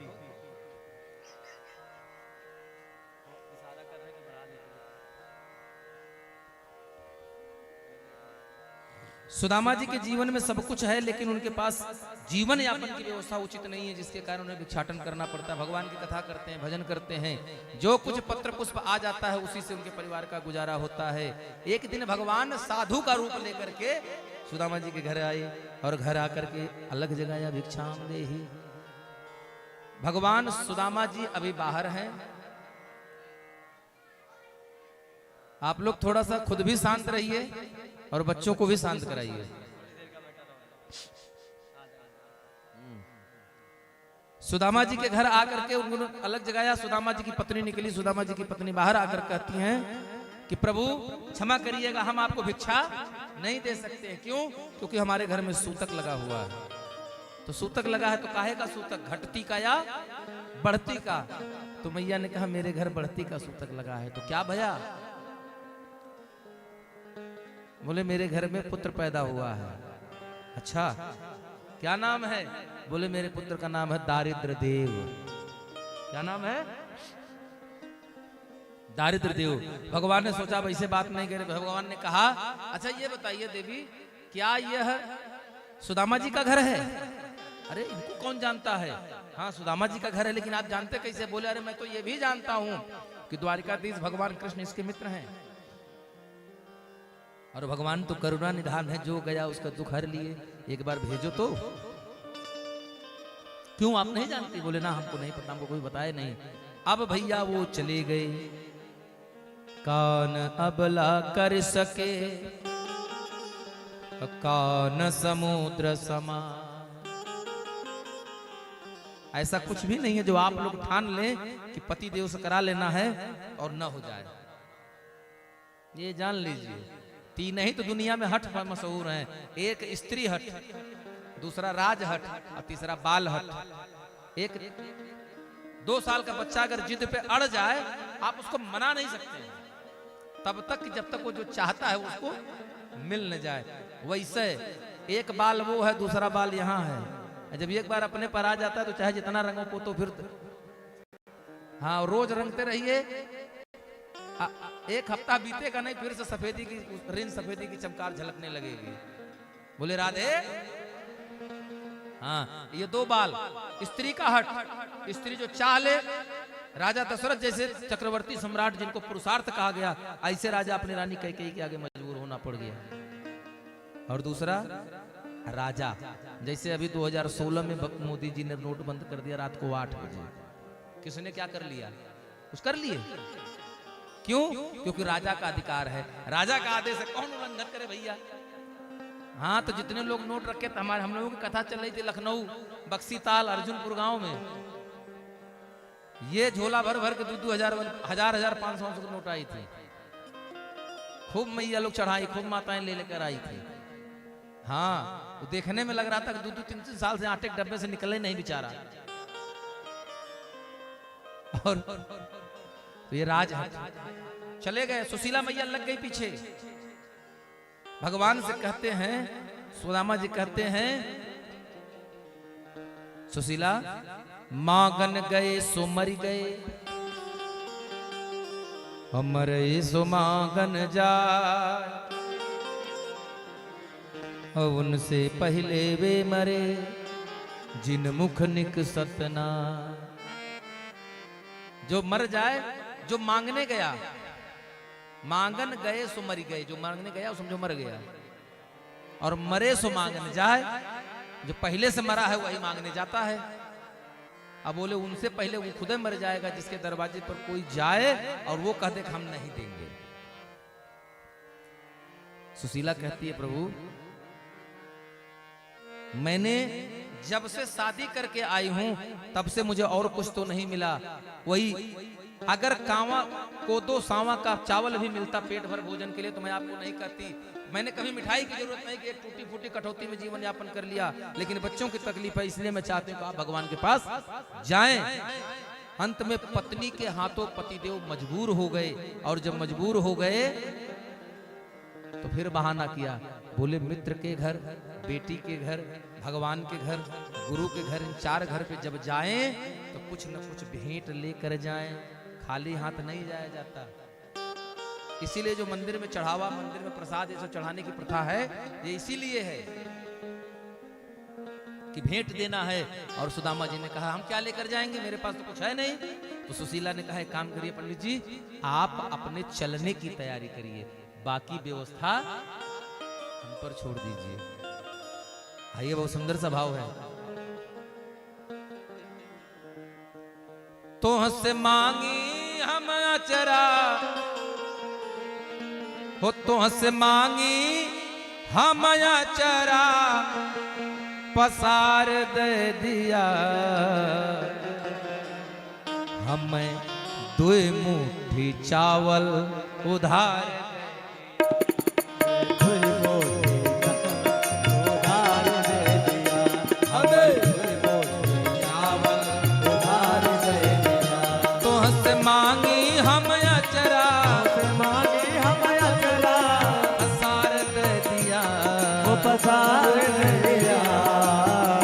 हमें 2 मुट्ठी चावल उधार दे दिया।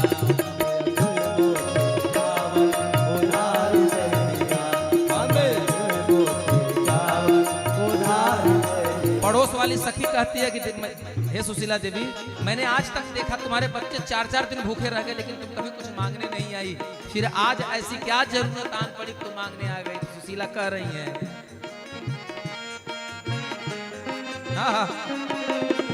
सही सैया हमारो द्वारिकापुरी जई है, सैया हमारो द्वारिकापुरी जई है, सैया हमारो द्वारिकापुरी जई है, सैया हमारो द्वारिकापुरी जई है।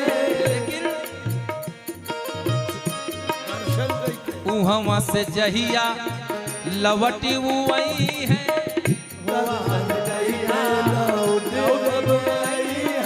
पड़ोसन पूछती है हमारा कर्जा कब दोगी, तो सुशीला मैया कह रही हैं उहवा से जहिया लवटी वही है। अभी रोक लीजिए, अभी रोके रहिए, अभी रोके रहिए, अभी नहीं, हम बताएंगे आपको, अभी रुक जाइए। हाँ, तोहरो दे बई हम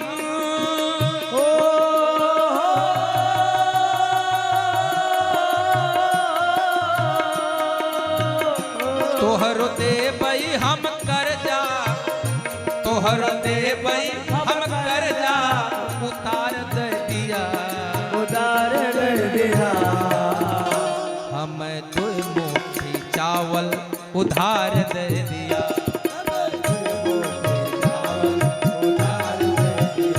हम दो मुट्ठी चावल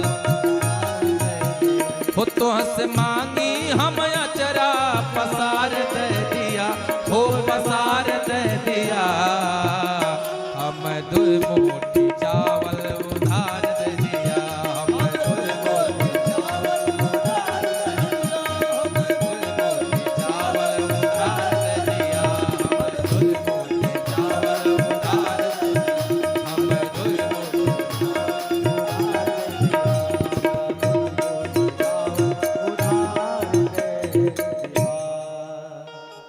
एक एक दो मुट्ठी करके 5 घर से मांग कर लाई चावल।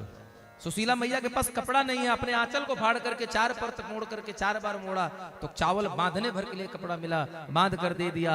और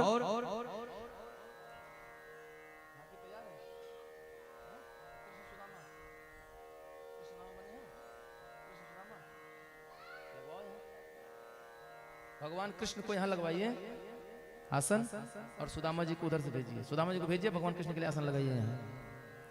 भगवान श्री कृष्ण से मिलने के लिए सुदामा जी 5 मुट्ठी चावल लेकर, पंचमेल चावल, भाई सबके घर एक जैसा चावल तो खाया नहीं जाएगा, किसी ने पीला चावल हल्दी का रंगा हुआ दे दिया तो किसी के यहाँ टुकड़ा मिला, किसी के यहाँ बासमती मिली तो किसी के यहाँ मोटका चावल मिला, 4-5 रंग का चावल एक पोटली में बांध कर लेकर सुदामा जी चले हैं। लेकिन आज बड़ा सुंदर सा भाव है,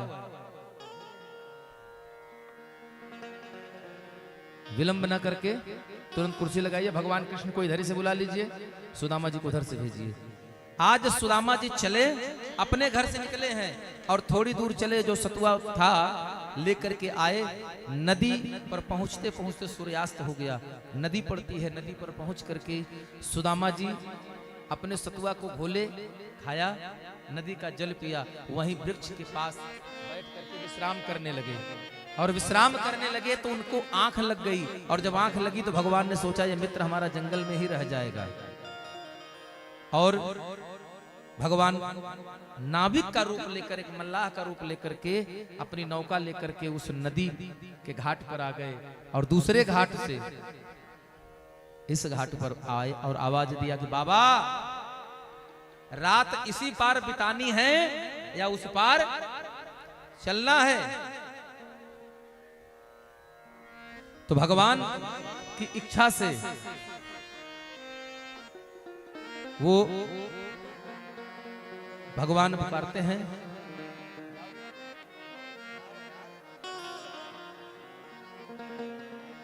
भगवान श्री कृष्ण नाविक बनकर बुलाए और सुदामा जी की आंख खुली। सुदामा जी चौके कि यहाँ कौन बुला रहा है, देखा तो अंधेरा होने वाला है, भैया चलना है चलना है।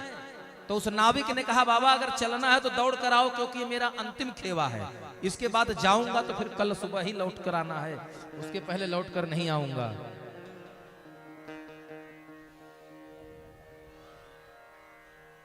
मोहन की द्वारिका में चल के सुदामा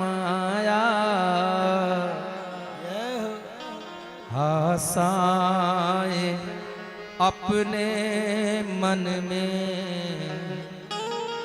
कितनी दबा के लाया।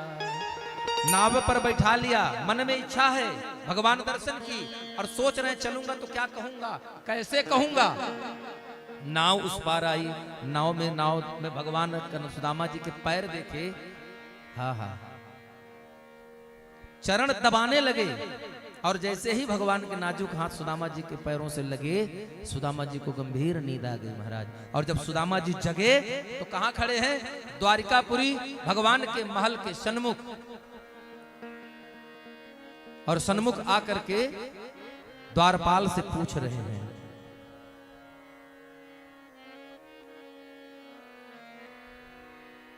मोहन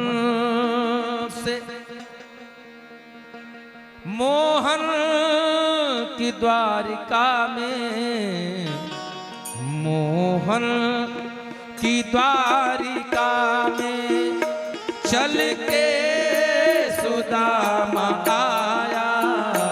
आशाएं अपने मन में कितनी दबा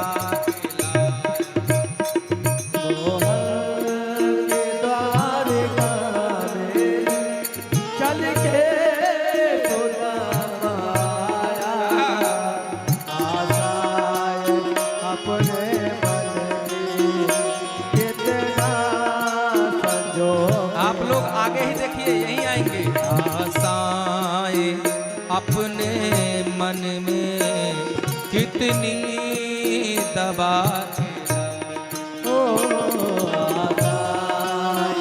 अपने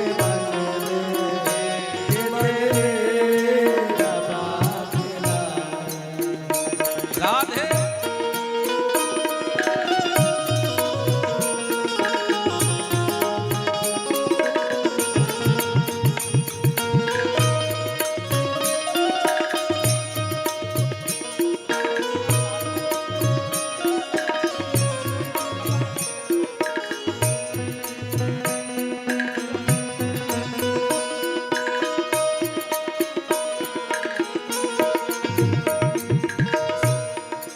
सुदामा जी चलते चलते भगवान कृष्ण के महल के सामने आ गए और महल के सामने आकर के देख रहे हैं बड़ी ऊंची अटारी।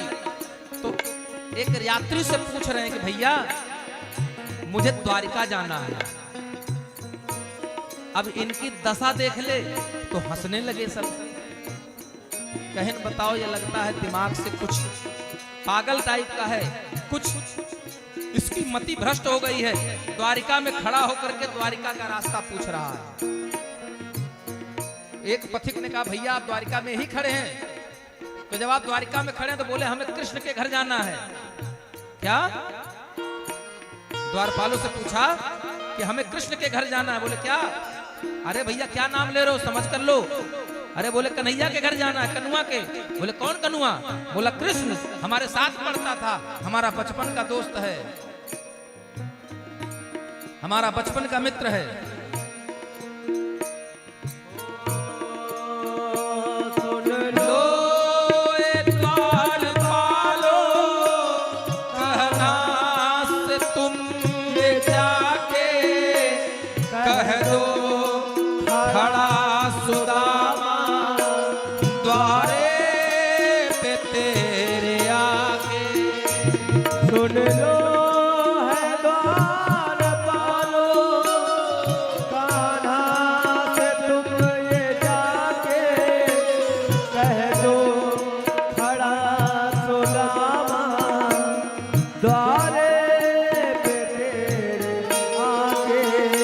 बचपन कन्हैया के द्वारपालों से कह रहे हैं सुदामा जी कि भैया, तो कहता है महाराज जरा इज्जत से नाम लीजिए, सम्मान सूचक शब्दों के साथ लीजिए। क्यों? क्योंकि ये कृष्ण जो आपके कृष्ण होंगे, मेरे तो इस द्वारिका नगरी के भगवान हैं। इनका नाम थोड़ा अदब से लीजिए, इज्जत से लीजिए। कैसे?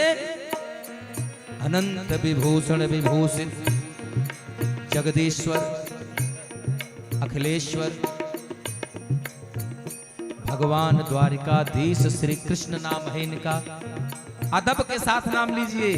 तो जब जान गया कि कृष्ण का ही है तो सुदामा जी कहते हैं आने दीजिए उनको, आगे आने दीजिए जल्दी। तो सुदामा जी द्वारपालों से कहते हैं कि भैया सुन लो हे द्वारपालो, कान्हा से तुम ये जाके कह दो खड़ा सुदामा द्वारे पे तेरे आगे। कह दो है द्वारपालों से, कान्हा से कह दो जाके कह दो खड़ा सुदामा द्वारे पे तेरे आगे। सिपाही कहते हैं देखो अपनी दशा, और कहता है द्वारिकाधीश का मित्र है।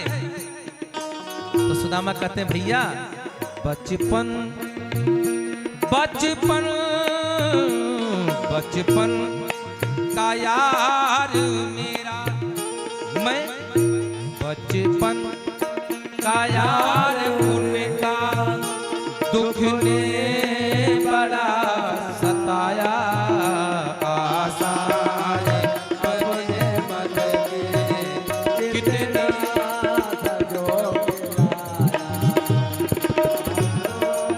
द्वारपालो।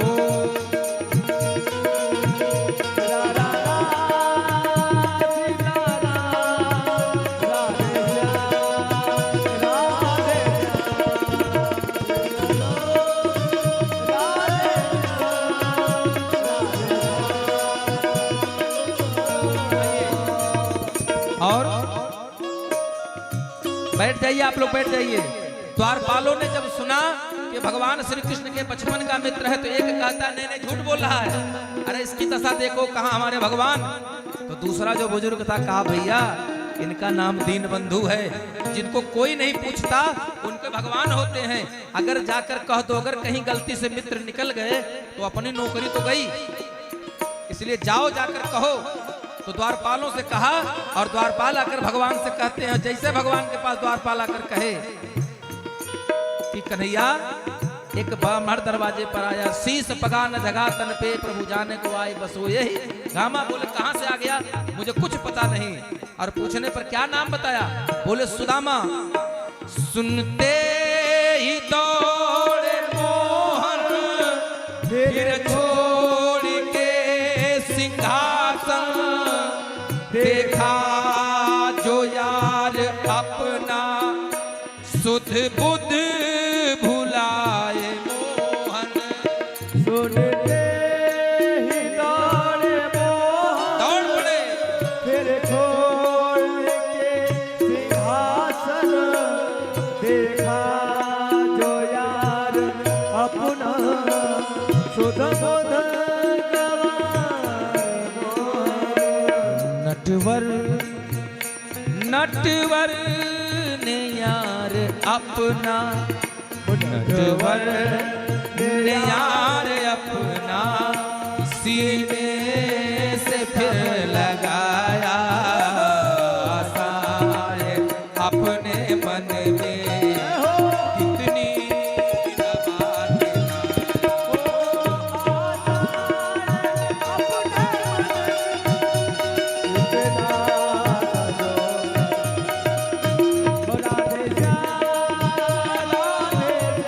सभी के हाथ ऊपर।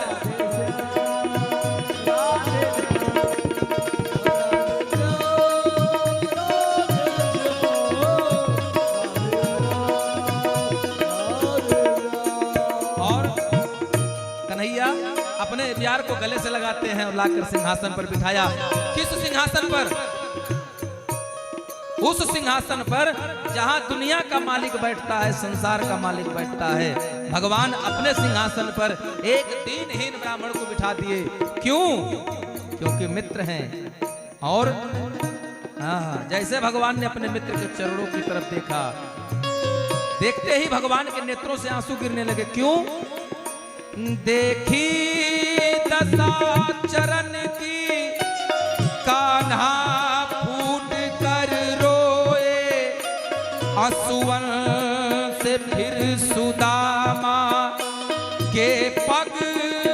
हरि ने धोए। देखी दशा चरण की कान्हा फूट कर रोए। असुवंश सुदामा के पग हरि ने धोए। और छूते छूते छूते छूते फिर हरि ने कंचन बना दिखाया। छूते और पूरी मस्ती के साथ बना दिखाया। भजन की आखिरी पंक्ति और झूम करके, क्यों? क्योंकि भगवान कृष्ण ने फिर चमत्कार दिखाया। कन्हैया के पैरों को भगवान ने अपने आंसुओं से धोया। कैसे? पानी परात को हाथ गयो नहीं, नैनन के जल सो पग धोयो। नैनों के जल से आंसू से धो दिया। और कन्हैया के ने देखा कि सुदामा के फटे चरण देख करके कन्हैया रोने लगे। और जब कन्हैया ने अपने हाथ लगाया तो क्या हुआ? छूते ही फिर हरि ने कंचन बना दिखाया। हुआ क्या? छूते ही फिर हरि ने, छूते, सभी लोग पूरी मस्ती में, छूते छूते छूते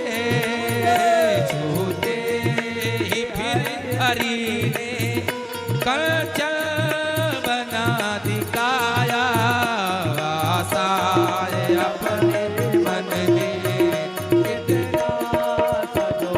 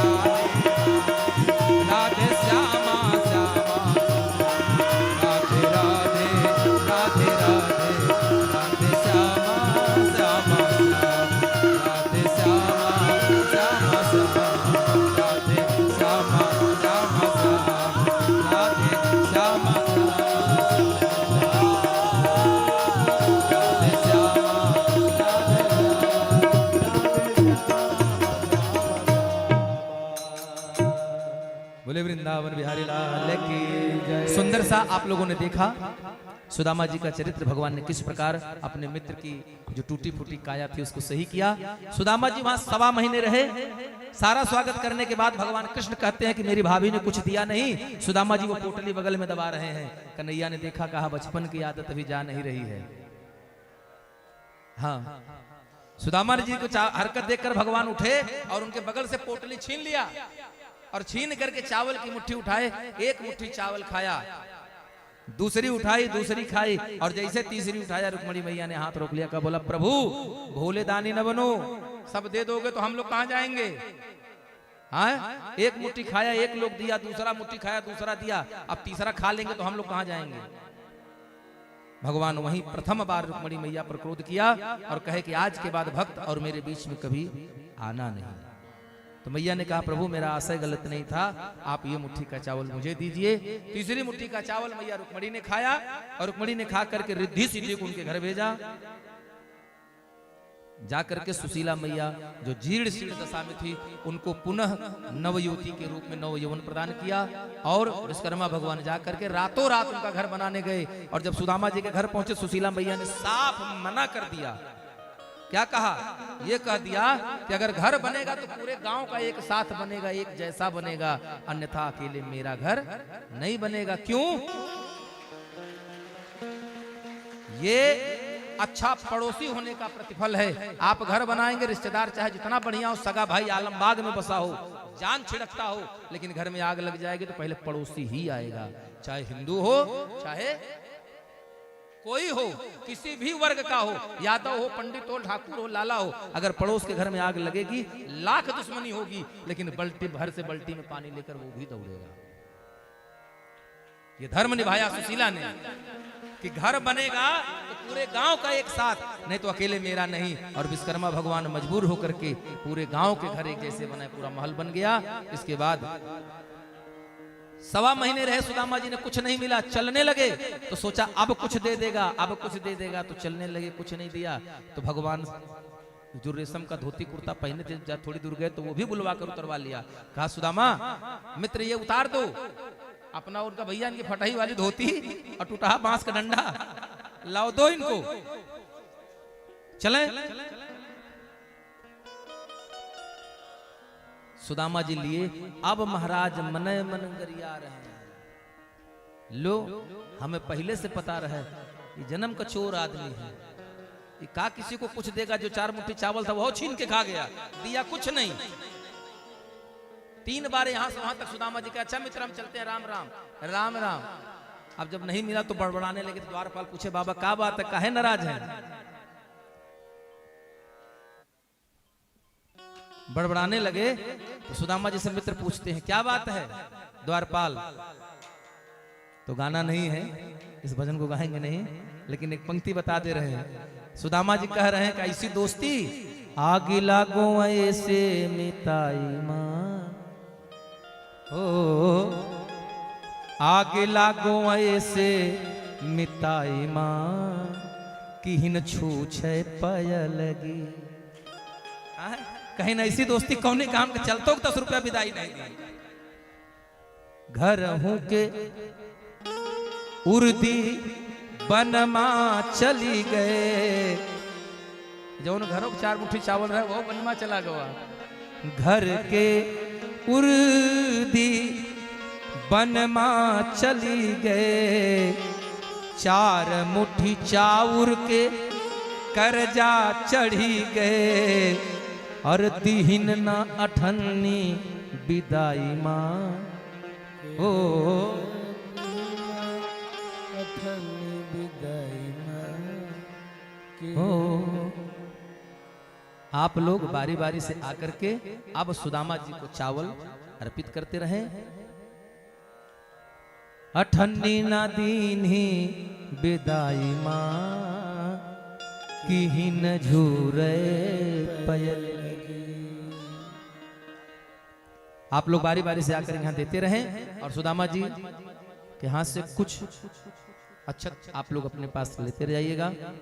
इसके पश्चात सुदामा जी वहां से चले, कुछ धन के साथ समय बिताया। एक समय ऐसा आया कि सुदामा जी दुखी हो गए और भगवान को रोकर पुकारने लगे। कन्हैया आए, बोले अब क्या दुख है मित्र? सारा तो तुम्हारे पास है। बोले यही तो दुख है कि सब कुछ है लेकिन तुम नहीं। ये आराम से भैया आप लोग थोड़ा सा इधर खड़े हो जाइए, बोलने से कोई नहीं रुकेगा। आप लोग इधर खड़े हो जाइए, थोड़ी सी व्यवस्था में शक्ति बरतिए कि एक लोग बारी बारी से आते रहे, व्यवधान ना पड़े। सुदामा जी और कुंती मैया ने सिर्फ भगवान से अपने लिए दुख मांगा। सुदामा जी कहते हैं प्रभु जब तक धन नहीं था तब तक आप थे, और जब से धन आ गया तब से माला छूट गया। इसके बाद परीक्षित जी से भगवान के स्वधाम गमन जाने की कथा होती है। भगवान के स्वधाम सुखदेव जी कहते हैं कि हे परीक्षित, इसके पश्चात भगवान, चूंकि यदुवंश का विनाश परमात्मा अपने आगे ही करा चुके हैं, एक दिन इंद्र आदि देवता ब्रह्मा आदि आकर के यमराज आकर के भगवान से मिलते हैं और कहते हैं प्रभु अब आपके यहाँ से अपने धाम को चलने का समय आ गया है, अपने धाम को चलने का समय आ गया है। तब भगवान एक दिन बहाने से अपने शरीर को छोड़ना है, कदम के वृक्ष के नीचे परमात्मा बैठे हैं, दाहिना पैर उनका। कृपया सभी लोग शांति का परिचय दें। 10 मिनट की और कथा बची है, श्रवण कर लें। राधे।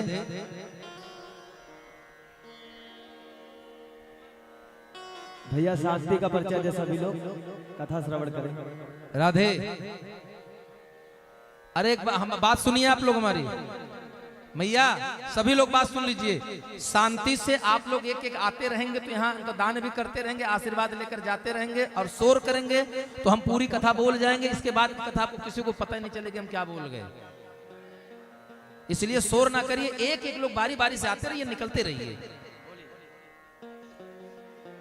सुदामा जी दुख मांगते हैं, सुदामा जी को दुख देखकर परमात्मा अपने धाम को जाने की तैयारी में है। इधर परीक्षित जी को सुखदेव जी कहते हैं कि एक दिन भगवान कदम्ब की डाल के नीचे बैठ करके सुंदर विश्राम की मुद्रा में है। बलराम उद्धव सभी को उपदेश देकर ज्ञान देकर के सबको अपने द्वारिकापुरी भेजा।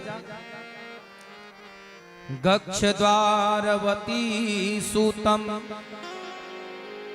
ज्ञाति नाम निधमम मिथः शंकर षडस्य निर्याणम बंदोभ्यो ब्रूहि मदशा।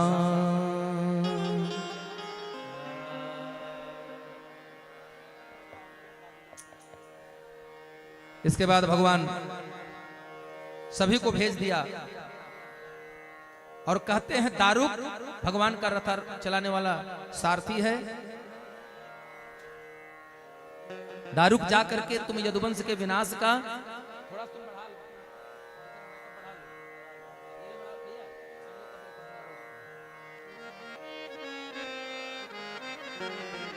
हाँ भगवान कहते हैं द्वारिका में जाकर के यदुवंश का विनाश, यदुवंश का विनाश और बलदेव जी का निर्याण, यानी बलदेव जी भी शरीर छोड़ करके जा चुके हैं। और अब मेरे स्वधाम गमन की बात सबसे बता देना।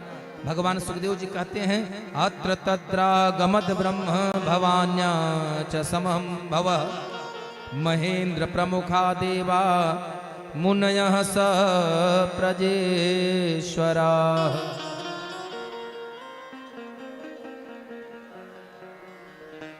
आकर सब लोग भगवान से प्रार्थना करते हैं और भगवान उसी दिन अपने बाएं पैर के ऊपर दाहिने पैर को रख करके विश्राम कर रहे हैं। भगवान के पैर की तलवे में कौस्तुभ मणि है और कौस्तुभ मणि पर जब भगवान सूर्य की रोशनी पड़ती है तो वह वैसे चमकती है जैसे हिरण की आंख।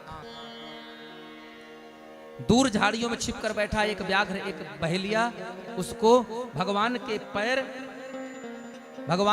पैर हिरण के होने की भ्रांति पैदा करती है और बाण चला देता है। ये बाण वही है जो उस मूसल से निकले लोहे का काट छांट कर बनाया हुआ था, जिससे भगवान की मृत्यु हो जाती है। इसके बाद भगवान स्वधाम को जाते हैं। इधर 7 दिन की कथा सुनने के बाद परीक्षित जी इस शरीर को छोड़ करके परीक्षित जी का मोक्ष होता है। उनके ब्रह्मरंध्र से प्राण ऊर्ध्व मार्ग से इस शरीर को छोड़ करके परमात्मा में विलीन होता है। शाप को क्रियान्वित करने के लिए ब्राह्मण का श्राप है, इसलिए वह यथार्थ होगा। और तक्षक नाग 7वें दिन ब्राह्मण रूप में आता है, परीक्षित जी को सर्प बनकर दंश करता है, लेकिन सर्प दंश के पहले ही परीक्षित का मोक्ष हो चुका है। बोली राधे राधे। परीक्षित का मोक्ष हो चुका है और तक्षक ने काटा किसको? मृत शरीर को दंश किया। इसके पश्चात यही सुखदेव जी इस कथा को विश्राम देते हैं। भागवत का यही विश्राम होगा। आइए हम लोग सभी लोग शांति से अपने अपने सर पर कोई कपड़ा कोई रख करके अपने सर को ढक लीजिए और श्रीमद् भागवत महापुराण के अंतिम श्लोक का पाठ हमारे साथ आप सभी लोग करेंगे।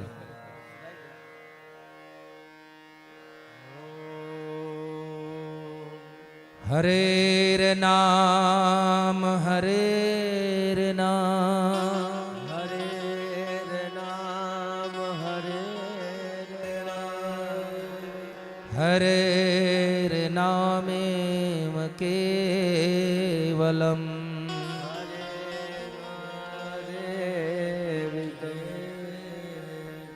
कलो नास्तयेव कलो नास्तवेवा नास्तेव नास्त्येव गतिरन्यथा नास्तेव नास्तेव गतिरन्यथा। इसके पश्चात श्रीमद् भागवत महापुराण का अंतिम श्लोक, जहां से इस कथा को यहीं विश्राम, इस ग्रंथ को हम लोग प्रणाम कर लेंगे। वो आखिरी श्लोक है, नाम संकीर्तनम यस्य नाम संकीर्तनम यस्य सर्व पाप प्रणाशनम सर्व पाप प्रणाशनम प्रणामो दुख समनस्तम प्रणामो दुख समनम तम नमामि हरिम परम नमामि हरि परम नमामि हरि परम यस्य स्मृत्या च नामोक्त्या तपो यज्ञ क्रियादिषु न्यूनम संपूर्णताम याते सद्यो वंदे तमोच्यत। बोलिए वृंदावन बिहारी लाल की जय बोलिए राधा रानी सरकार की जय बोलिए द्वारिकाधीश भगवान की जय बोलिए वृंदावन धाम की जय जय श्री राधे।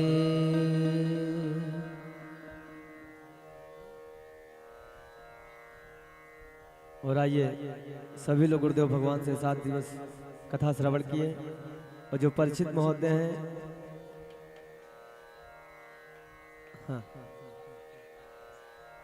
परिचित जी भैया, गुप्ता भैया जी, आप व्यास पीठ पे आइए। व्यास जी का पूजन, व्यास विदाई, पोथी पूजन, और बारी बारी से सभी लोग आके पोथी पूजन करेंगे।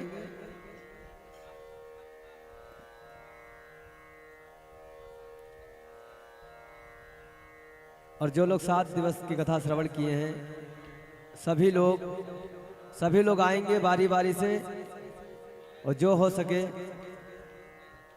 हाँ पोथी पूजन करके महाराज जी का प्रणाम करके सुंदर सी भगवान की आरती में श्रवण करेंगे।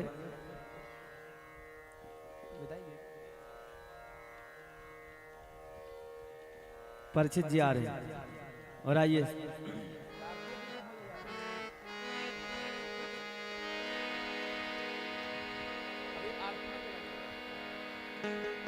श्री राधे। और भैया हेलो हेलो हेलो हेलो भैया आ जाइए। परिचित भैया, परिचित जी, हो तू मेरा यार है, मेरा दिलदार है। आइए और जिसको जिसको झूम के ठाकुर जी के श्री चरणों में हाजिरी लगानी है, सभी लोग मस्ती के साथ बाबा का भजन गाएंगे। और उसके तत्पश्चात विदाई हम सभी लोग लेंगे आपसे। आइए पहले गुरुदेव भगवान के श्री चरणों में। ओ हरि की कथा सुनाने वाले, प्रभु की कथा सुनाने वाले, तुमको लाखों प्रणाम, तुमको लाखों प्रणाम, तुमको लाखों प्रणाम, तुमको लाखों प्रणाम। हरि की कथा सुनाने वाले, प्रभु की कथा सुनाने वाले, हरि की कथा सुनाने वाले, प्रभु की कथा सुनाने वाले, तुमको लाखों प्रणाम, तुमको लाखों प्रणाम, तुमको लाखों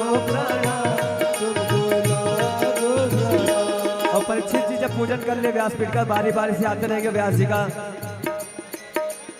जितने भी भक्त हैं सभी लोग आते रहेंगे, पोथी पूजन करेंगे, विदाई करेंगे। सबसे पहले परीक्षित जी ने व्यास पूजन किया। अब 7 दिन की कथा सभी भक्तों ने सुना है। जितने भी भक्त इस कथा प्रांगण में उपस्थित हैं वो सभी लोग आकर के बारी बारी से पोथी पूजन करें, व्यास जी से आशीर्वाद लें और व्यास विदाई करें। परीक्षित जी आ गए हैं। पहले हम भूल गए थे मन में, खो गए थे तन मन में।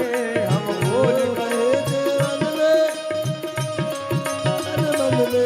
हम भूल गए थे मन में, खो गए थे तन मन में। हम भूल गए खो गए थे तन मन में। हर की राह बताने वाले, प्रभु की राह बताने वाले, तुमको लाखों प्रणाम, तुमको लाखों प्रणाम, तुमको लाखों प्रणाम, तुमको लाखों प्रणाम। हम लेकर विष का प्याला जा रहे थे यम के द्वारा। हम लेकर विष का प्याला जा रहे थे यम के द्वारा। हम लेकर विष का प्याला, प्याला, प्याला। हम लेकर विष का प्याला जा रहे थे यम के द्वारा। हम लेकर विष का प्याला जा रहे थे यम के द्वारा। प्रभु की सुधा पिलाने वाले, पिलाने वाले, प्रभु की सुधा पिलाने वाले, प्रभु की सुधा पिलाने वाले। तुमको लाखों प्रणाम, तुमको लाखों प्रणाम, तुमको लाखों प्रणाम, तुमको लाखों प्रणाम। हम पार तेरा क्या पावे, बस शीश झुकाते जावे। पार तेरा बदली तो झुका के जावे। वेद सुनाने वाले, सुख वेद सुनाने वाले, तुमको लाखों प्रणाम, तुमको लाखों प्रणाम। तुमको लाखों प्रणाम, तुमको लाखों लाखों प्रणाम। तुम घट घट अंतर्यामी, कहीं विमल भागवत बानी। तुम घट घट अंतर्यामी, भागवत बानी। प्रभु के दर्श कराने वाले, प्रभु के दर्श कराने वाले, तुमको लाखों प्रणाम, तुमको लाखों प्रणाम, तुमको लाखों प्रणाम, तुमको लाखों प्रणाम। लाखों प्रणाम, तुमको लाखों प्रणाम।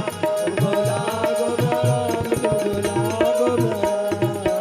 बोले व्यासदेव भगवान की जय, बोले भागवत भगवान की।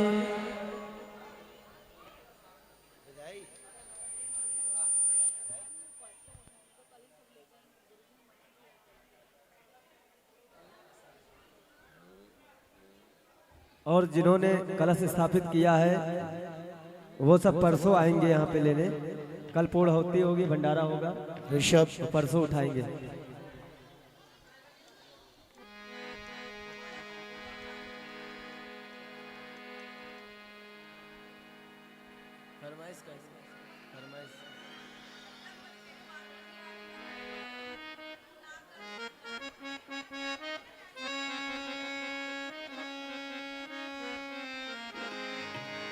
हो मेरे बाके बिहारी लाल, मेरे बाके बिहारी लाल, तुम इतना मत करियो श्रीकाल। नजर तोहे लग जाएगी राम, नजर तोहे लग जाएगी, नजर तोहे लग जाएगी राधे, नजर तोहे लग जाएगी। हो मेरे बाके बिहारी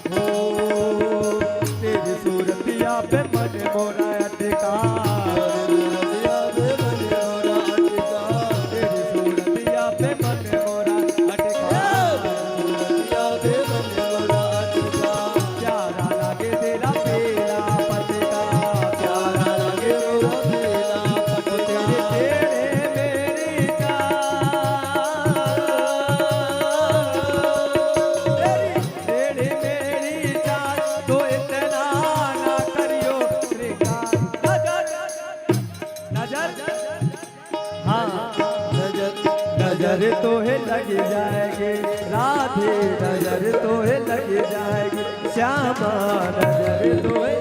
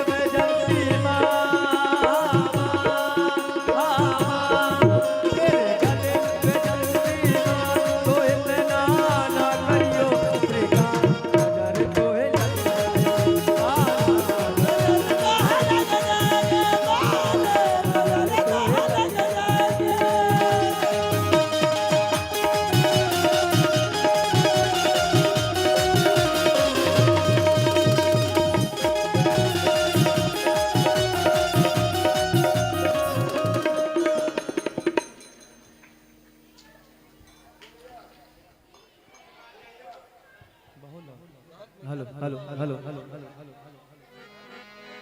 आइए एक विदाई गीत, उसके पश्चात तुरंत आरती। सभी भक्त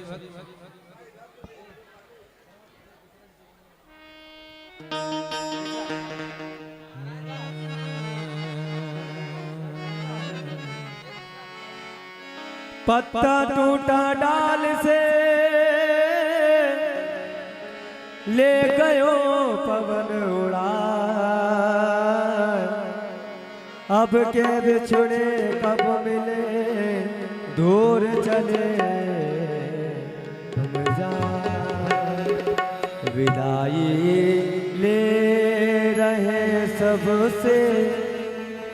आज हम लोग की अंतिम विदाई है, जो 7 दिन में हम सभी भाइयों से जो भी त्रुटि हुई हो, गलती हुई हो, तो अपना बालक बेटा समझ के क्षमा करिएगा।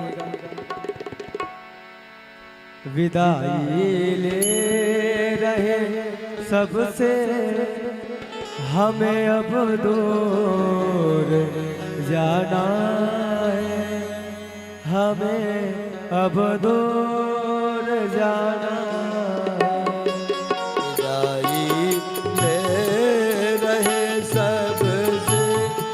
हमें अब दूर जाना है, हमें अब दूर जाना है।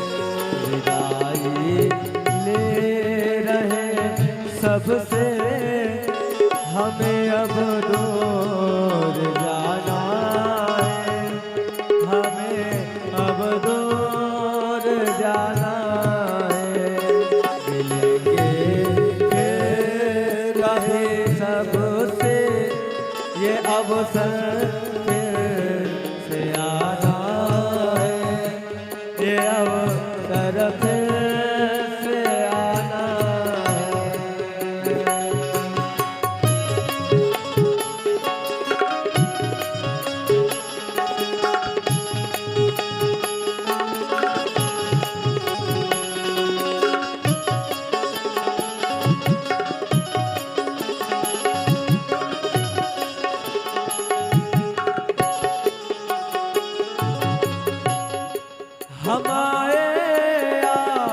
आपके दर पे सजाए थाल के दीपक सजाए।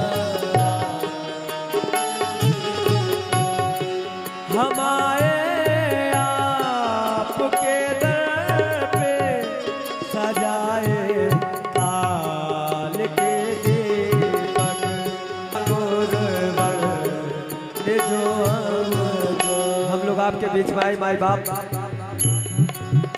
और जो माँ से प्राप्त था वह आपके समक्ष पेश किया गया। जो गुरु से ज्ञान प्राप्त हुआ वो बिहारी जी के चरणों में रखा गया। हो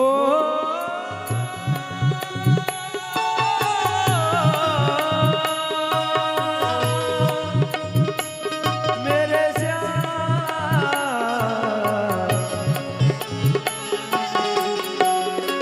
लुटाया प्यार का सागर जो माँ से प्राप्त था हमको, जो माँ से प्राप्त था हमको।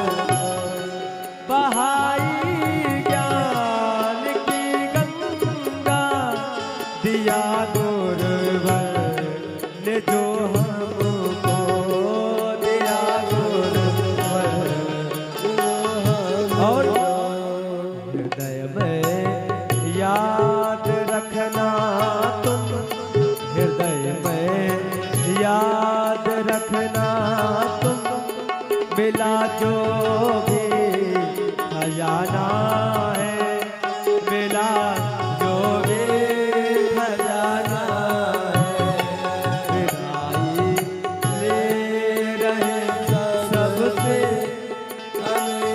अब दूर जाना है, हमें अब दूर जाना है। और बहुत ही सुंदर लाइन है, ध्यान दीजिएगा।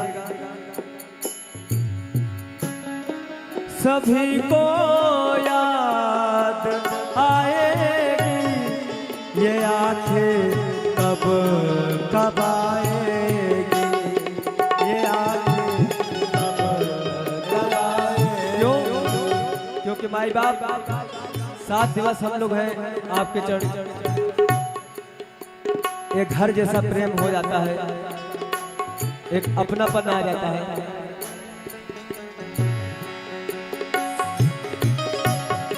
सभी को याद आएगी ये आंखें कब कब आएगी, ये आंखें कब कब आएगी। बहेगी अश्रु की धारा विदाई याद आएगी, विदाई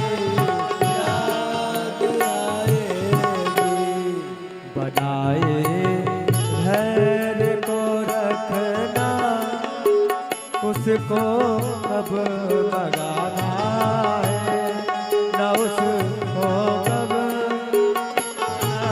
है। ले कभी सबसे ये अवसर फिर आना है, ये अवसर फिर और अंतिम में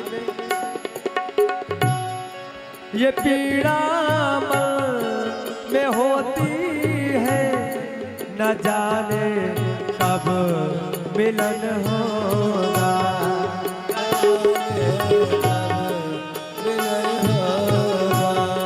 है राही एक पथ के हम कहीं पर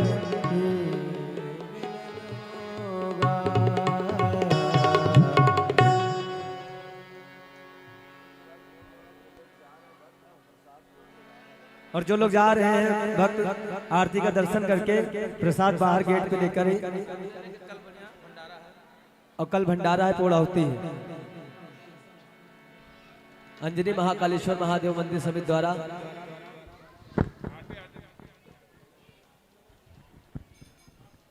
सभी भक्तजनों से अनुरोध है कि कल दिन के 12 बजे भंडारे का आयोजन है। और जैसे आप लोग 7 दिन साथ दिए हैं उसी तरीका आप लोग भी भंडारे में अवश्य आएंगे। और हमारे अंजनी महाकालेश्वर महादेव की तरफ से आप सभी भक्तों को ऐसे ही हम लोगों का आशीर्वाद मिलता रहे, जिससे कि हम लोग और आगे बढ़ के ऐसे आयोजन करते रहें। धन्यवाद।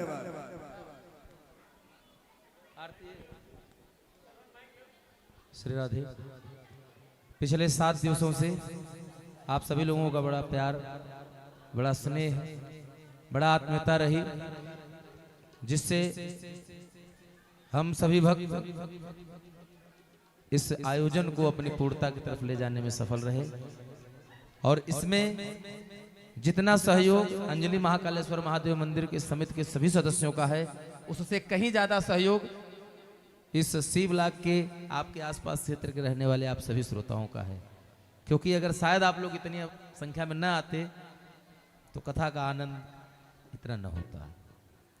और 7 दिन में हम लोग जो भी टूटी फूटी कथा वाणी से जो कुछ अपने गुरुजनों से प्राप्त था, जो अपने अध्ययन से मिला था, जो गुरु प्रसाद स्वरूप मिला, उसको अपने वाणी से सुनाने का प्रयास किया गया। इन 7 दिनों में हमसे या हमारे चाहे नारायण साउंड के ऑपरेटर हमारे अनिल यादव भैया, या श्रवण, आदित्य, कृष्णा, राजमणि भैया, या धर्मेंद्र, राजेंद्र, या आनंद शास्त्री जी, हमारे टीम में जो भी 8-10 लोग हैं, अगर हम लोगों की तरफ से, हमसे या हमारे किसी भी बच्चे से, हमारे किसी भी परिकर से आपको या आपकी कमेटी में या आप लोगों को किसी भी प्रकार से कहीं भी तनिक भी अगर कष्ट हुआ होगा, तो उसके लिए इस व्यास मंच से, क्योंकि सबका मुखिया होने के नाते सबका उत्तरदायित्व, तो सबकी जिम्मेदारी मेरी बनती है। इसलिए अगर इन लोगों से कहीं कोई भूल हुई हो, कोई गलती हुई हो, या हमसे हो गई हो, हमारी वाणी से किसी को कष्ट हुआ हो, तो आज चलते चलते सिर्फ एक बात यही इतना कहना है, अपना बालक अपना भाई समझ करके आप लोग क्षमा करिएगा। बोले व्यासदेव भगवान की।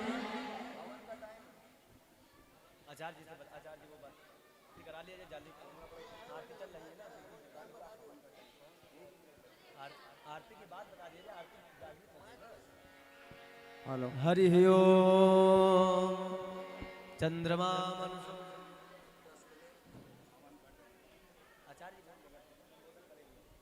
बोलिए महाराज जी। हरि ओम। चंद्रमा मनसो जात तसो हो सूर्यो जायत स्रोतान्वाय प्राण समुखादरग्निर्रजायतः। श्री भागवत भगवान की है आरती, पापियों को पाप से है तारती। श्री भागवत भगवान की है आरती, पापियों को पाप से है तारती। ये अमर ग्रंथ ये मुक्ति पंथ ये पंचम वेद निराला, नव ज्योति जगाने वाला, नव ज्योति जगाने वाला, नव ज्योति जगाने वाला। हरि नाम यही, हरि ध्यान यही, हरि नाम यही, हरि नाम यही, हरि ध्यान यही, हरि नाम यही, हरि नाम यही। जग के मंगल के आरती, पापियों को पाप से है तारती। भागवत भगवान की है आरती, पापियों को पाप से है तारती। ये शांति गीत पावन पुनीत पापों को मिटाने वाला, हरि दर्श कराने वाला, हरि दर्श कराने वाला, हरि दर्श कराने वाला। ये शांति गीत पावन पुनीत पापों को मिटाने वाला, हरि दर्श कराने वाला, हरि दर्श कराने वाला, हरि दर्श कराने वाला। ये सुख करणी ये दुख हरणी, ये दुख करनी, ये दुख हरनी, सुख करणी ये दुख हरणी। श्री मधुसूदन की आरती, पापियों को पाप से है तारती। भागवत भगवान की है आरती, पापियों को पाप से है तारती।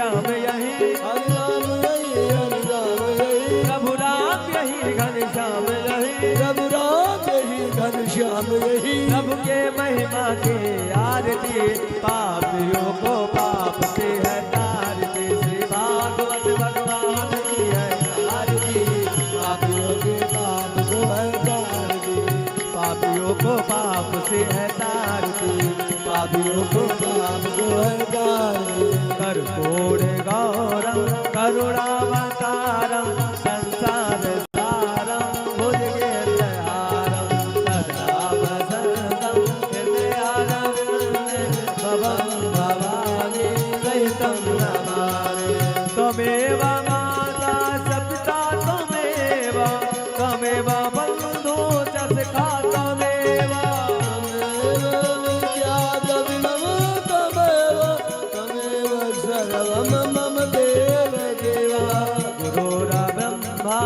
गुरुर्विष्णु गुरुर्देवो महेश्वरा गुरुर्साक्षात् परब्रह्म तस्मै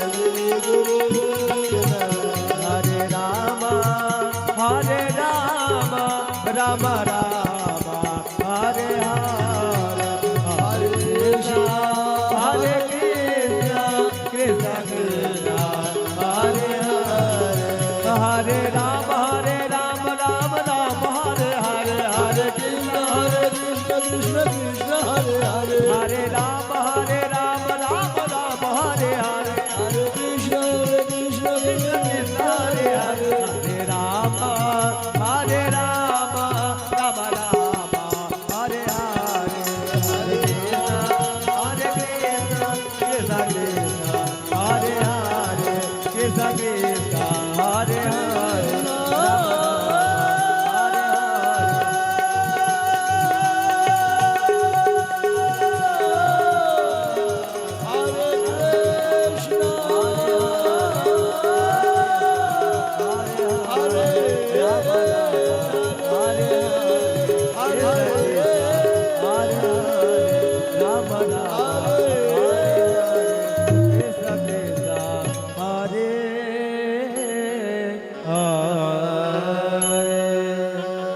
बोले श्री राजा रामचंद्र भगवान की बोले वृंदावन बिहारी लाल की जय बोले बाके बिहारी लाल की जय बोले भक्त वत्सल भगवान की बोले व्यासदेव भगवान की बोले भागवत भगवान की धर्म की अधर्म का प्राणियों में विश्व का सत्य सनातन धर्म की नमः पार्वती पते हर हर महादेव शंभू। सभी लोग आरती ग्रहण कर लें। सभी का बहुत बहुत साधुवाद। जितने भी सम्मानित हमारे भक्तगण आए सभी का